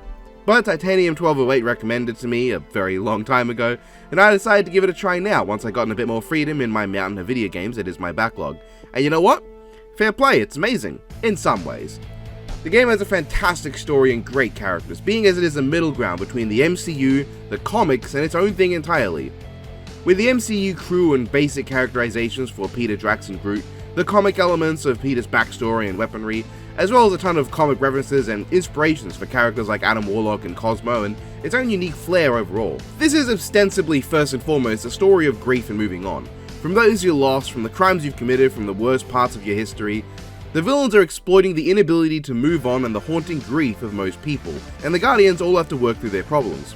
I'm going to go over some spoilers, so for both Biff, who probably hasn't played it as of watching this but might be interested, and people who didn't bother because the Avengers game was so shit, skip to the next segment, I'd say, just because I think this is a game you need to play without spoilers. And I also recommend the game, it's quite good. Peter Quill, Star-Lord, in this game has a much stronger focus on music than even his MCU self. It's not just something he's obsessed with, but it's the basis of his name as a hero. It represents something. You can argue in a similar sense to the MCU that it represents his connection to Earth and clinging to the past, but here it's quite literal. His choice of name and music is a byproduct of his refusal to let go of the past, and even more so the fact that he constantly needs to listen to music when alone. It's part of the overall idea that he constantly needs sound in his life. He needs something to listen to. Something I can deeply relate to, almost uncomfortably so. He's always talking and surrounding himself in noise because in the few moments we see him in silence, he always drifts back to that past, a past he can't change or get around. In his being lost in the past, Peter constantly talks and talks. He cracks jokes and always lightens the mood if he can, because being too serious means he'll slip back into that history of his. In overcoming this and welcoming the people he's surrounded himself with, he breaks through his issues and can become a real true leader. Now his arc isn't quite as strong as some of the others because you just kind of solve his problem, but the thing is that I actually failed the thing that you're supposed to do to stop that the first time because I didn't realize what I had to do. So I actually got to see Peter's promise, the thing that the villains are going to promise to give him if he falls to them. I got to see the fake world he was put into, and I think that helped me appreciate him a lot more. Peter learns to lock in, frankly, to stop letting himself be distracted as much, and to, while not seizing his goofball behavior, reel it in and take charge when he needs to. Thus, the ability he unlocks after his arc is invincibility for a brief period, to take charge for a moment and do what he has to do regardless of what noise is around him trying to distract him. Peter's a great character, and I'm sure he'd be a great dad if the game ever had a sequel. Rocket then is the next character to finish his arc. Throughout the game he seems to have a serious issue with water, something played as a joke, but various points in the story and interactions have him bring up stuff about his terrible history, which comes to a head as he reveals eventually his hatred of water previously played for laughs was actually a deep-seated trauma due to the experiments done on him on Half-World. In encountering water, he is reminded of his past and who he has lost, the pain he underwent, and while he believes he has accepted that past, he really hasn't. Rocket is unable to compromise for others. His difficulties with going through water is more overall representative of his inability to give others room around him. He just keeps pushing people, because it has to be his way or the highway. If people do their own thing, they're taking away Rocket's agency. That's how he perceives it. He spent his entire life with no agency, and only escaped once he took hold of his own fate. In overcoming his trauma and being willing to compromise more, Rocket manages to accept that he can have agency and work with others too. Ergo, his unlocked ability is to unload his full arsenal on people, to be fully open and use the full extent of his intelligence given to him through the testing on Half-World. Drax's arc is one that I found especially powerful. In general as characters, Peter and Rocket are quite similar to their MCU counterparts. Rocket kind of by default because my experience with Rocket's comics show me that he's a pretty similar character even in those. Drax though plays into his MCU self, with his literal thinking, sense of humor, and especially the first film's comically serious characterization. But it is done in more of a proud warrior who is indulging in his culture sort of way. Drax loves talking about his people, what they were and what they believed. As well, he only refers to people by what they once were instead of what they are now. Rocket is the abomination because that's what he was. Gamora is someone he can't trust due to her past as Thanos' assassin and daughter. Groot is just the tree because before he met Groot he only ever saw trees as trees. And Peter is the only one he talks to with respect because, well, Peter's past isn't really much of anything now, is it? This all plays into Drax's big issue. He's stuck in the past. He can't move on and see people for what they are now, because doing so means moving on. Moving on from the loss of his people and potentially their culture and the loss of his wife and daughter. He lives as the Destroyer because the only thing he had after their death was his drive to kill Thanos, and after Thanos was supposedly eliminated, he has nothing. He lives in legends and history, in what was and not what is. He succumbs to the villain's plan, and only by everyone coming together and being there for him, proving themselves his new family whether he sees it or not, is he able to move on and break through. He lets go of his anger, he moves on from being blinded and held back by his grief and inability to see the future ahead of him, and opens up. It's a powerful scene, maybe my favorite in the game. Drax here might be my favorite version of the character, something that's really hard for me to say with certainty because I do love him in the MCU as well. His unlocked power is the ability to channel his rage into something productive for the future. He doesn't just do something in the now when activated, his ability continues to work passively for several seconds. It goes further than what is the now. Gamora then seemingly has her arc out of nowhere, but I really like how it's handled. Throughout the game, Gamora keeps everyone at arm's length. Yes, she'll crack jokes and go out of her way to help others, but she doesn't really open up, and when she does, it nearly breaks her. Her eyes get redder and the voice acting is impeccable. Gamora is held back by regret over killing her sister Nebula, and even that is just the tip of the iceberg of being so regretful for her past. She wants to make up for it, to move past it, but she can't. She can't help but blame herself, and she doesn't share with the others because she doesn't want to believe that they can accept her.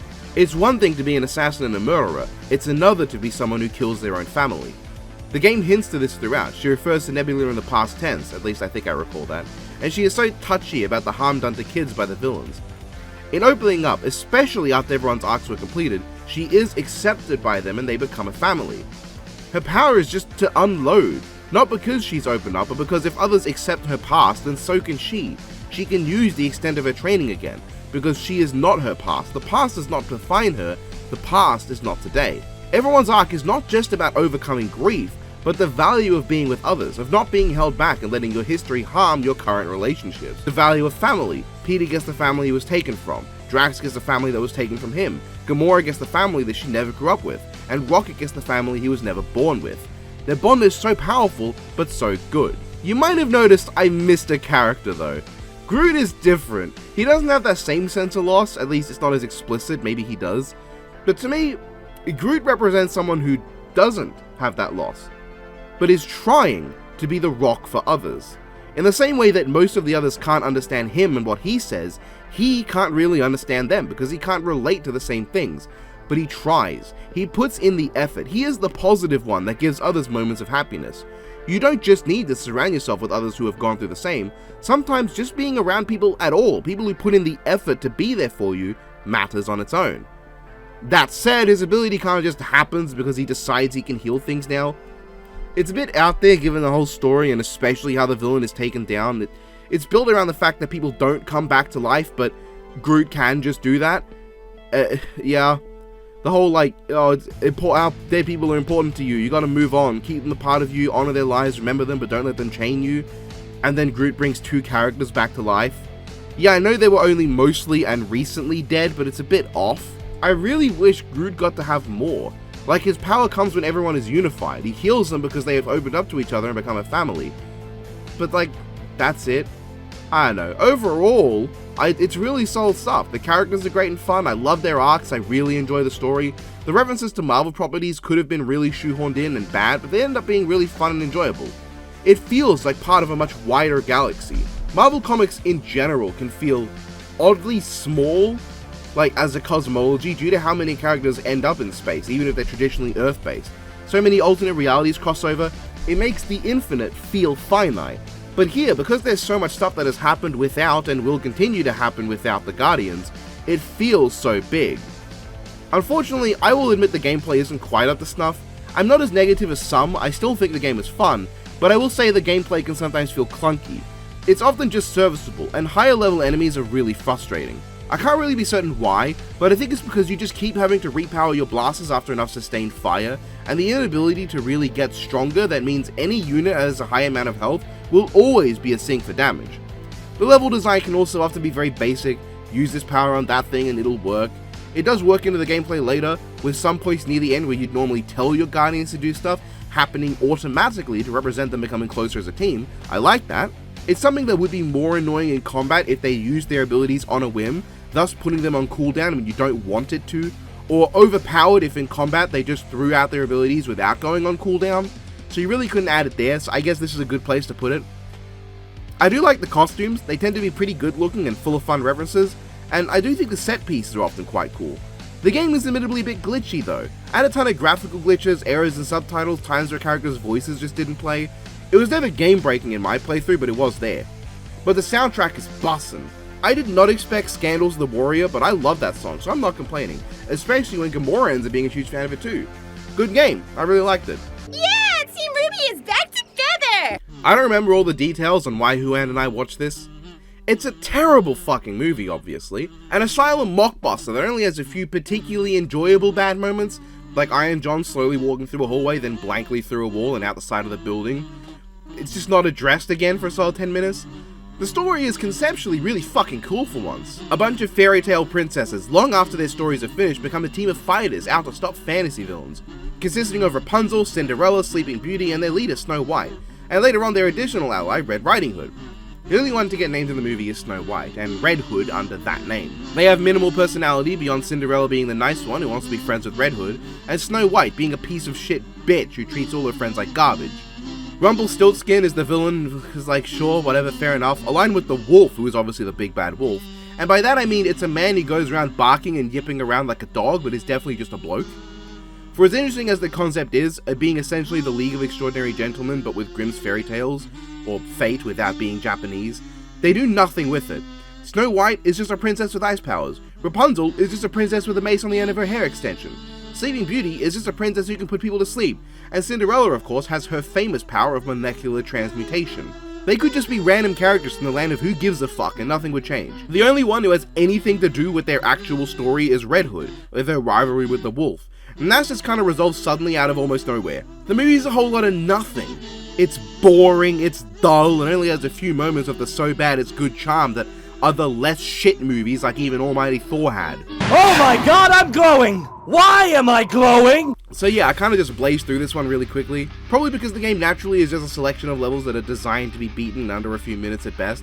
Sonic Generations and Sonic Unleashed are games I've never owned, despite their fellow Boost game Colors being among my favorite Sonic games. I'd played Unleashed at a friend's place before and loved it, but I never really touched Generations. But this time I did, and it's great!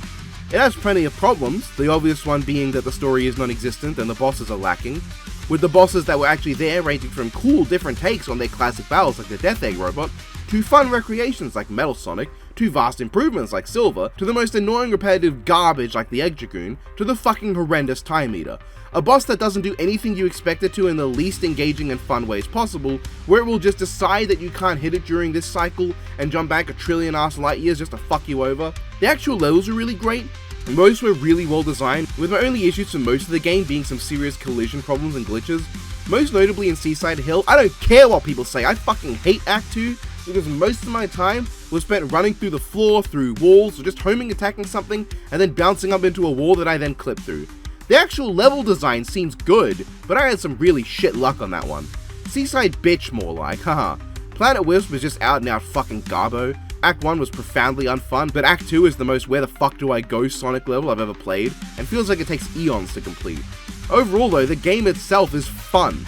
Classic Sonic feels a bit weird. I'm a bit more familiar with the physics of either the advanced series or actual classics when it comes to how side-scrolling Sonic moves, and this doesn't feel quite right, but the modern Sonic stages feel buttery smooth, responsive as fuck, and exhilarating as hell. I love Sonic Frontiers for how fast it can feel sometimes, but aside from its absurdly overtuned spin dash, it does not match how fast Generations can feel. Though even Generations doesn't match how Unleashed sometimes felt. The Supersonic forms kinda suck though, not gonna lie. Anyway, it's a good game. Shadow Generations, however, is in my opinion even better. Even ignoring that it just has better story and writing, the level designs were generally about on par. Just with the bonus that there weren't as many clunky 2D sections thrown into 3D levels, which modern Sonic did not need when there was an entire existing act prior to any of his levels that was already 2D. Shadow just felt good to play, he controlled like a dream and flowed so nice. The levels in Shadow Generations just feel exceptional. Not as sure on the powers, they all have these ridiculously stupid and edgy names that I fucking love, but none of them actually felt good to use. Doom Pew Pews just felt clunky at full speed. Doom Kick Around and Launch felt like it really slowed down the game's pacing. Doom Surf would be fine if I could boost in the hub world and spin in place if needed, but otherwise had some turning problems. And Doom Morph just outright sucks. I didn't even know until after I'd finished the game and watched Some Call Me Johnny's review how it even worked, because the game gave me the wrong impression. I liked how all these came around in their respective boss fights though, which were all fantastic. The Bio Lizard was great, Metal Overlord was fine but very clunky to hit for a big chunk of it, and Mephiles was annoyingly really fucking good, and that's the Doom Morph one. And Black Doom and his Neo Devil Doom shit was really cool, and made for a great culmination of all the skills you've learned so far, which along with challenging platforming ability is all you can really ask for from a platforming final boss. It goes hard as fuck at times, even with the silly lines that sometimes play.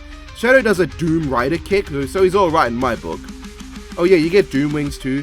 They're basically just Shadow Superform, but even more broken than Supersonic has been in any game since Sonic R, seeing as you can just flat out ignore most of any level it's in if you just play with some care. The game teases you at the start and thinking you've unlocked it early, but nah, that's just a middle finger. But the real star was the story here. Not as perfect, there are plenty of issues, but the major one is how Shadow comes across a time-displaced Maria and Gerald. They appear in like 3 or 4 cutscenes and that's it. They definitely should have had more impact on the story, and Shadow's relationship with them isn't as expanded on as much as I'd like, nor is conflict of interest with wanting to restore time, but also stop Maria from getting shot and Gerald from being incarcerated. I still liked it overall. I liked how it wrote Shadow. I liked stuff like Shadow considering his defeat of the Bio Lizard some kind of mercy kill, or even his vitriol against Mephiles despite not remembering him. Hell, Mephiles is actually pitiable in this game, and it's the most interesting he's ever been as a villain. Unironically, if Mephiles comes back sometime in the future as like a kind of evil being who only wants to exist, interrupting characters whenever they attempt to time travel like some kind of Sonic equivalent to Black Flash, I won't mind. It could be cool, and let's say Black Flash, he's the embodiment of death, he's not the one that stops him from going through time. Whatever, it could be cool and an interesting rework of an otherwise uninteresting character. The ending was great, especially for Shadow. Seeing him smile and shed a tear even if on screen, I think did a lot to show that Shadow really can be a great character when written well. Something that is obvious to most people, but didn't really get utilized in the last fucking decade of his existence. Sonic Generations is great, Shadow Generations is great, this 2-pack is amazing, I'm very happy to give it a go. I go back to Sonic Colors semi-regularly, and I'm sure I will with this as well. I won't dwell on this long. All of Death Metal and that whole section of DC I think is hot garbage, with only a few moments that are cool amidst a bunch of formulaic, crisis bullshit I don't care about. This is lame, moving on. Actually, I forgot that I read a few more comics. I'm just going to lump them here because I think they were all in one day I read them. Might be December 9th or December 11th for some of these. I don't care. Basically, yeah, I'm just gonna go through with it. So Speed Metal is better than some of the other Death Metal stuff, but still not good at all, at least in my opinion. Doomsday Clock, I would agree with the consensus. It didn't really understand Watchmen and all, and I think ruining the ambiguous ending of the original story with details of what happened after was unnecessary. There's a lot of padding and interesting shit that builds up to a mediocre climax. And before Watchmen was just more pointless nonsense that didn't need to exist, Dr. Manhattan actually having full autonomy over his future and choosing to remove all alternate timelines, thus forcing himself to be on the whims of fate, I think spits in the face of his confusion. Dr. Manhattan, over whether he's God or a puppet who can see the strings, because now he is a god. He chose to become a puppet. He knows what's happened, and I think that's proper stupid. I guess I'm also going to throw in Nixonverse here, because obviously I was reading these for Dr. Manhattan, and I also watched the stuff for Nixon. I forgot I actually put Nixonverse earlier when I did watch it, but now I watched the ultimate Nixonverse thing, the true Nixonverse. So I'm going to say this is when I finished watching the Nixonverse segment of Monument Mythos. It's really good. I think it's really solid.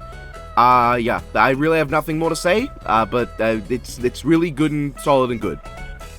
If the audio quality there was shit, I don't care. The fan's on, hot day, I'm doing what I gotta do. The LEGO Movie video game is a good game, but among LEGO games, I really don't think it's much special. First of all, as a video game adaptation of a movie, it's obviously a great example of one that's actually good, but also one that was on training wheels. For the same reason that Street Fighter the movie the game is so embarrassing in its shittiness, LEGO Movie the game is less impressive in its quality. Obviously it was going to at least be sold with the LEGO formula. But with the LEGO formula, it really doesn't do all that much. It has the problem that I think Force Awakens did, where levels feel like they don't always fit in with the events of the story as presented, and the pacing is off. There are levels that feel like they don't need to exist and are just there to add fluff. The levels are mostly good though, so even if they feel like they're unnecessary, they tend to be decent. It was a rough start though. The first level and entire opening hour of the game were miserable for me. Maybe it was the generic droning music in the background or the fact that I'd not yet gotten used to the weirdness of the cutscenes, but it wasn't doing it for me. The idea of all the non-master builders being unable to build without instructions is interesting enough, and I like the master builder mechanic to an extent, even if DC supervillains mastered the general idea of hyper-fast builds. Emmett developing the power to build when he becomes a master builder is really cool though, and works with the mechanics at least. But most of what I have to say left is problems I have with the game. These hub worlds are nothing! 5 red bricks in each and that's it. I like being able to find characters in them to purchase instead of only doing so on the character select screen.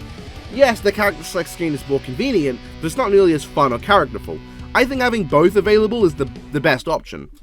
Otherwise though, they're boring and dull. I don't mind not having annoying character quests because I think most of them in the superhero games end up being kind of shitty, and they're one of the few things I'm not huge on in LEGO Lord of the Rings, but just a few gold bricks wouldn't be too hard, right?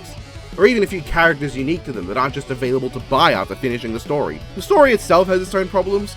The cutscenes all use the animation and voice acting of the movie, but the music and sound effects are different. I assume it's because they got the clips before all that was edited in, so they didn't have to wait for the movie to be completely edited and could drop the game whenever they wanted to. But it results in a really uncanny valley feeling when watching them just because I've seen the movie so much and I love it, and it's like that's not how the movie sounds. Freeplay tended to be really dull for once. There were about 6 collectibles per level and they were often barely hidden even by LEGO standards.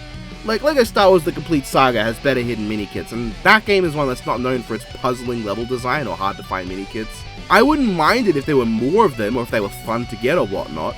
At least this game isn't one of the ones that forces you to play through the levels in the normal way, even during free play. Like, I love LEGO DC supervillains, but it sometimes felt like they were just going out of their way to stop you from sequence breaking during free play. You can just go ahead. This game doesn't stop me from picking a flying character, swapping to the ability needed to progress, and bashing through the levels really quickly while picking up the collectibles. I like that. Finding the levels themselves with the lack of a dedicated level select screen was proper annoying. And then there's how boring the roster is.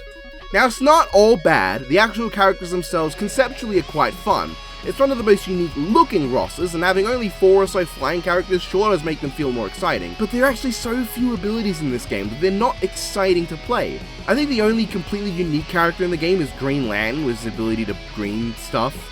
Otherwise, they have some combo of laser beam, explosive, or being a woman, meaning high jumping. And yes, I know that's how the games work. Every character just has a set of existing powers, but at least they'd have some fun voice lines, unique animations, or interesting combos of powers. But here they don't have that, because there aren't even enough powers to make interesting combos. Unikitty and Lord Business kinda get away with things because the only characters who can do what they do are alternate versions of themselves. But man, is this roster boring! Finn's room is pretty fun though, being a wide open space and the only area that's uniquely not made of Lego in the game. It contains a bunch of fun stuff to do and collectibles to collect. It's fun to both fly around freely and to climb and parkour your way through with a normal character. But they had to make this more frustrating than normal too, because the really fun extra characters to play and vehicles to drive that you collect across levels require the longest kind of instruction build to actually put together. It takes so long even if you're going at full speed, it makes it a chore to try out everything. The game is fun, it really is, but among LEGO games, kinda just average. I can see the future! There are a few games I've been waiting to play for longer than Xenoblade Chronicles. Ever since I heard about it during the Wii days, I tried to hunt down a copy but could never find one in person, even at the height of the Wii section at EB Games. Then when it came on Switch, I also attempted to hunt it down. Never find it. Until one day my dad came home from a slightly out of the way store and managed to find a copy for me. Without missing a beat, I put it in. Though this was months ago, like first half of the year months ago, I think. This game took me a long time to finish, and given I didn't even bother 100%ing it, that might seem weird. It's not that long a game to take most of a year to get through. Well, there's a reason for that, and it's not an outside thing, it was the game itself. But, to be clear, the game is excellent, let's not make any mistake on that.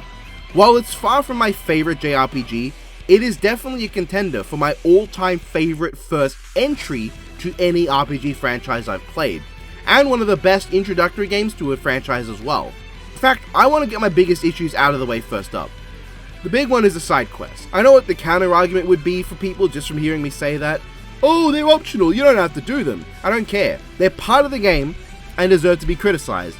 If you got a delicious meal but on the plate was a fat nugget of dog shit on the edge that didn't touch any of the actual food but was just kind of there, you'd be right to be annoyed, even if you could ignore and dispose of it. Or for a less drastic example, if you got a dish that included one particular ingredient you don't like, you could just pull each one out and put them aside, like me with bean sprouts of any given bowl of seafood curry luxor I order. That doesn't mean it's not an issue you have with the dish though. Xenoblade even encourages you to spend a while just doing them. But they just kinda suck, mate. They're shit! And somehow Xenoblade 2 is even worse? That's hysterical. The quests are not only repetitive and boring, but they come in such huge quantities. It's not unusual to be talking to a character for a quest and then, by the end of the conversation, picking up 5 of them that are the same thing with a different target. Lame as shit. Now, not doing them eventually, when I got bored, did result in me being underleveled at times, which made certain bosses way harder than was necessary, but I'd take frustratingly hard bosses over hours of boredom. At least level grinding doesn't require running all over the place to talk to people to finish stuff off and actually get the XP. Now let's compliment the game, starting with the least interesting thing that I do like, the gameplay. Yeah, the gameplay is solid, but I don't think it was especially noteworthy. I do understand the Final Fantasy XIII comparisons at least, because that is a game with an auto combat system that was fucking dog shit and sucked, but this game has one that's actually really cool. Each character plays uniquely, it's actually fun to manage your arts and plan when to use your everyone come together and roast this guy power. But like, it wasn't all that special. There is this kind of interesting mechanic where you can see the boss's super moves coming in a way that feels natural in the context. Like, you don't have zero time to react because the boss hits you immediately, but you also don't have a boss that takes ages to pull back and telegraph their attack before hitting you. So it feels like the boss is actually trying to kill you, but it makes sense you can avoid it because you can see the future. Early on, it's quite fun to consider when you should save your Monado arts for blocking hits, or when to just take it, and what to do. But later on, when bosses just spam these, it becomes a case of, okay, that's dealt with. Oh, immediately another one. and then you either have your Monado art immediately ready again to just do the same thing, or you don't and you just eat shit. That said, you lose this ability later on and you begin developing it again during the final battle, with a quick time event to instigate them to work in some gameplay into showing Shulk slowly getting the power back, but also that Shulk has to put more effort in at first to get these visions. That's cool, I like when gameplay integrates with narrative, but otherwise just an okay mechanic where the times it's good and bad balance out. I was sometimes a bit disoriented with how enemies not looking at you and nowhere near you can sometimes just smack you. It was hard to gauge how much of the open area you fight in and the ability to freely run around mattered when attacks will hit you anyway regardless of where you are unless you're the other mile away. Story then. It's really good. Aren't there several JRPGs this year that have either had outright bad stories or extremely good but formulaic stories? This one felt truly fresh. It has a lot of common tropes. In fact, it reminded me a lot of Avalon LaFay from earlier the year. What with the blonde chosen one showing up out of nowhere one day and being taken in, the father figure who turns out to be one of the main villains, the struggles with fate, the world being made of the inactive body of a god that comes back to life in the end. The villain for most of it turns out to actually be trying to take out that god the whole time and was not purely evil. The timeline's stagnant and gets erased at the end.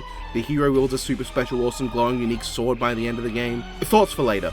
Generally, I thought the story in Xenoblade was really good. It had plenty of good twists and turns, and as for obvious as stuff like Zanza being the ultimate villain wasn't advanced, I certainly can't say I was annoyed by the reveal. One of my favourite games of all time is Final Fantasy IV, from my favourite JRPG franchise. A franchise famous for just dropping God or some other deific being as the final boss out of nowhere after dropping the boss throughout most of the game. Even other games from different series I love, like Shining Force, have done this with Dark Dragon just kind of showing up to be the final boss out of nowhere. I don't mind as much as I probably should. Zanza is really boring, but Alvis is interesting enough throughout for me not to be bothered. I quite like the narrative generally. A few things are a bit odd, especially the pacing at points, but I really did have a great time.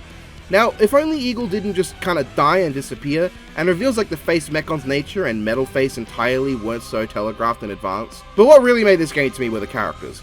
Out of the way, Shulk's my favorite. I fucking love Shulk, he's fucking lovable. Smash gave me the wrong idea on the guy. I assumed he was that kind of dude bro standard protagonist sort of deal, but no.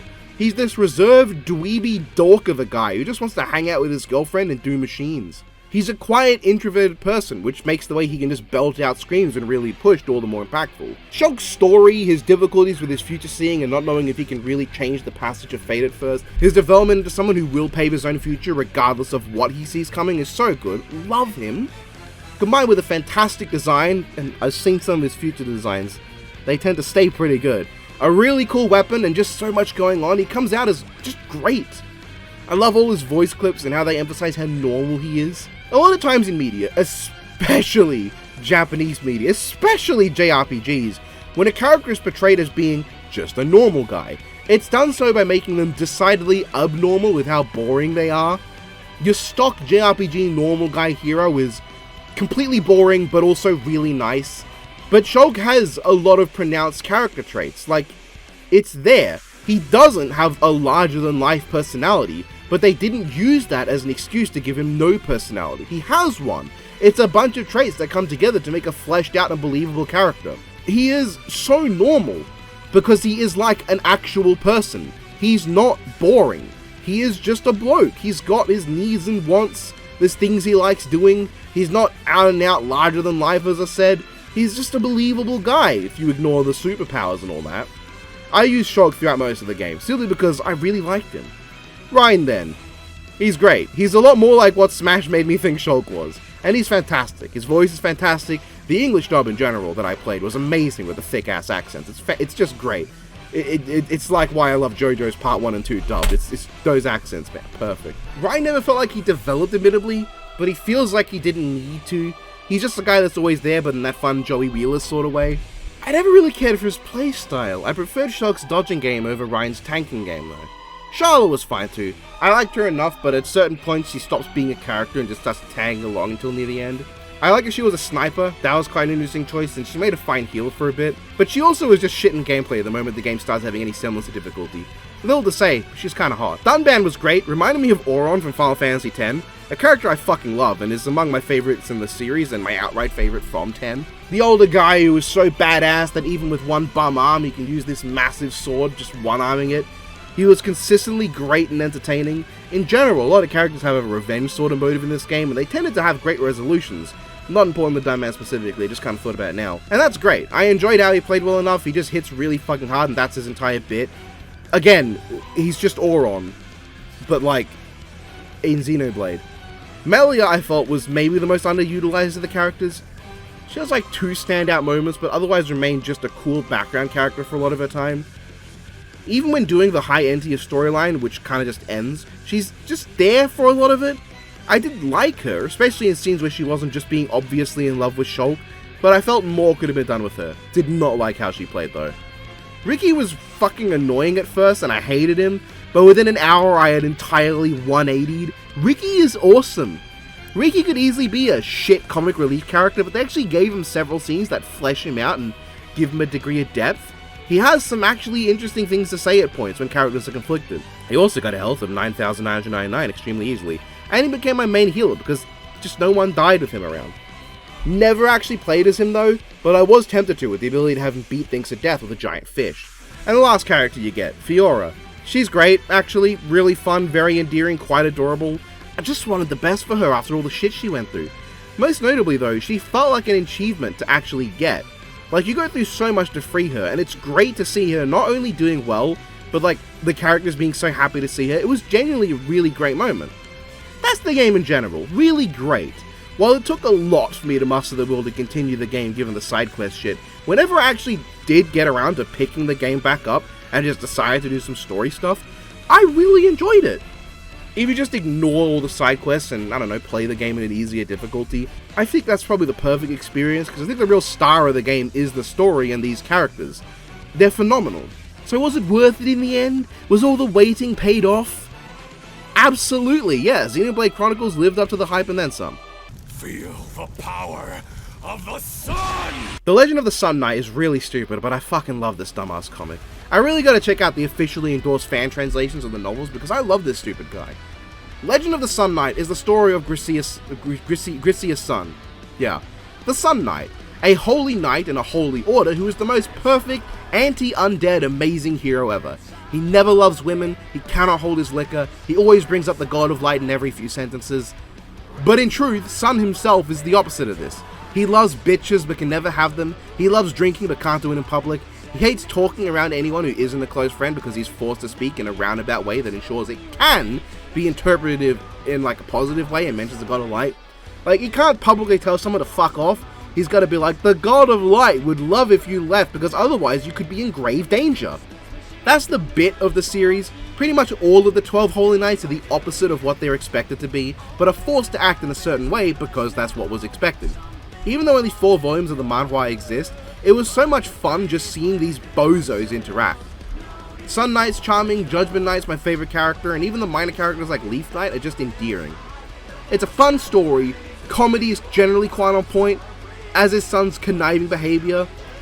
Anyone who's interested in my explanation, I would recommend this to. I don't want to spoil too much, is the problem, because I know that most people, if not everyone currently watching this video, or like 3,000 of you at best, haven't read it.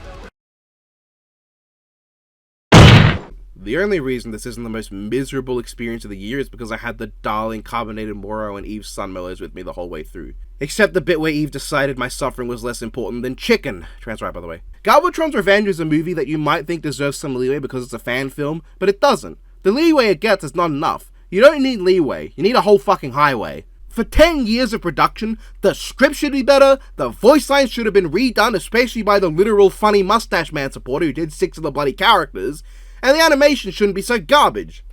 I will not give any respect to this film. There are voice actors out there saying they were glad the film got so much negative reception, and animators saying that they were neither paid nor told they could edit the animations made by the man behind the project overall, and all they could do was polish.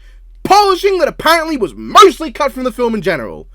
The dialogue is horrible, the animation is bad, the effects are garbage, scripting shit. There are tons of times where the animation ends before it cuts away, so characters just freeze in place for several frames and it's distracting. There's a whole bit of exposition that's just editing on Sony Vegas with 4 PNGs and no background. There's terrible action scenes, 2 title screens that are the exact same title for some reason, bad voice acting, terrible audio quality, bad sound design. I hate it! I hate this movie so fucking much! Never has a more miserable product been produced since Spider-Man Lotus. Galvatron's Revenge does nothing right! If I had to give any constructive criticism, revise the script several times over, make sure your voice actors have proper quality mics, let the animators with more experience speak their mind and fix janky bad animations, make sure you show your work to others beforehand so they can tell you how shit it is, don't spend all your money on hardware and none on anything else, also don't hire diagonal manji lovers, maybe also delete your channel. Carbonated Gem and Eve Sunmellows are the goats though. Love them for saving my fucking life getting through this shit. Art School Confidential was miserable. Textbook miserable. Everyone's an asshole and it's all unpleasant. I love tits, but this movie has two gimmicks and they're both shown on full display in the opening scene. Even the horniest person wouldn't need to watch past the opening few minutes of the movie, assuming they weren't bright enough to just check what Playboy issues she was centerfold of. I didn't even mean to watch Avenging Force, but I did and it wasn't fun. I kind of hated it. It was super bland, but I was trying to watch Avenging Force the Scarab for the ranking and instead got this, so it is better than what I could have been watching. Fucking finally. It took me quite a while to finish the great Ace Attorney Chronicles. Not because these are bad games, but rather the first one did not hold my interest too much. And a lot of that really just comes down to the trials themselves, because it's very strong on many other fronts. I think the character designs are all very charming and have plenty of personality, and a lot of the characters themselves are pretty great. Naruhodo is a fantastic protagonist because I really felt like I was there watching him grow as the game went on. Something I can't even really say for old Raito from the original trilogy. Seeing him become more confident and learn what being a lawyer really means to him, as well as the overall arcing theme of trust and betrayal and how he grows. Susato wasn't as interesting, but I still liked her and she was charming. Same with Iris, she was quite great. The real star was Herlock Sholmes. While not the most complex of characters, at least in the first game, he was an incredibly entertaining one. Never was there a dull moment with him. A great cast. Great cast. My only problem though, the mysteries are shit. Trial 1 was a fantastic introduction, giving us our tutorial onto this new, or I guess old, era of Ace Attorney. It's kinda old, Layton did it first, it doesn't matter. Reintroducing the classic mechanics and building up to the moment Naruhodo finally drops a proper objection. I wish the voice line was better, or at least there was a variant later on in the game that had a bit more oomph to show how much he'd grown. But the moment is still cool. Kazuma is an awesome character and I could tell that he had that Danganronpa Rantaro energy of being significantly too cool to last that long. Sure enough, he doesn't. The first trial honestly has one of the best and most complex first trials I've played. That said, this is only my fourth game, I have no idea how the Apollo Justice trilogy measures up. But it's a lot better than the first two games, and on par with the third in terms of how fun it is. But behind it in terms of how powerful it feels to me narratively to the overall game, first one that is, comes around the second, I gotta keep saying. Second game saved the first one a lot, but Trial 2, however, doesn't exist. I'm very mixed on it. On one hand, the mystery is very fun, and being with Herlock the whole time was kinda goated. I also fucking love the little song and dance performance you have with him at various points in the game, and I really wish only that the game didn't literally point you in the most obvious direction of solving them, because if these had real problem-solving moments, they'd be major highlights. But while fun, I really lamented the loss of any proper trial in this chapter of the game. Trial 3 was not amazing, but hold your horses, this is not the third case syndrome thing. It's solely because this case exists as setup for the core elements of the game. We meet our main prosecutor, Baron von Zieks, who is kind of awesome and it's fantastic how over the top he is while also having the most serious face ever. A man who can drop a hatchet kick death slam while holding a glass of wine yet retain a completely straight face is too good to be true. Naruhodo gets betrayed. We're exposed to the underlying corruption of the system. It's overall a very solid introduction to the core themes of the game's, or the duology really. It is great in a narrative sense. The whole thing of in Justice for All, the last trial, where you actually trying to acquit someone who is objectively in the wrong, you realize over time that, no, you basically just prove that your guy was guilty throughout.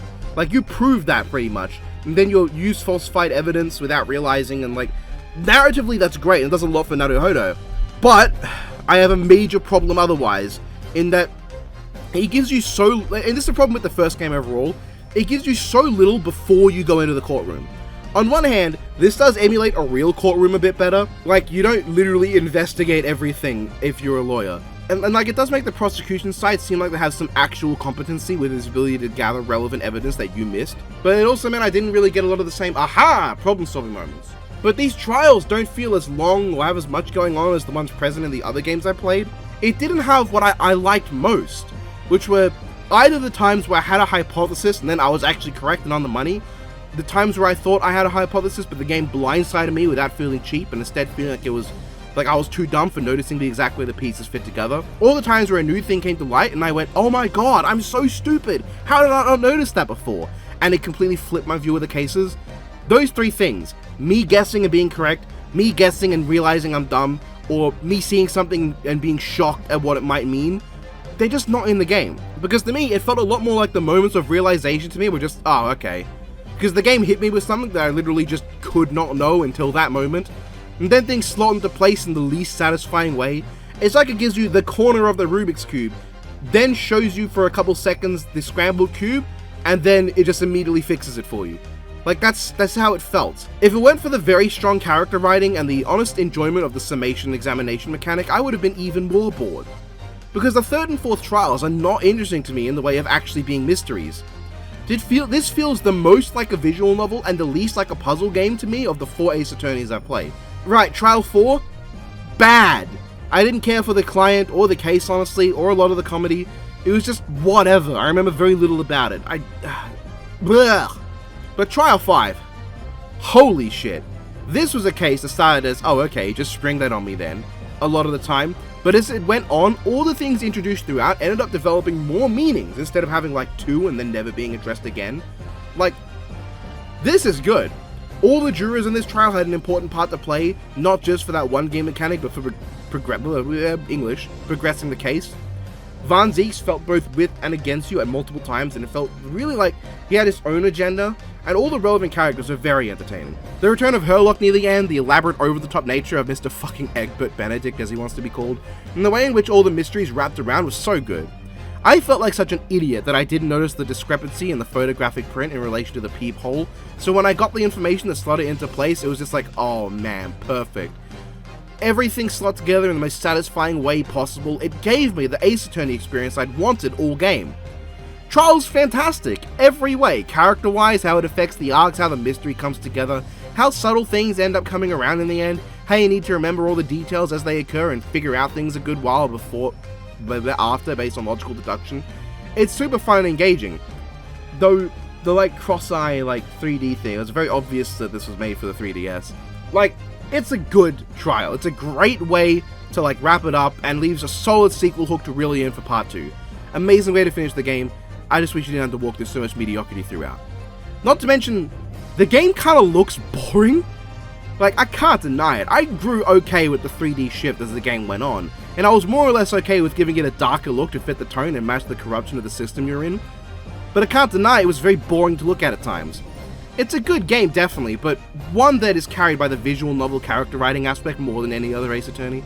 Because these mysteries are beyond boring, exceedingly simplistic, and only difficult to solve because the most basic of clues are not given to you. Once you have them, it's trivial to figure out what happened. And then months later, at the end of the year, I actually played Great Ace Attorney 2 Resolve, and it, like, come on! This first game was so dull, why is the second game so good? Like, it's my second favorite in the series, just behind Trials and Tribulations. Huh? What happened? This game, top to bottom, is fantastic all of a sudden. The characters remain as endearing as ever, but even better. Naruhodo's development is finished off as expected, and it was great. Susato I just found a lot more enjoyable for some reason.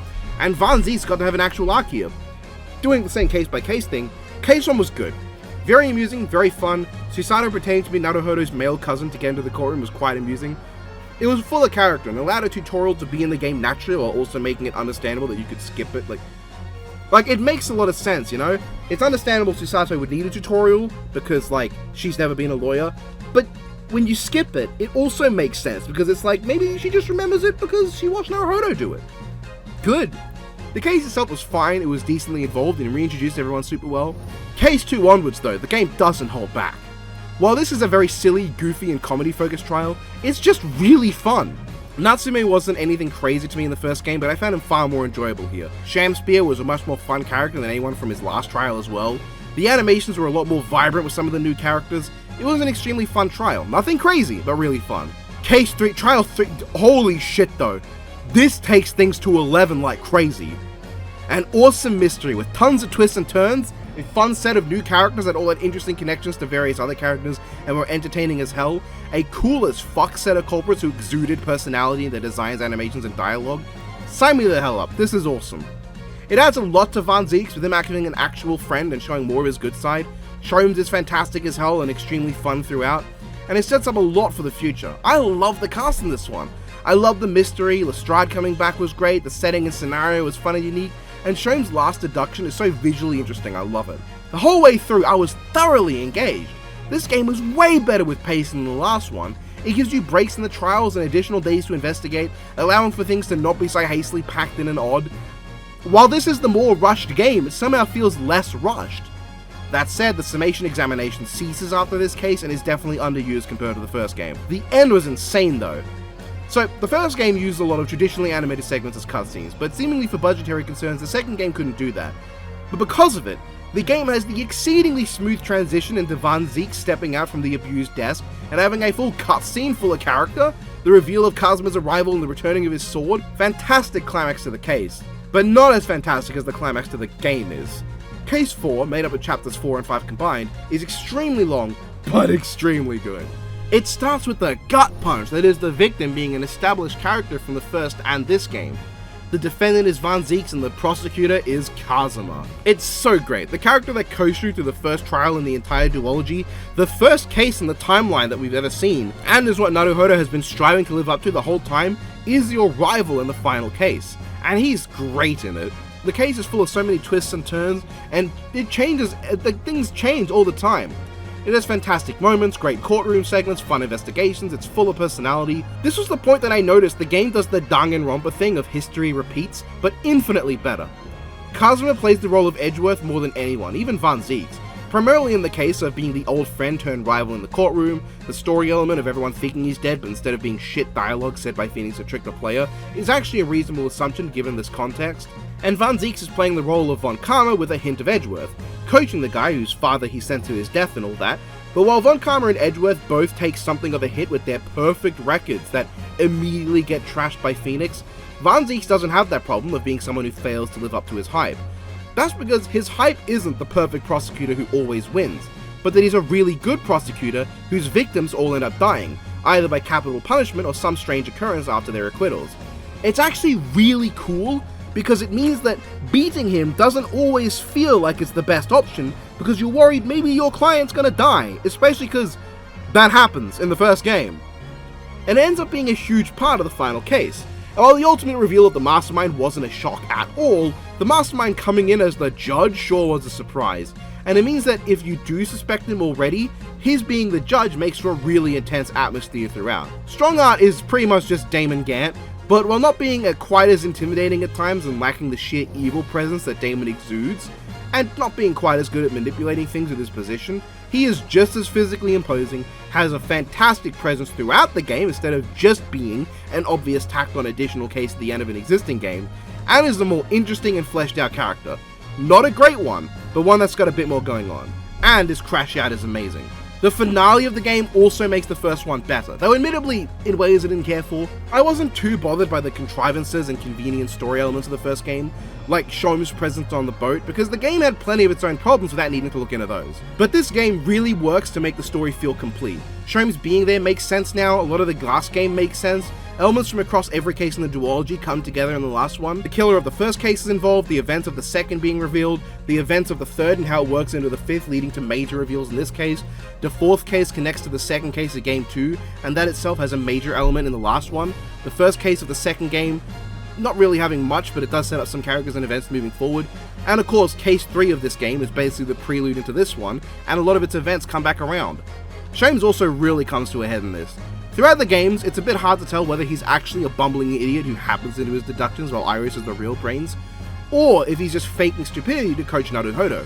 But throughout this one, it becomes super evident by the end that, yeah, it's pretty obvious.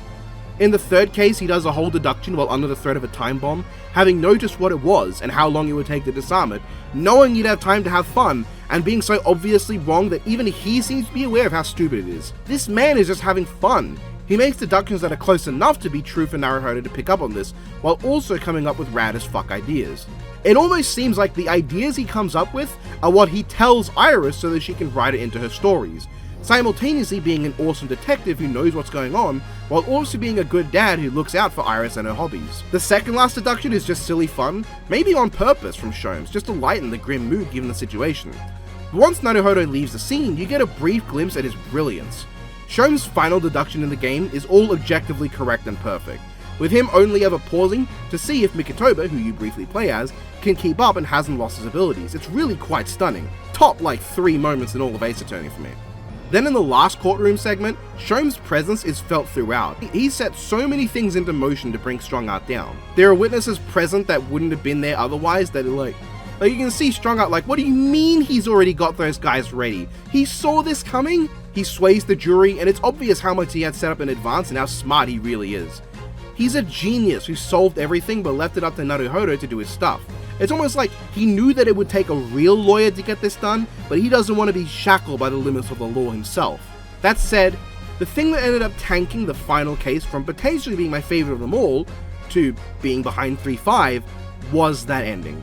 Shoum's just shows up with anachronistic hologram technology and solves it all himself with stuff that was not set up in advance. Shoum's having tea with the Queen or live streaming the entire court hearing during the 1920s to her was never set up or hinted at.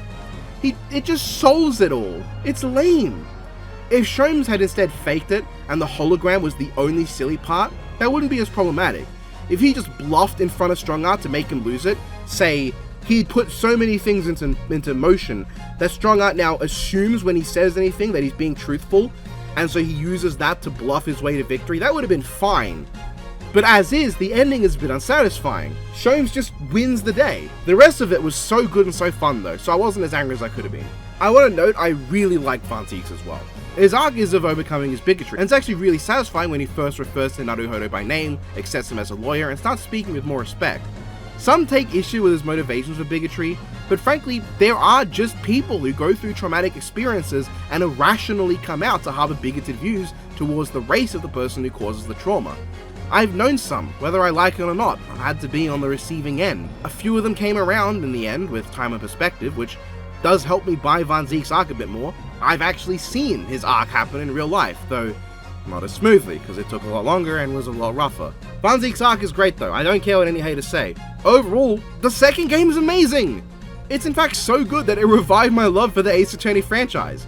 I purchased the last copy of Apollo Justice Trilogy on Amazon and hunted down the Investigations duology solely because this one game reminded me how much I love the series.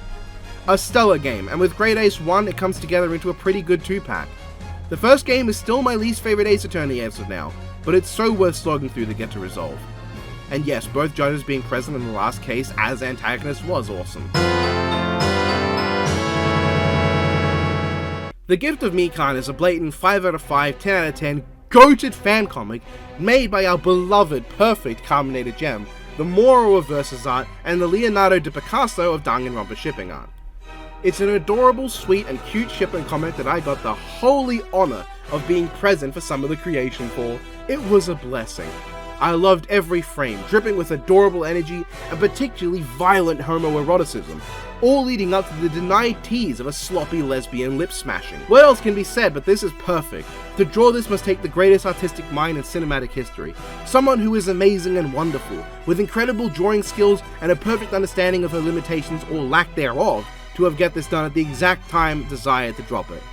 We can all look to Kamen Rider Gem and say, I wish I was her, because why would you want to be anyone else?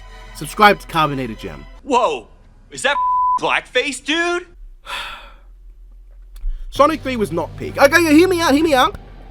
It's really good. My favorite of the Sonic films.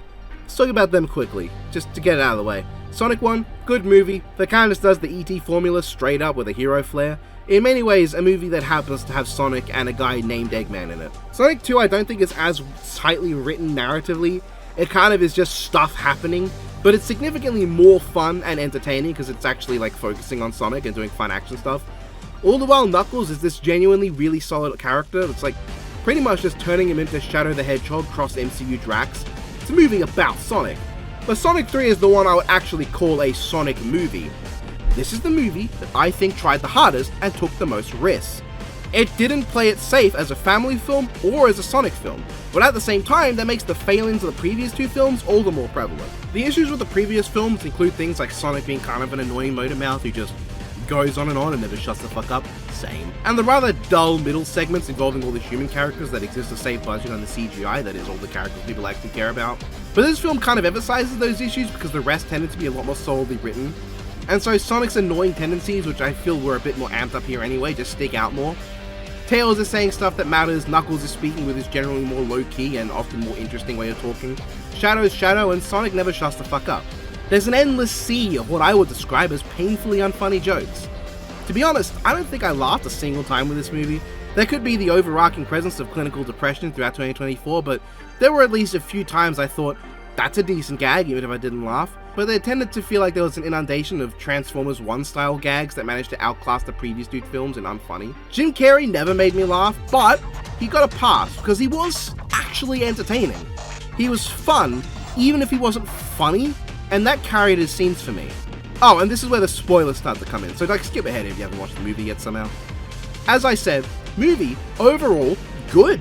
And that's because when the movie actually tries to be a solid movie, it pulls it off. A lot of Shadow's scenes are extremely good.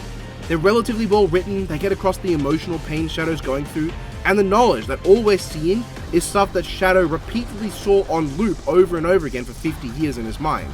It makes them a lot more understandable than could have been otherwise. To some extent, I think it's better than Sonic Adventure 2. Shadow isn't snapped out of it because he remembers the one sentence Maria ever said that would stop him, but the one person influencing him has their influence stripped away and replaced with a more positive one here. Sonic's last bit with Shadow on the moon is really nice and quite endearing. That said, I wish the trailers didn't show literally the only Shadow fight before he goes super. For some reason, Shadow gets the fight with Team Sonic at the start, one that is literally just what happens in the trailer and nothing else, a chase scene that ends with the other shot of fighting in the trailer with a fist clash, and then he just never fights Knuckles or Tails again. The former really sucks, because I think Knuckles has so much in common with Shadow that it could have been interesting, but hey, it's not like the games ever took advantage of that either. He beats everyone up off screen, punches Tom, which got me so hopeful he would just fucking die right then and there, and then the next fight we get is the super fight, which is awesome, and my only issue is that Shadow forgot he could punch the emeralds out of Sonic, which is literally his first move. Could have just immediately won with that. It's kind of a huge issue actually. But the cool ass Live and Learn remix is awesome, but it's not as audible as I'd like. Could have gone on for longer. A cool fight with some truly spectacular shots that just look insane. Super Sonic feels even stronger and faster than the last film, while not quite feeling as unstoppable, but far more brutal.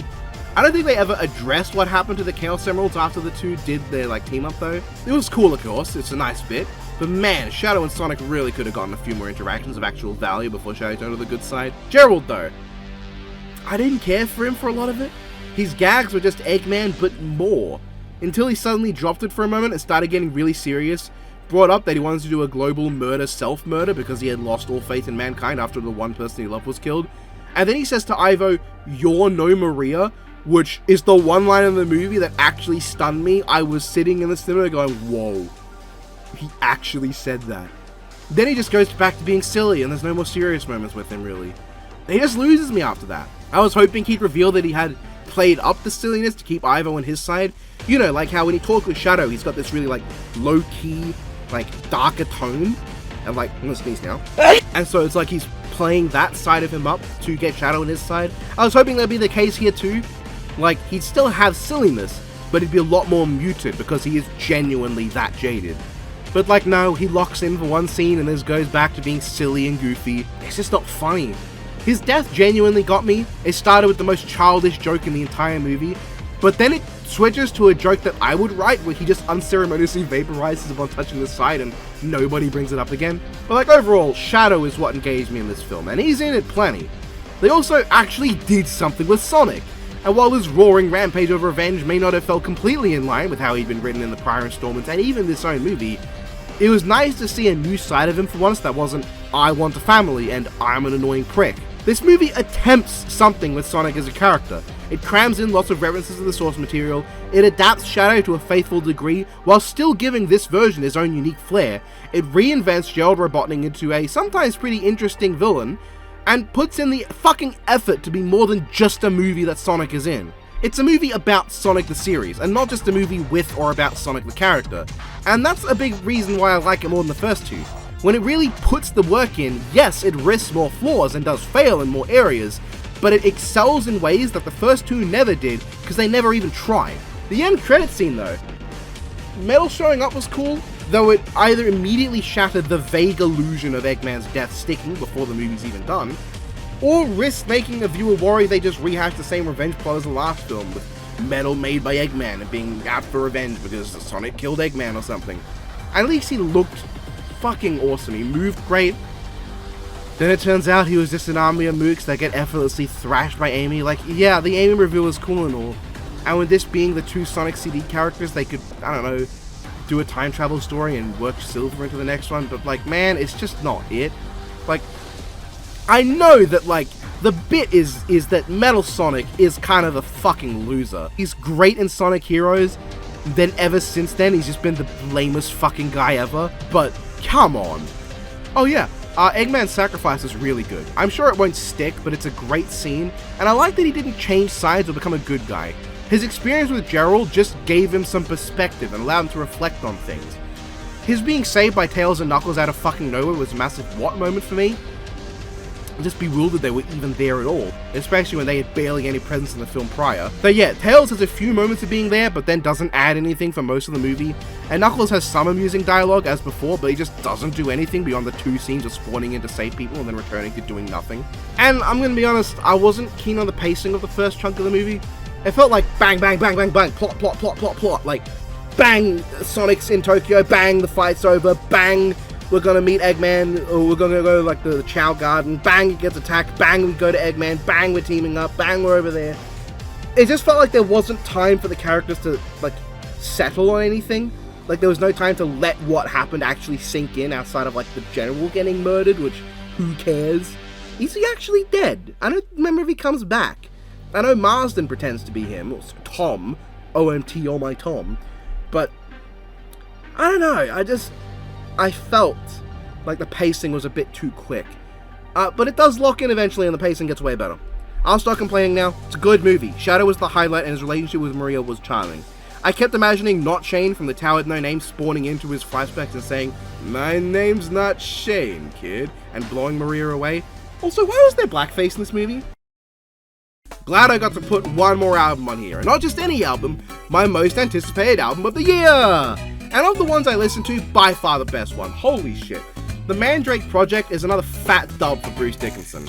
10 fantastic songs, along with an alternate variation of If Eternity Should Fail, my favourite song from Iron Maiden's Book of Souls, but here it's hard to say if my favourite or not, because there are so many good ones. Can't put it to words, Mandrake Project is phenomenal, happy to say that. That's right, Boomstick. Alright, one last video game, yeah? Kind of. Metroid Prime Remastered. Now I have played some Metroid before, but only over the 2D games, never touched Prime or god forbid other M, but now I have, and man, I've been missing out. Not that you can blame me. The only console I had that could play any of these was the Wii, to which my only option was Corruption, because the one awesome trilogy set just never showed up here. Metroid Prime Remastered is fantastic, plain and simple. I don't even think I have much to say, because it's a game that almost everyone who would want to play probably has played. The gameplay manages to meld the first-person perspective with classic Metroid gameplay pretty much flawlessly. Now, some of the platforming, especially later on, did really fucking annoy me due to the perspective, but most of the time it had no negative impact. It was a great choice to really make Samus's debut into 3D something special. Like, Ocarina of Time and Mario 64, for as classic as they really are just what you'd expect of a 3D game for Zelda and Mario. And Pokemon literally just did its mainline 3D debut as a normal Pokemon game that happens to be 3D, but Prime feels like a classic Metroid game, and also completely unique. There's this ever-enhanced claustrophobic feeling compared to the 2D games. The world feels massive and tiny at the same time. Every room's ability to make you consider what could be inside, or give incentive to look around for hidden upgrades, feels even more enhanced than the 2D games that I've played. I will say, some of the rooms are a bit too dark at points. I mean, before you get the thermal and x-ray visors, there were parts early on where things were so dark you can't find anything, or, like, at all. I was fucking lost, it sucked because it was just random scrambling to find anything. It got better though. What else? It's fun. The game's fun. Stories told through the things you can scan that was engaging. The bosses range from decently okay to spectacular as hell. Final boss is whatever, but visually was really cool. Weapons are each fun to use, puzzles are well made. The only thing I can say I outright disliked was boost ball half piping. That shit felt clunky and awkward. Didn't like it. Otherwise, spectacular game. 9 out of 10. Oh no, I'm still alive. Hey, look at that, one more Kamen Rider thing. One of the most hated seasons, along with Kiva, Fies, and Saber. But Black RX is also widely hated, and I liked it, so I went into Kamen Rider Ghost with an open mind. I do not like Kamen Rider Ghost. Now, okay, I think Kamen Rider Ghost is one of the most generic, meandering Kamen Rider shows I've ever seen. In fact, the show is a lot like Transformers Energon. The main protagonist has inconsistent characterization that is almost never developed. The main plot is finished midway and then just repeats again immediately. Then after it's finished again, it just kind of continues going for another 20 episodes doing nothing. Orphaned is how I would describe this show, because it started off decently solid.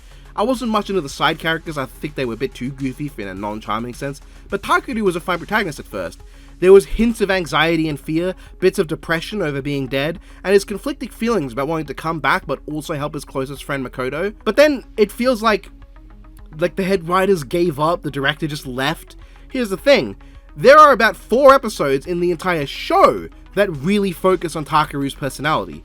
One where he's got anxiety and a lack of faith in himself that was really good. One where he loses faith in his willingness to help the Gamma and instead just wants to destroy them, which was really weird.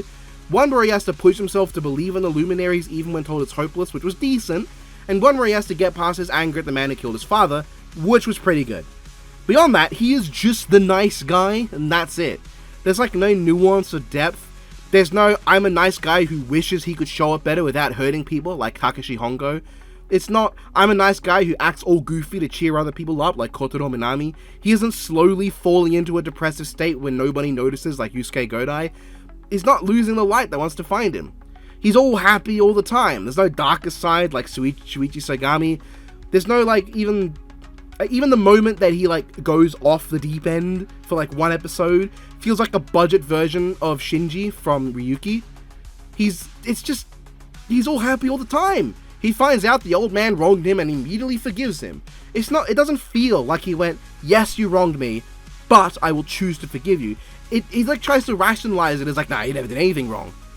Takeru is not a character. He's a patchwork of various character traits that were written into a series bible with no narrative through line to connect them.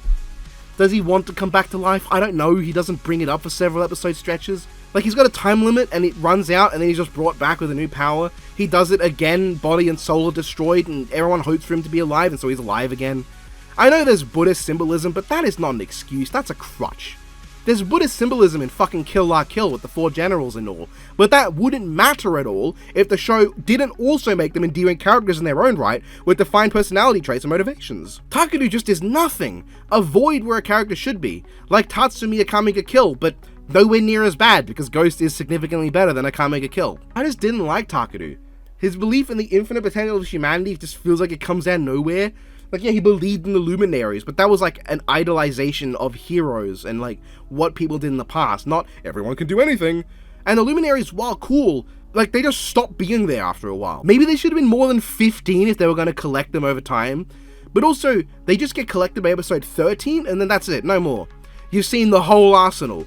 Also, you know Ghost's fucking awesome base design? Screw you, from here on out he almost never uses it. He exclusively uses boosted energized Red Ghost, who doesn't look nearly as good. Then he eventually comes to using nothing but Grateful Ghost, which looks cluttered and nothing like Ghost. Then he gets Mugen, which does look amazing, but has even less weaknesses than Grateful and almost no interesting powers. He has a whole episode about not relying on it, and then immediately goes back to relying on it and forgets about Grateful all over again. The Luminaries as characters are nothing special. They slowly just stop having presence, and that's a lot of characters really. Spectre at first is pretty cool if completely basic in his being another stern and cold secondary writer who thinks the protagonist is naive. But once his arc is done by like episode 14, he goes back to being a jobber of the crew and he gets a power up and then starts rolling over again with no effort. Tertiary writer Necrom later in the show is just this too, a massive jobber whose final time to shine in the whole show amounts to a villain from a show that didn't exist yet kicking the crap out of him and Spectre at the same time. All of the side characters aside from the silly monk guy stop having traits later. Like, Akari, I think her name is all about science, but by the end, she just never brings it up again. There's so many things that stop having meaning or don't ever get brought up again. The show really drops off after the first arc, it abandons characterization and effort, it stops having a story, it amounts eventually to just the same 3 suits fighting the same 3 other suits repeatedly and accomplishing nothing over the course of 20 episodes. The Gamma have these amazing designs, but then like, the Gamma's eyes, whatever they're fucking called, just show up and they just use those suits over and over again that don't look nearly as good as the unique ones they came up with earlier. Takeru has this whole bit of befriending all the Gamma he can, but he only ever does it with Chubby, who was goated as fuck admittedly, and then the main antagonist, who it doesn't work with anyway. And then randomly, it does start working, because Ghost says, actually, your dad loved you, and then the villain goes, oh fuck, he did, yeah. And then he unceremoniously dies and is replaced by a non-existent personality having kaiju, who just kind of dies the moment Ghost says, well, I'll just try really hard to hit it in the face, and then one-shots it and kills it, and that's it. Look, I am a Fairy Tail fan. The power of friendship is not as problematic to me as it is for us. I'm a fucking Yu-Gi-Oh fan too. But like, when Fairy Tail does it, Natsu not only has a much better vocal delivery in English or Japanese than Takeru does, but he also like actually has fight scenes. Like there's this great moment of, oh, he's really going at it, the villain's getting hits in and Natsu's not caring. It's not the power of friendship made him so strong he instantly wins. It's the power of friendship made him so strong that he's in great pain and he doesn't give a shit. He's gonna beat you up anyway. Like there are moments this bad in Fairy Tail, like the big one to me is on Tenru Island where Urza just suddenly through friendship gets more power than her entire guild combined and is never brought up again. But like, come on.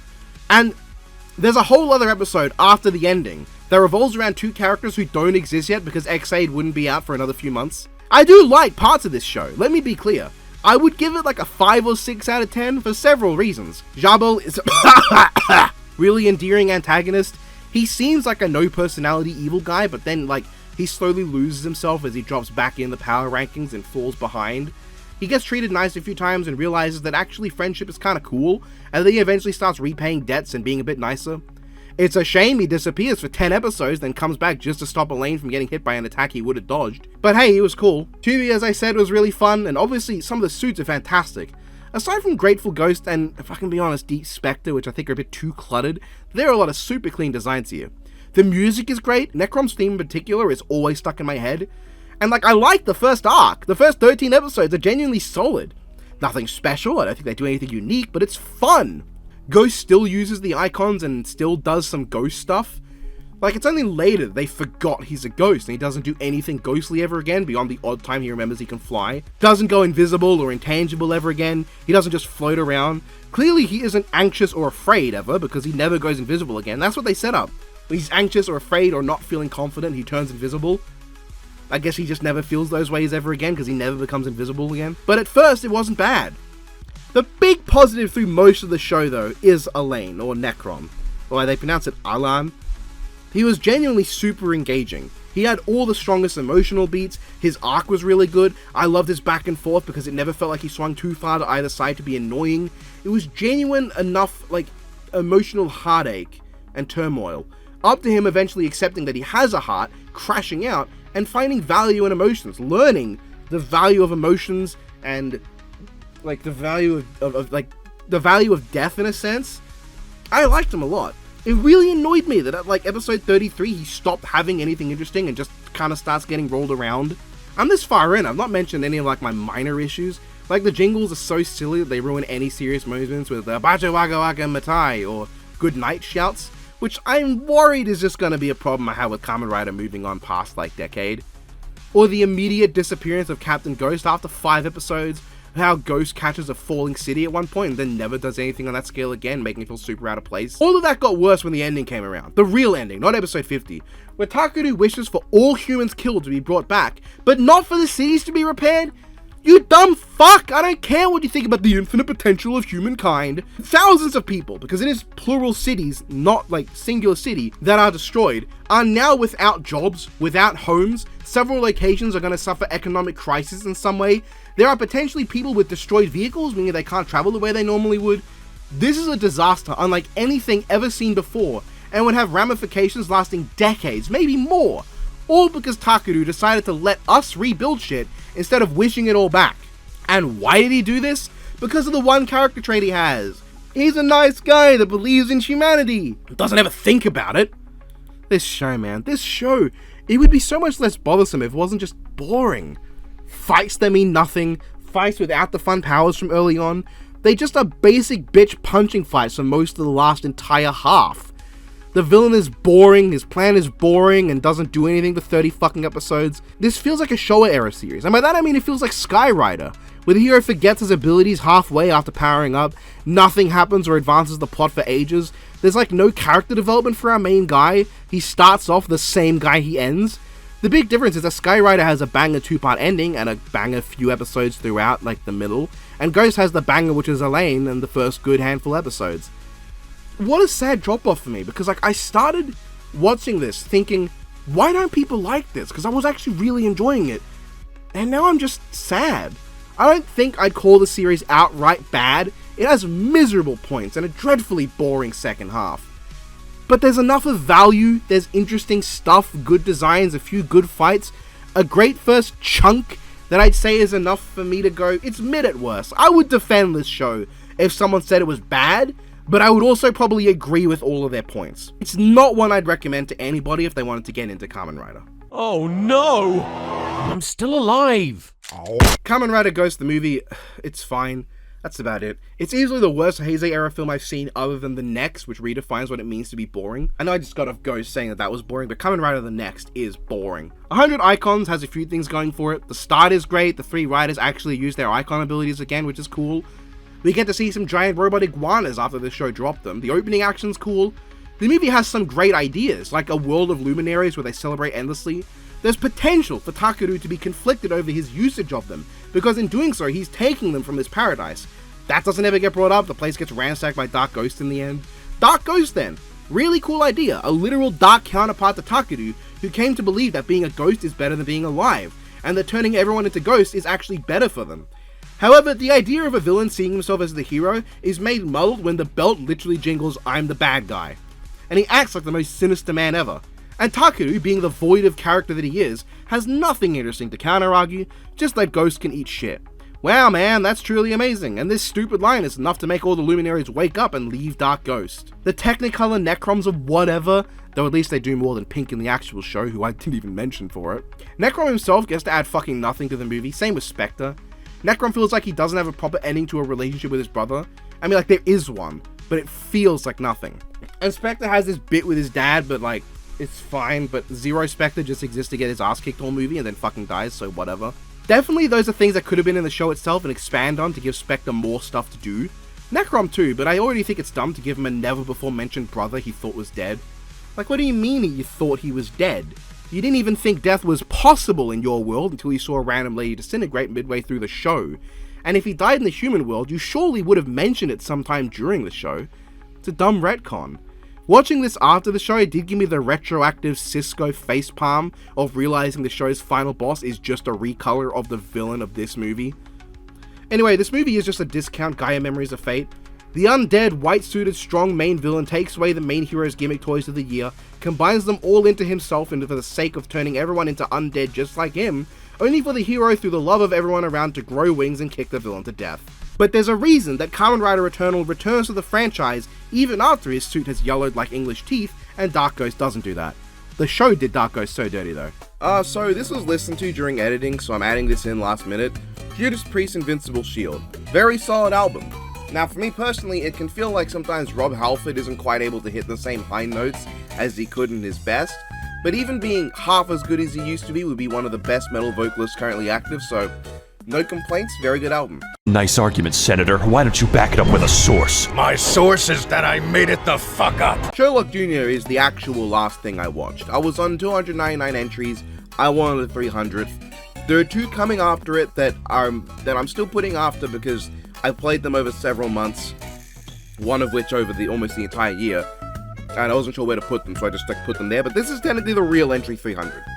Under a recommendation from a friend, Weed, I watched this 1920s silent movie. It's very solid. There's a lot of great stunt work. It's something I'm always impressed with. With these like old silent comedies, is the quality of the stunts and the way they get to do some stuff. Like, there's often something done in these films that you wouldn't expect, because like we have this like perception that like back then was like a backwater, no special effects, couldn't do shit. But like it reminds you, like, human ingenuity really is something. Even with the limited technology, we pulled off some impressive shit. Like, they're a testament to what can be done with putting your mind to it. It's a reminder that technology didn't make these things possible, it made them more convenient. Story's fine, characters are okay, it's really the comedic value and the quality of the stunts that make the movie. It's not very long, it's fairly entertaining. I'd say you just check it out yourself, it's free on YouTube. Godzilla Battle Line is a game I've been playing for some months now. It's fine. It feels like the same formula as Ruby Amity Arena, but like, you know, I liked that when it existed. It's fun here too. But I don't know, there's not much to say. It's a solid enough brain-dead mobile game with tons of spelling mistakes, endless crashes, and no substance. Please do another season that's not just a movie I have seen. I finally rest. Watch the sunrise on a grateful universe. I thought I'd end this year off on Gloomhaven, a board game that I'd bought early in the year and been playing regularly throughout with my friends. This quickly became the most interesting, fun, and engaging board game we'd ever played together. Not to say Space Hulk or Talisman are bad, still love them, but Gloomhaven is something special. The game has you start with 6 possible classes and work together as a group of up to 4 to complete missions in a very thick mission book. Unlocking new equipment, prosperity for Gloomhaven the city, new levels and so on as you go around. You can play following the narrative in any order you want, or make up your own entire campaign with the board pieces given. Each character has a set of cards to which they can bring a set number of into each scenario, and each turn they must use the top of one and bottom of another to make their turn, deciding initiative, drawing random cards to determine the movement of the enemies on the board, and work together to complete the scenario. Through the basic artificial intelligence system, that is, drawing a random set of cards that determines what the enemies do, can be unpredictable and fun. Using the team of Atelier, the human scoundrel that I played, Core, the Inox brute Huan used, and Jim Hammond, the Quattral Tinkerer that the other guy used, we throughout the year in weekly to fortnightly games, depending on the month, blazed our way through a chunk, though not a big chunk, of the available levels. There's so much content in the massive box, what a game. Every time we play it's fun. We have a B team using Ophelia the Spellweaver, Big Smalls the Mind Thief, and Her the Rock Guy. We sometimes use them as well. If you're wondering what the goal is, it's to have fun, shut up. Each character gets a personal quest that once completed allows them to retire and unlock new characters to use. Of course, nothing is stopping you from breaking the rules and using characters out of order, but come on, engage with the game at least the first time. So far, nobody playing has completed their personal quest, which is kind of exciting, because it means we've played this for so long but still have so much content left. Characters represented by miniatures, my favourite way of representing characters in board games, and enemies with well-printed bits of card that stick onto 1 or 2 bases to denote regular and elite variants. There's so many bits and bops, enemies and obstacles, and just chunks of levels to pop out. I think the biggest downside is requiring 3 boxes to store everything. 1 for level pieces, 1 for the obstacles, and 1 for everything else in the game. But, yeah, I don't know, it's really fun. Leveling up is satisfying, and enemies level up with you with varying levels of difficulty you can apply if you so desire. The game basically gives you endless resources to play with, and eases you in with a really long and really well thought out path that acts as a tutorial on how to make good levels and balance the game. No complaints, fantastic game, and one that I'm happy to end the year off with. And hey, that's it, December over. Hope you enjoyed this. Yeah, I don't know what else to say, bye.